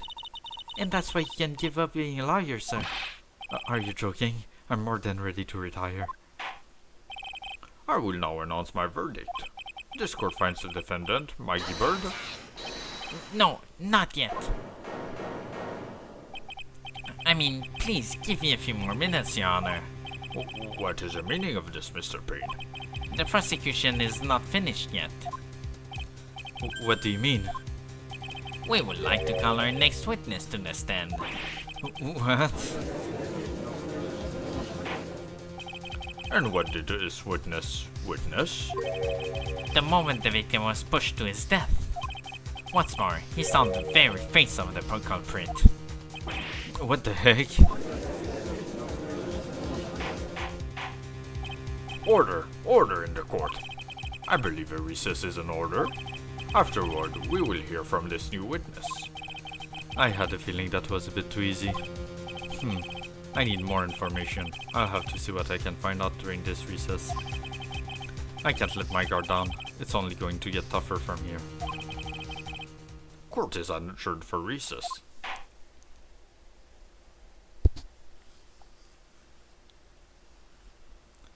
To be continued.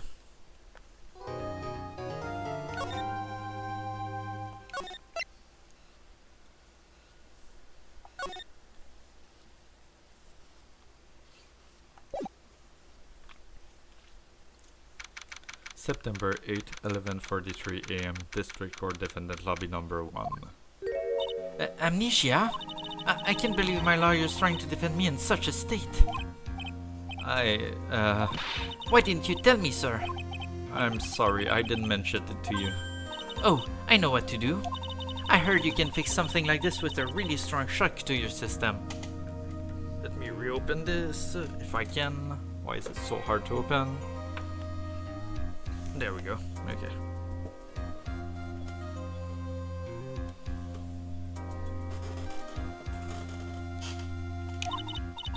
Come on, lower your head a little. A Maggie kick should be all you need.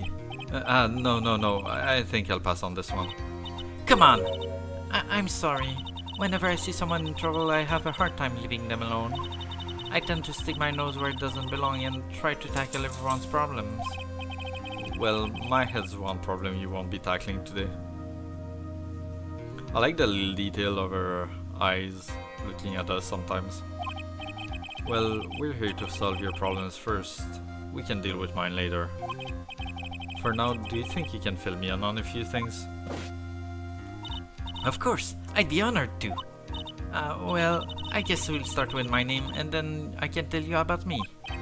No, that's okay, really. I think I know you and your name pretty well by now.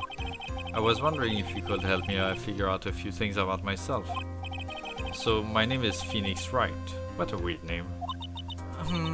This is serious. You really don't remember. I'll tell you what, sir. You can have this back, and maybe it will help. This is a business card? I got this from you. It's my most prized possession. You can borrow it for now, but please give it back, okay? Okay, there are some numbers written on the back. Oh, that's your cell phone number. Phoenix Wright, Phoenix's business card added. I guess for now we should stop talking about me. Can I look at it? I can't. And start talking about this case. This case? Yep. Can you think of anything that would be helpful for me to know? What can I tell you? I can't think of anything other than the incident with that cell phone, but... Cell phone? Yeah, your eyes lit up when you talk about it at the detention center, sir. Hurry up then and tell me. This might be very important.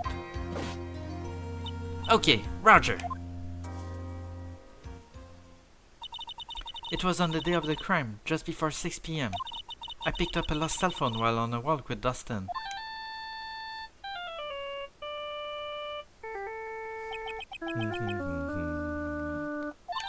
All of a sudden, the phone began to ring. Hello? Oh, thank you. I've been searching for my phone. Is this yours? Oh, I'm glad you called. We can meet up and I can give this back. I'll be right there. I'm sorry, I didn't catch your name. You can call me Maggie.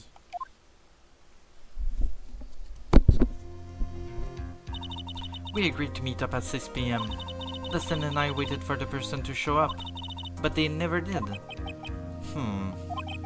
So where is the phone you found now? I gave it to you yesterday. Huh? To me? Is it that phone in my pocket? You mean this? Do you think it has anything to do with the murder? I don't really know, but if my eyes lit up... You were here all along. You're so mean. I called you a million times, but you just wouldn't pick up. And when I went to check in with the courtroom, everyone had already left. Maya, how I missed you. How I missed you. Now, who in the heck is this? Let me guess, I'm supposed to know this girl too. Hey, good morning, Maggie. And a good morning to you too, Maya. So, how's it going? Is there a word for worse than abysmal? Oh? And what if I said that everything will be fine? That's right. It's Maya to the rescue with the ultra-decisive, super important evidence. Here you are, Nick. The thing you wanted me to bring. Huh? Oh, thanks. What the heck is this? A list? It has about 20 people's names and phone numbers written on it. It was kind of tough, but I managed to dig up some dirt. It looks like these guys are up to no good. No good? As in... There's a group of con artists the police are currently investigating. I think these guys are members of that group. Names list added to the court record. A list of unfamiliar names and phone numbers. Members of a con artist group? Why would a group of con artists pop up in a case like this? Don't look at me. And where did you get this list from in the first place? What? Don't you remember, Nick? You're the one who asked me to look this up yesterday. Oh, is that right? These numbers were in the memory of that phone Maggie found. So that's where they're from. You're awfully forgetful these days, Nick. I hope I never get to be a forgetful old prune like you. Maya, actually, Mr. Wright is... Mr. Wright, recess is now over. Please bring the defendant and return to the courtroom immediately. Oh, oops. guess you have to get going. We can talk about you being old later, Nick. Wish us luck. I guess I have all the pieces now, more or less. All that's left is to put it all together. I'm not going to lose this. I can't. Come on, Nick. Better get a move on. Yeah.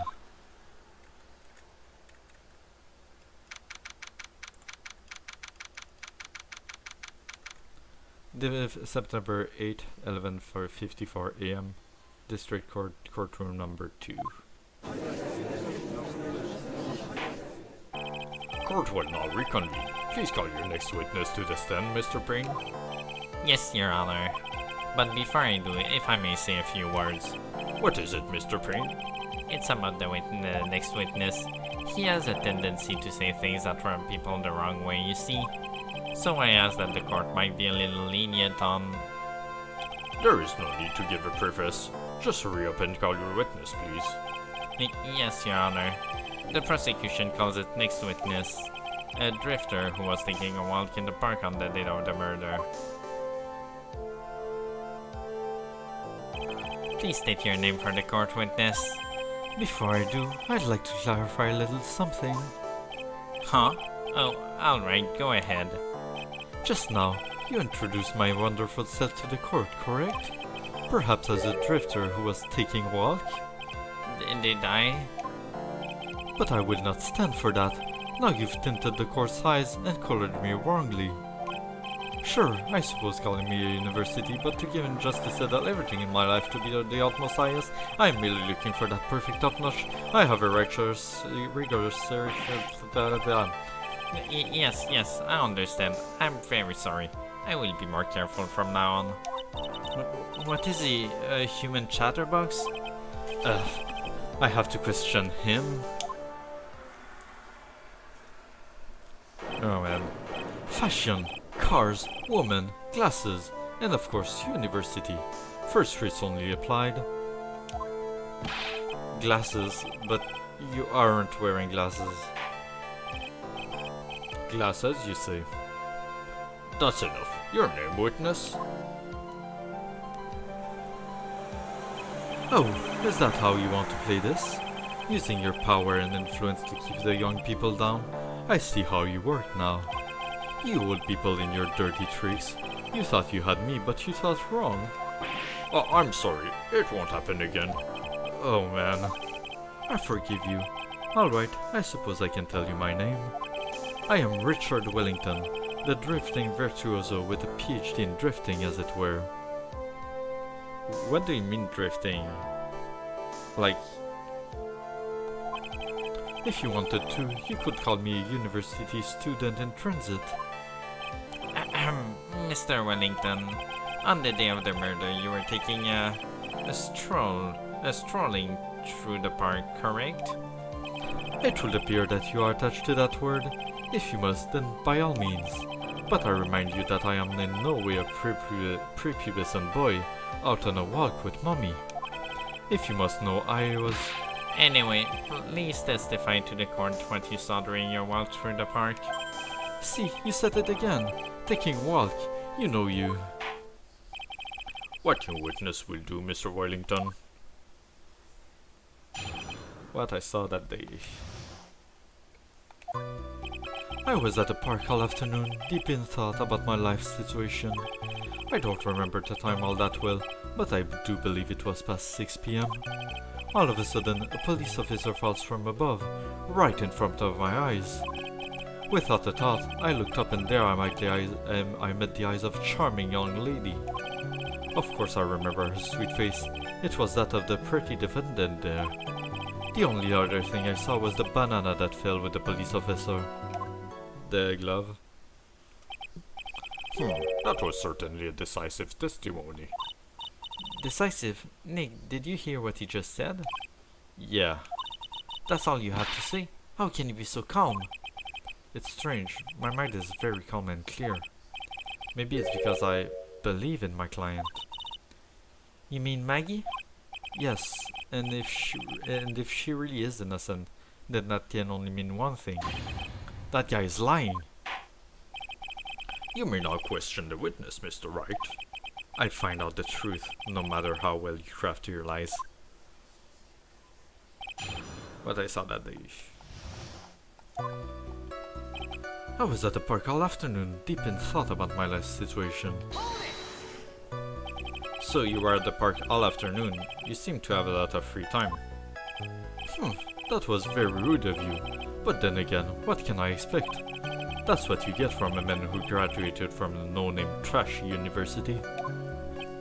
No-name trashy. Now, this might be hard for a mush-head, feeble-minded baboon like you, but I have to think very carefully about the future of our great country. But I thought you said you were thinking about which college to go just now. Oh, please. Which university I go to will directly affect the very future of this country. That arrogant little snot. Don't remember the time. How did you know what time it was? I see you're not wearing a watch, so... Is that the best you can do? Do you think you can discredit me like that? You're just a third-rate biased fool. I guess I can't expect real smarts from you. His arrogance is really intolerable. So what should I do now? Press harder, of course. Always. Answer the question. How did you know what time it was?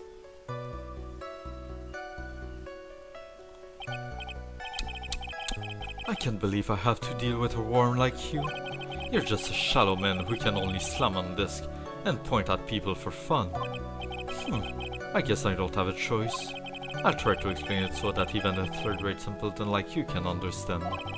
There was this little thing they call a clock at the park. Did you get that? Do you know what a clock is? It's a thing that tells you the time. As you can see, Mr. Wright. As you can see, Mr. Wright, it's even in this picture of the crime scene. Oh, so it is. I looked at the clock, and that's how I knew the time. But if you ask me, this whole concept it's total and utter nonsense. They're a really first-class person, and to wear a watch, people should live freely without constraints. And yet again another flood of meaningless words. Talk about a first-class waste of time. In any case... All of a sudden, the police officer falls from above right in front of my eyes. And how did you know he was a police officer? You obviously have no idea how powerful my deductive reasoning skills are. With one glance I could tell just what kind of occupation he held. That shoddy do-it-yourself hairstyle, it was just about the way, and I suppose it was also because he was wearing a officer's uniform. Shouldn't that statement have come first? Oh, wow, that's pretty impressive. Hey Nick, do you think he's figured out what I do? Even I haven't figured out that out yet. Without a thought, I looked up and there I met the eyes of a charming young lady. Okay. Are you sure you got a good look at her face? Animals have this thing called an eye, Mr. Wright. They use this eye to see things. In the case of humans, we have two of them. Yes, even you. That fucking smug, arrogant piece. I don't care if I have them or not. Did you or did you not get a clear look at her face? That's what the witness was just about to get to. I would like to request that Mr. Wright not use such a loud voice during questioning. Sustained. Mr. Wright, please refrain from raising your voice in this court. Then please don't make me have to raise my voice. Are you finished? I'd like to continue if that's alright with you. Of course I remember her sweet face, it was that at the pretty defendant. So you're sure you are not mistaken? Please, don't confuse your pitiful train wreck of a life with mine.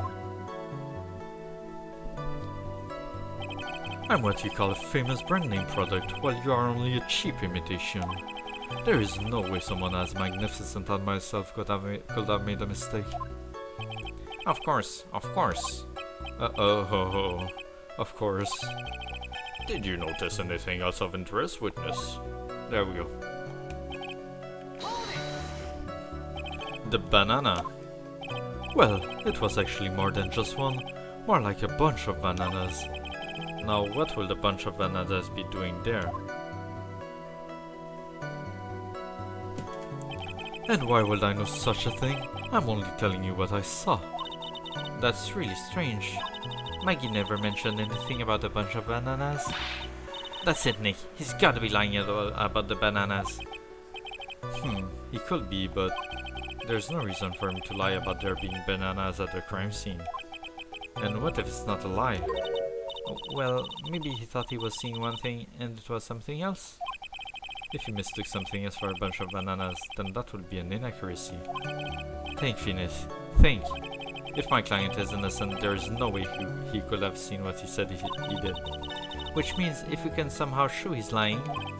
Yeah, that's exactly what we need to do. She's right, she's got a sharp mind. But I just wish I could remember who she is.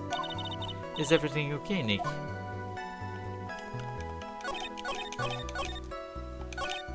This one, with the glove.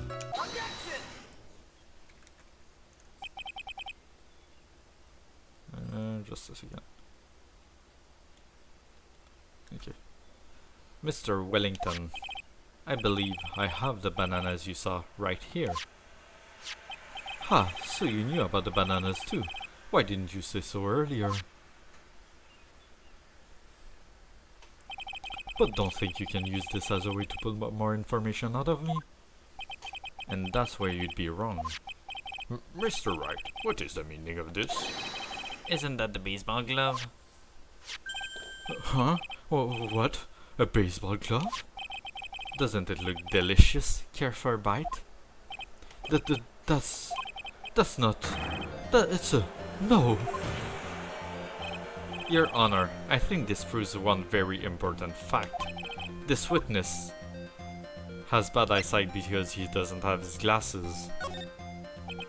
By the way, just how bad are your eyes? Huh? How? What? You? Why are you asking me this all of a sudden? Your Honor, it is very simple to mistake a glove for a bunch of bananas.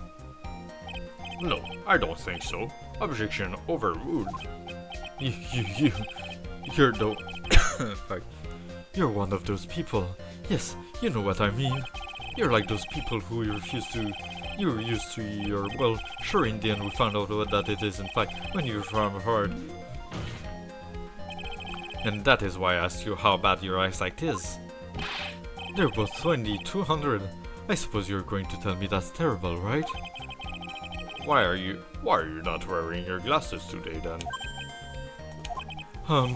That's because I lost them recently, you see? Of course I was planning on getting a new pair made right away. But you know, my glasses are no ordinary glasses, so to replace them... How about when you witnessed the crime? Were you wearing your glasses then? I can see the sun rising. We're starting to get some light, yeah. Starting to. How about it, witness? You are an unrelenting evil man. You're like those people who rejected Joan of Arc. She was brave and courageous, and while she didn't do anything wrong. Which boils down to you were not wearing your glasses at that time. Therefore, the identity of the woman that is seen of the crime and that of the defendant cannot be proven to be the same by this witness. But the height difference was only 9 feet. It was very possible for him to see the face of the culprit standing on the upper path. Witness, please be more accurate in your testimony. Remember, a person's life is at stake. Yes, Your Honor. Now then, please continue with your testimony. Please tell the court what happened next, in the moments after you witnessed the crime. Witness testimony, what happened next? The girl on the upper path ran away as soon as she realized I was there. After that, I immediately called the police station to report the crime. It must have been 6:45 PM when I made the call. They must have a lot of free time on their hands since they showed up within 10 minutes. So the person who was on the upper path saw you and then ran away. Yes, that is correct. Which is why even someone without a superior brain like mine can understand that. That girl is the murderer. You may question the witness now, Mr. Wright. What was the time of death? 6:28. And he waited for like, what was it, 6? What did he say?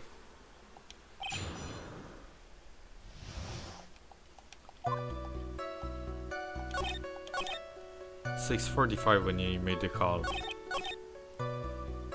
So he waited like more than 50 minutes to call the police? That doesn't sound right. Girl on the bird path ran away. She ran away just like that. Yes, she did. She saw me and flew the nest like the guilty bird she is. Oh, I'm sorry. Was that pun too hard for someone who only got a third-rate education? Actually, that did take me a few seconds to get. Anyway, if she ran away the instant she saw you, how could you tell it was my client? The witness has already answered that question. He has stated that the defendant is the culprit. This is true. Mr. Wright, I'm striking your question for the record. How can I get more information out of him?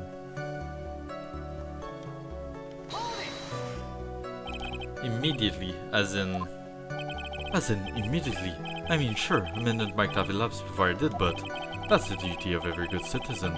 Or did they not teach you that at your pitiful school? You think people learn about how to call the police in college? Hey Nick, I think you should take a look at the court record for a sec. Yeah. It must have been 6:45 when I made the call.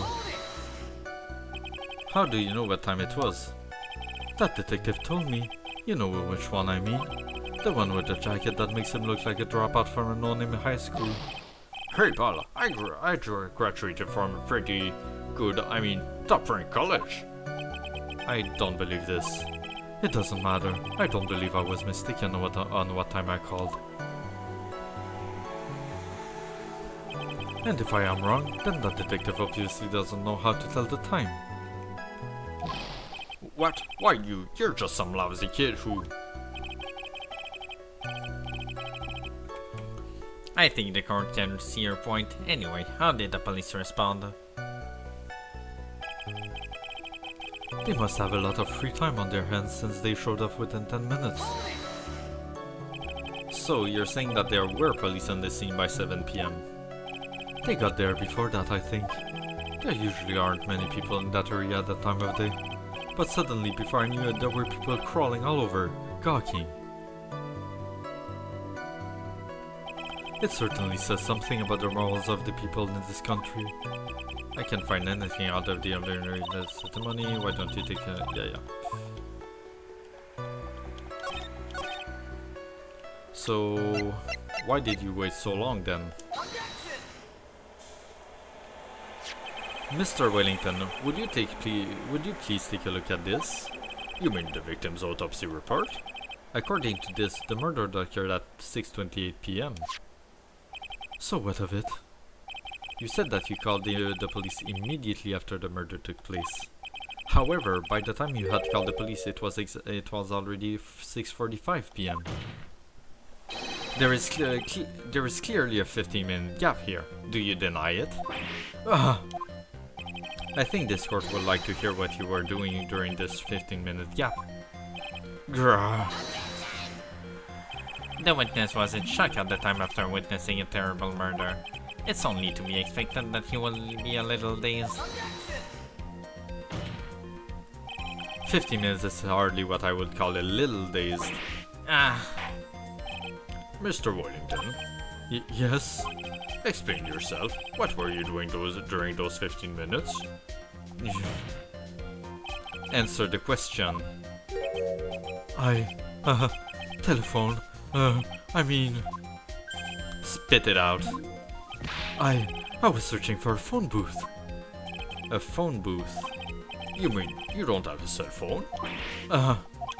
You and your questions, as if you're trying to open all the layers of a Matryoshka doll.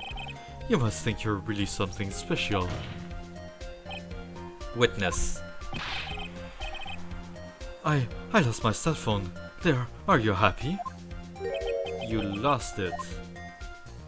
Unbelievable. You lose your glasses and your cell phone. You must be very scatterbrained when it comes to your belongings. What? Are you saying that Are you saying that first-rate people are never allowed to lose things? Haven't you ever heard of that genius? So by that rationale, I don't think simple plain people like you. Enough. Oh man, oh man. Wait, hold on a second. He lost his cell phone? Nick, that cell phone. Could it be? You mean this phone Maggie found? There's no way. Boy, I didn't see this coming. What should I do now? Question further, of course. Mr. Wellington, where is your cell phone right now? Huh, what are you getting all excited about? You seem to be a little confused. I found my phone, I'll have you know. Here, see? Here it is. Oh, I see. Looks like he's got his phone. And I thought that just maybe this was his. Well then, I think we've cleared this issue up. At the time of the murder, the witness did not have his cell phone because he had lost it. Therefore, the delay in this call was caused by a search for a phone booth. Wait a... Yeah, there is a phone booth, I thought so. No? Well, that's the gist of it. I guess you could put it that way and leave it at that. Do you have any further question, Mr. Wright? Yes. Your Honor, the witness's testimony does not make any sense. I don't believe that there was ever a need for the witness to search for a phone. How dare you? You can't just make outrageous claims like that. You do have some sort of proof, don't you? Well, yeah, of course. This evidence should be good enough, I think. Alright, let's have this proof then. Please present proof that a witness had no need to search for a public phone.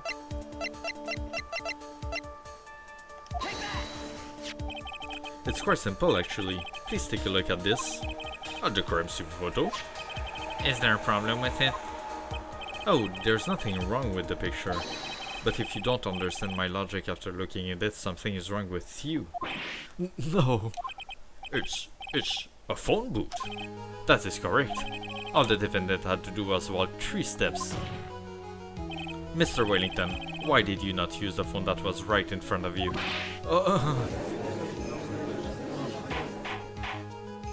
Order, order. What does reporting the crime a little late prove for the defense? The witness can't explain what he was doing for those 15 minutes. That is reason enough to throw suspicion on his testimony. Yes, this is very true. What do you have to say for yourself, witness? Then I bet this phone really is his, Nick. He must have killed Dustin to get his phone back. But Maggie said that she was going to return it to him. So there was no reason for him to kill for it. And on top of that, we still have the phone she found anyway. But if she wasn't looking for his cell phone, maybe he was looking for something else? Was he? Mr. Wright, Yes, Your Honor. do you have any thoughts you would like to share with the court? Can you offer an explanation as to what the witness was doing during those 15 minutes? Yes, I have an idea. There's only one possible explanation. Alright, let's hear your explanation. However, be forewarned that if your explanation is not persuasive, you will be penalized. Think carefully before you present, Mr. Wright. Yes, Your Honor. I probably shouldn't have said there was only one possibility. Please present to the court the one piece of evidence that will answer the following. Why didn't the witness call the police right away? Because he was searching for his phone. Perhaps this is the evidence you need to be convinced. Perhaps. That was just an idea. Oh, maybe not then. Damn it. A subject that perhaps you should find better evidence. Shit. Okay. That wasn't it.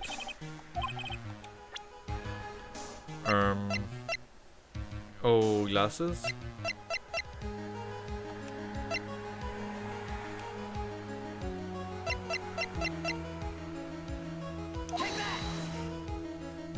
Yeah, there we go.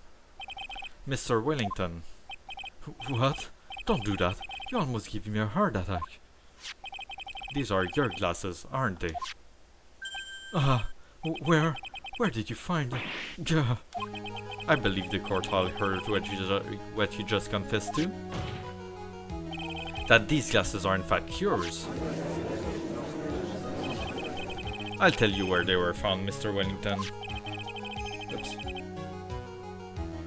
These glasses were found under the victim's body. Under the victim's body? Order! Order! Now, wait a second. Hold on. I didn't confess or confirm anything. Your Honor, I think the answer is quite clear here. As he fell, Dust and Prince grabbed the culprit's glasses. The culprit knew that he had to find his glasses and searched frantically for them. What he didn't realize was that they were under the victim's body. And that is why it took him 15 minutes to make that call.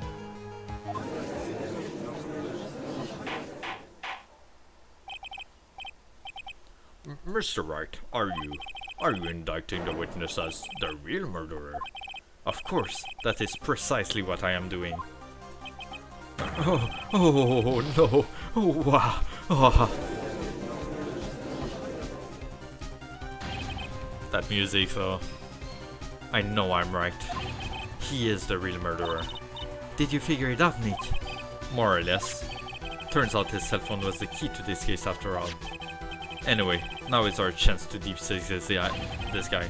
I'll sink him in one shot. Yeah, this is so exciting watching you work again. Somehow my old self is coming back to me. It's time to sink or swim. Everything rests on the edge of a knife. This is the moment I've been waiting for. Order! Order! Your Honor, the defense is making a mockery of this court. Without any solid ground to stand on, he accuses the witness of being the murderer. Yeah, that's right. I'm no criminal. The third-rate fraud of lawyer. In that case, why don't we look at it from a different perspective? Let's hear your explanation as to why you are not the murderer. Why? That's easy. For example, there's the name the victim wrote. What about that? Oh, you mean the name Maggie? Yeah, even an idiot like you can read that, right? But we already know this was not written by the victim himself. After all, the defendant's name is Maggie, and the victim was left-handed. In other words, in order to make the defendant look guilty, the real criminal used the victim's right hand to write her name on the ground. But wouldn't that mean that the real criminal was someone the defendant knew? Otherwise, how else would the person know her name was Maggie? Maggie. That is a good point. The witness didn't even know of Miss Bird before this trial. I forgot. Was there any way this group could have known Maggie's name beforehand? There was a way. It would be best if I could prove that the witness has a chance to learn that the defendant's name was Maggie. Now, will the defense please present this case? How could the witness have known the defendant's name? With the cell phone. Mr. Wellington, you didn't have your cell phone with you on the day of the murder, correct? So, what if I didn't? When you realized that you lost it, what did you do? What did I do? Didn't you try to find it by calling it? Why you? How did you? Your Honor, these questions have nothing to do with... Overruled. Mr. Wright, where are you going with this line of questioning? Do you think there is some relation between the witness's phone and the murder? I do, Your Honor. On the day of the murder, Maggie Bird picked up a lost phone in the park. And she also received a phone call from the owner of the phone. Yeah, we already saw that like 10 minutes ago.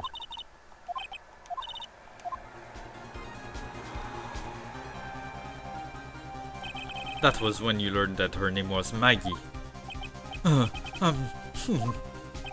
But you made one fatal mistake. Fatal mistake? My client's name is Maggie, but the name that was written on the ground was Maggie. This is a mistake that could only occur if if all you knew was how her name sounded.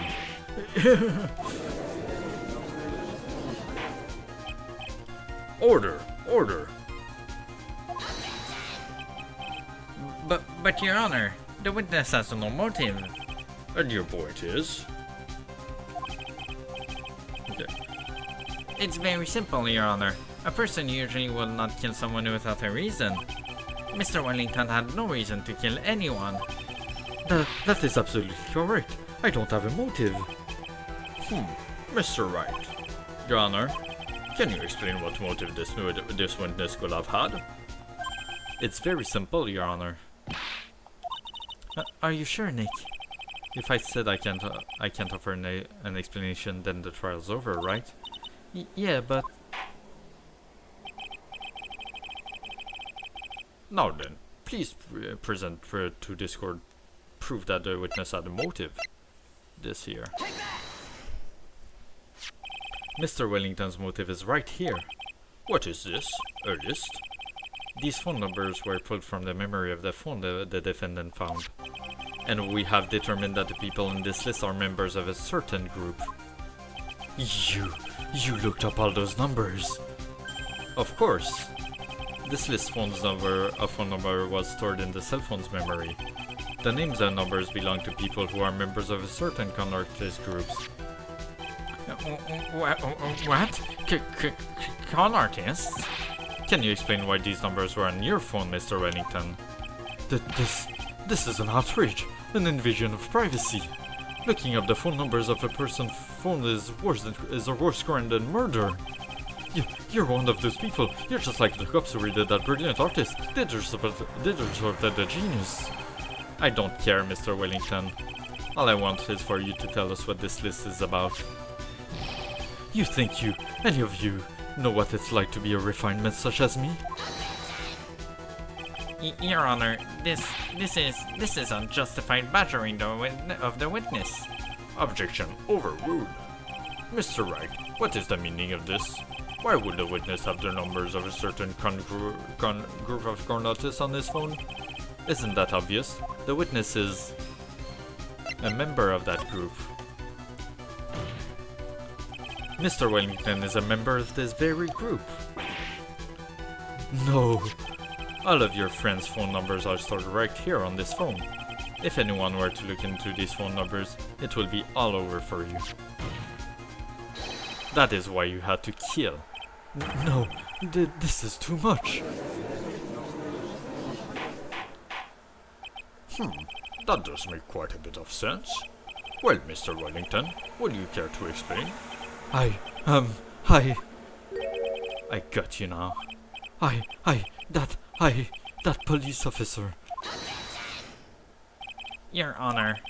What is it, Mr. Payne? Your Honor, this is unjustified badgering of the witness. You said the exact same thing only a few seconds ago. Please, let's think about the content of that phone call. Hello? Oh, thank you, I've been searching. Is this yours? Oh, I'm glad to recall.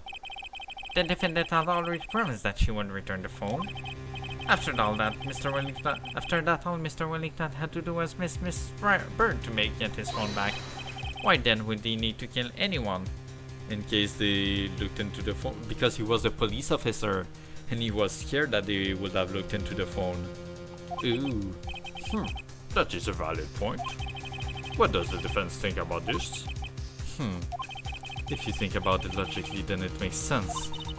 Then maybe we should be thinking outside the box.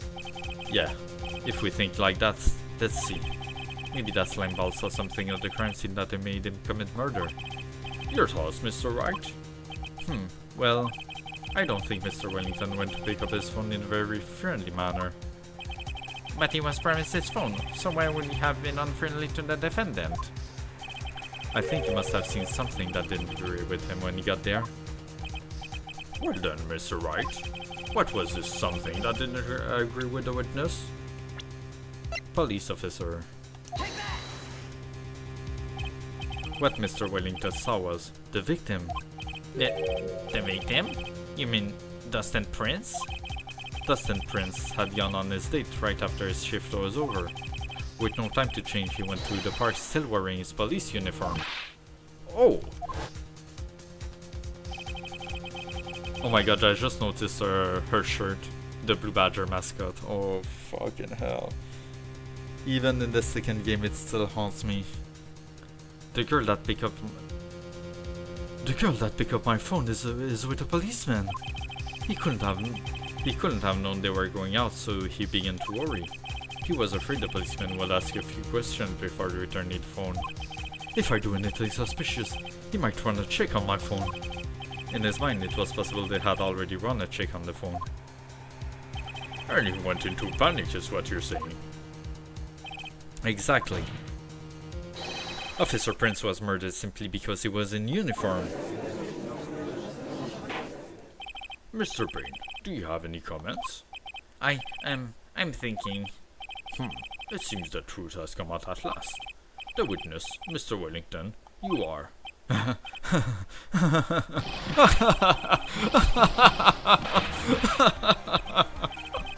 Impressive. Not bad for a person with a third-grade education.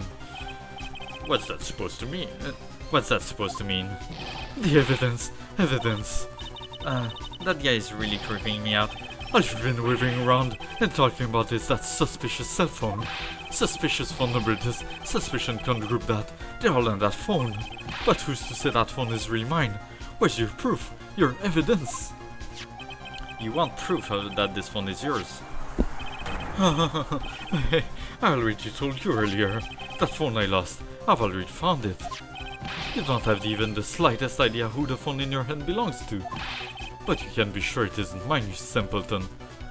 Oh, he knocked us out because he wanted to take to get his phone back, but he didn't take the right phone, and we're gonna get him with our card, because it's gonna be for our phone number, and it's gonna ring in his pocket. Fuck yeah! I am so into that. I am so into that right now. But you can be sure it isn't mine, you simpleton. Oh, what?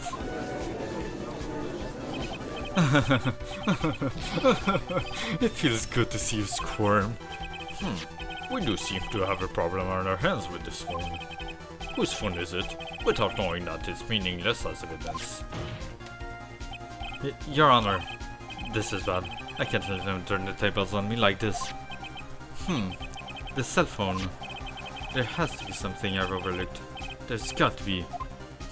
Maybe the phone's stored numbers. This phone has the names and numbers of those in the con group in its memory. I can show them to you, Your Honor. I don't believe this. What are you talking about? What are we trying to determine is who that phone belongs to. Who cares about what phone numbers are stored on it? Besides, who knows? Maybe you went and added some of those phone numbers in yourself. The witness is quite right. I'm afraid I have to reject the defense's proposal. Okay, it is the prince. Okay. I know what I have to do, I just don't always know what I need to do to get there. That jerk is back to his arrogant annoying self again. The cell phone. Yeah, fingerprints. I got it. We should check for fingerprints. Fingerprints? Yes, Your Honor. Mr. Wellington must have left some prints on this phone. Nick, don't you remember? When you got that from Maggie, you wiped it up. I'm starting to not be able to talk anymore. What? You said there was sand all over it, so... Wiped it? I wiped it? Pretty thoroughly, too.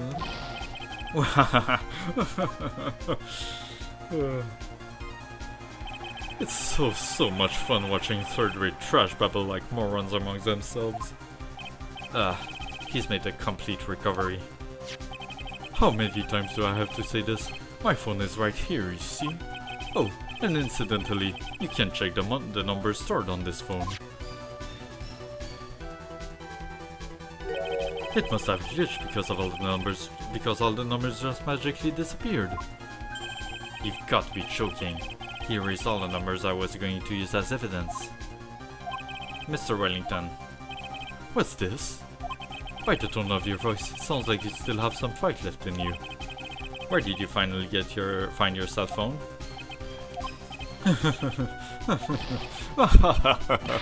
Oh, you are too much. And of course you have no idea what I'm talking about.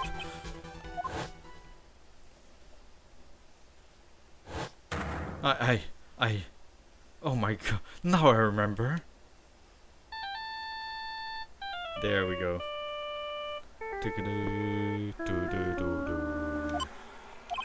Huh, looks like they hung up. Haha, good. I finally found it.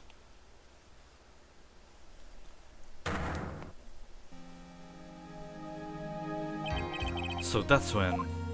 Oh no, he did get his phone. Right? What's wrong, Mr. Attorney? Why the harsh glare in your eyes? But we're gonna prove that... I mean, we're gonna say that he attacked us, I guess. I'm just not sure how we're gonna prove that exactly. Nick, we've worked out so far hard to get this far, but if you don't do something quick, he's going to get off scot-free. I know this phone has to be his. But how am I supposed to prove something like that?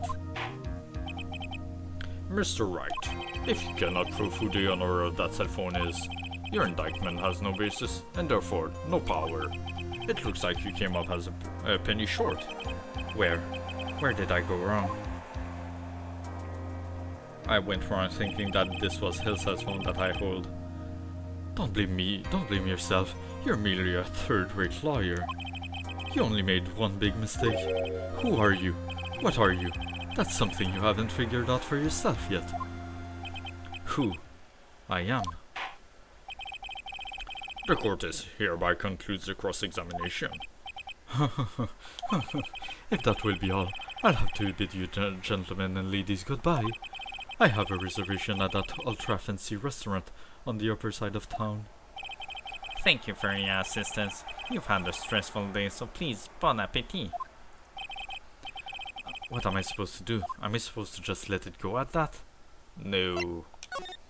Of course not. Please, Your Honor. Alright, Nick. I think I may be able to prove it. Prove it? Prove what, Mr. Wright? Everything. Your Honor, the cross-examination has already ended. Besides, the defense is just going to badger the witness with learned questions. You will not harass the witness. Is that clear, Mr. Wright? Did you hear that? No harassment allowed, Mr. Attorney. Please, Your Honor. Very well, but this is your last chance, Mr. Wright. You may present one piece of evidence to the court. I only get one shot at this. If you cannot prove everything, it's over for your client and for you. Do you fully understand? Yes, Your Honor. I'm sure you're all well aware, Your Honor, but the cross-examination period has ended. Were you paying attention, Mr. Payne? I said that Mr. Wright will present only one more piece of evidence. Oh. Now then, Mr. Wright, this is your last chance.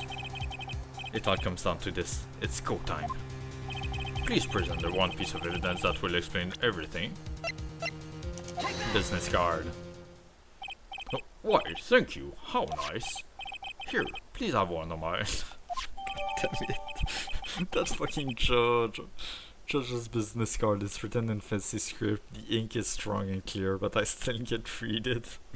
I fucking love him. I love him and hate him. Wait, what am I doing? This isn't the time to be exchanging business card.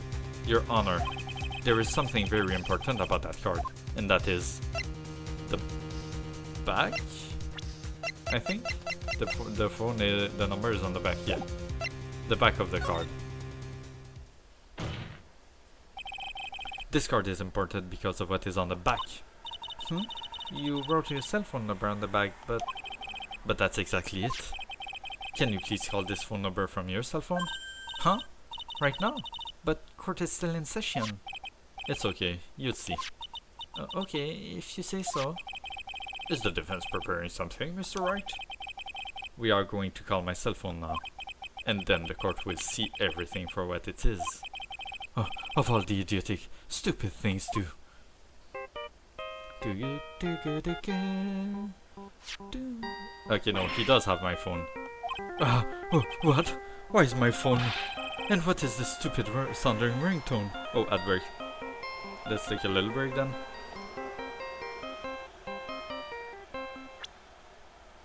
I will take a little break. I'll be right back, as usual, as always.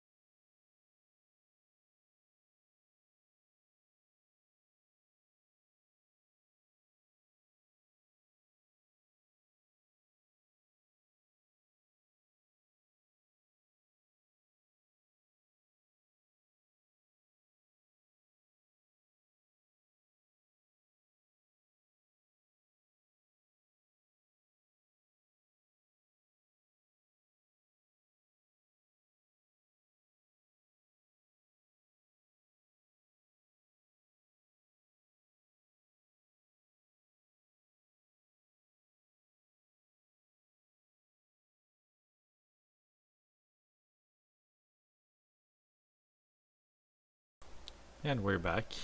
Let's keep going, let's finish this trial. We're almost done. And what is it with this stupid sounding ringtone? Mr. Wellington. How strange. I could almost swear that you're holding my phone. You're? No, it can't. By the way, before I forget, thank you very much for the lump on my head this morning. I don't think I need to explain any further, except to say, when you went to retrieve your cell phone, you mistakenly took the wrong one.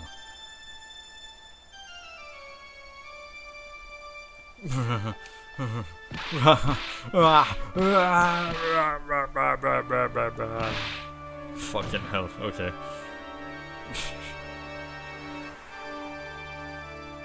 God damn. So, that is what happened. You were knocked out by Mr. Wellington. He is a man who lives on his pride and self-image alone. And in order to hide his involvement with the con artist group, he has become paranoid and has lost all ability to make rational judgments. Then Mr. Wright, the phone you're holding. It's Mr. Wellington's, naturally. Speaking of that man, how is he, Mr. Payne? He was arrested and has been taken away, Your Honor. Very well. Now then, this court finds the defendant, Maggie Bird, not guilty.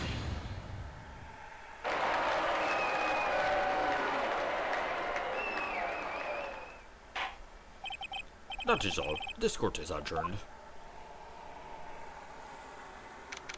September 8, 2:16 p.m. District Court, Defendant Lobby number 1. I knew you will shine through eventually.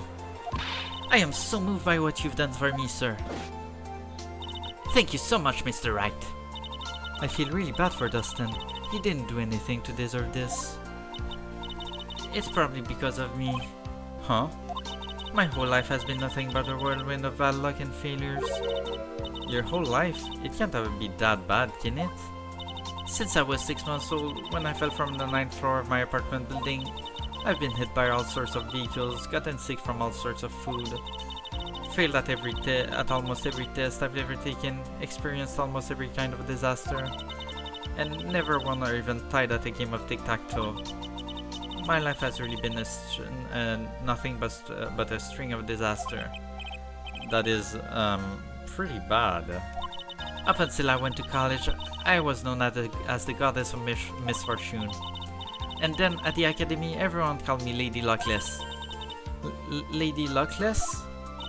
What's worse is that my misfortune always seems to latch on to those around me. What do you mean? When I see someone in trouble, I always try to help. That's right. You were talking about this earlier. It happened again recently too, sir. There was an old lady pacing back and forth by the pedestrian crosswalk. I gave her my hand and before I knew it, we were having dinner at my house. Oh. I'm sure that Dustin Guns begun of me. That's not true. That glove didn't even have any sort of special meaning. It was just a present to say thanks for covering one of my night shifts.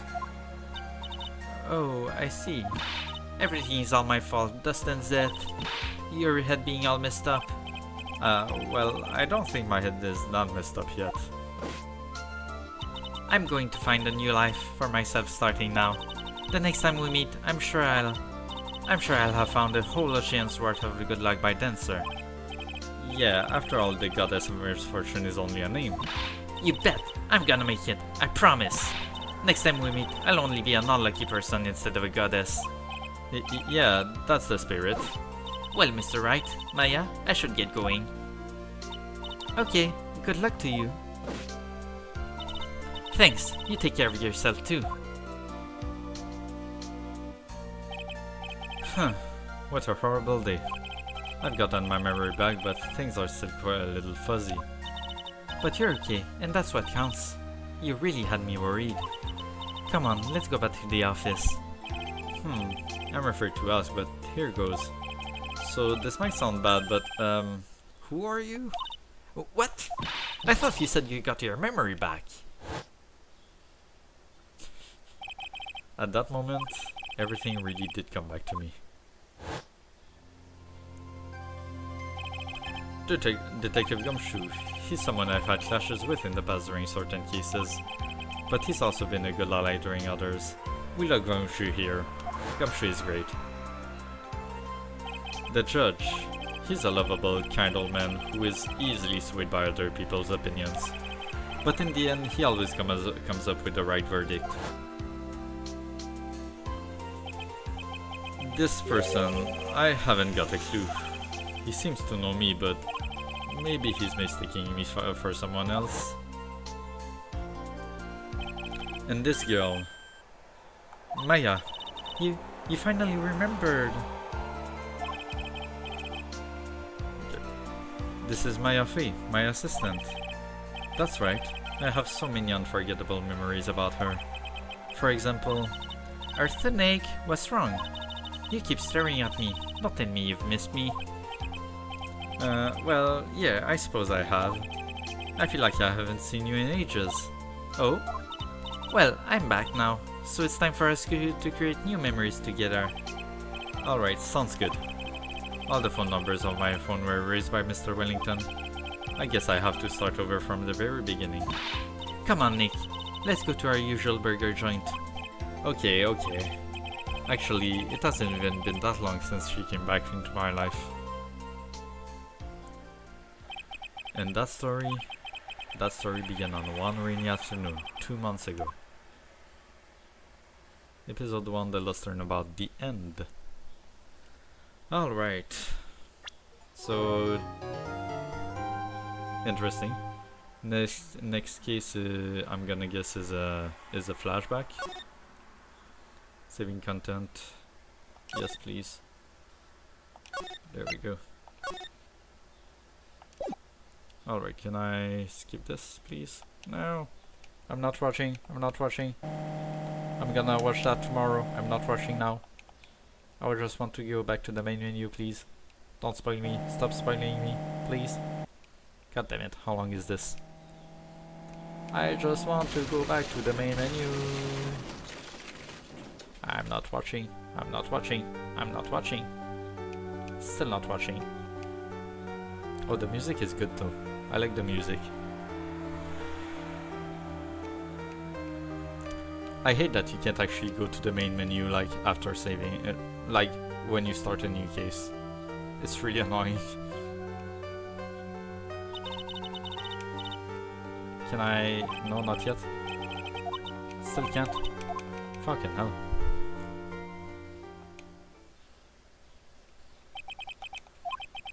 Still not.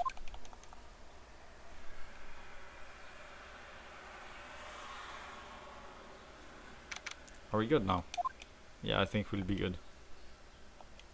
Oh, that's an interesting... Can I? Oh, there we go. Fucking hell. Okay, so there we go everyone. That was today's stream. Tomorrow we'll be back around 4:30ish AM after my shift for the second case of this second game. I think I should be able to play it all in one stream, hopefully. I hope I won't have to like split it in two and then only play the latter half. Only like wait on Monday for it. That would be quite annoying. Let's see.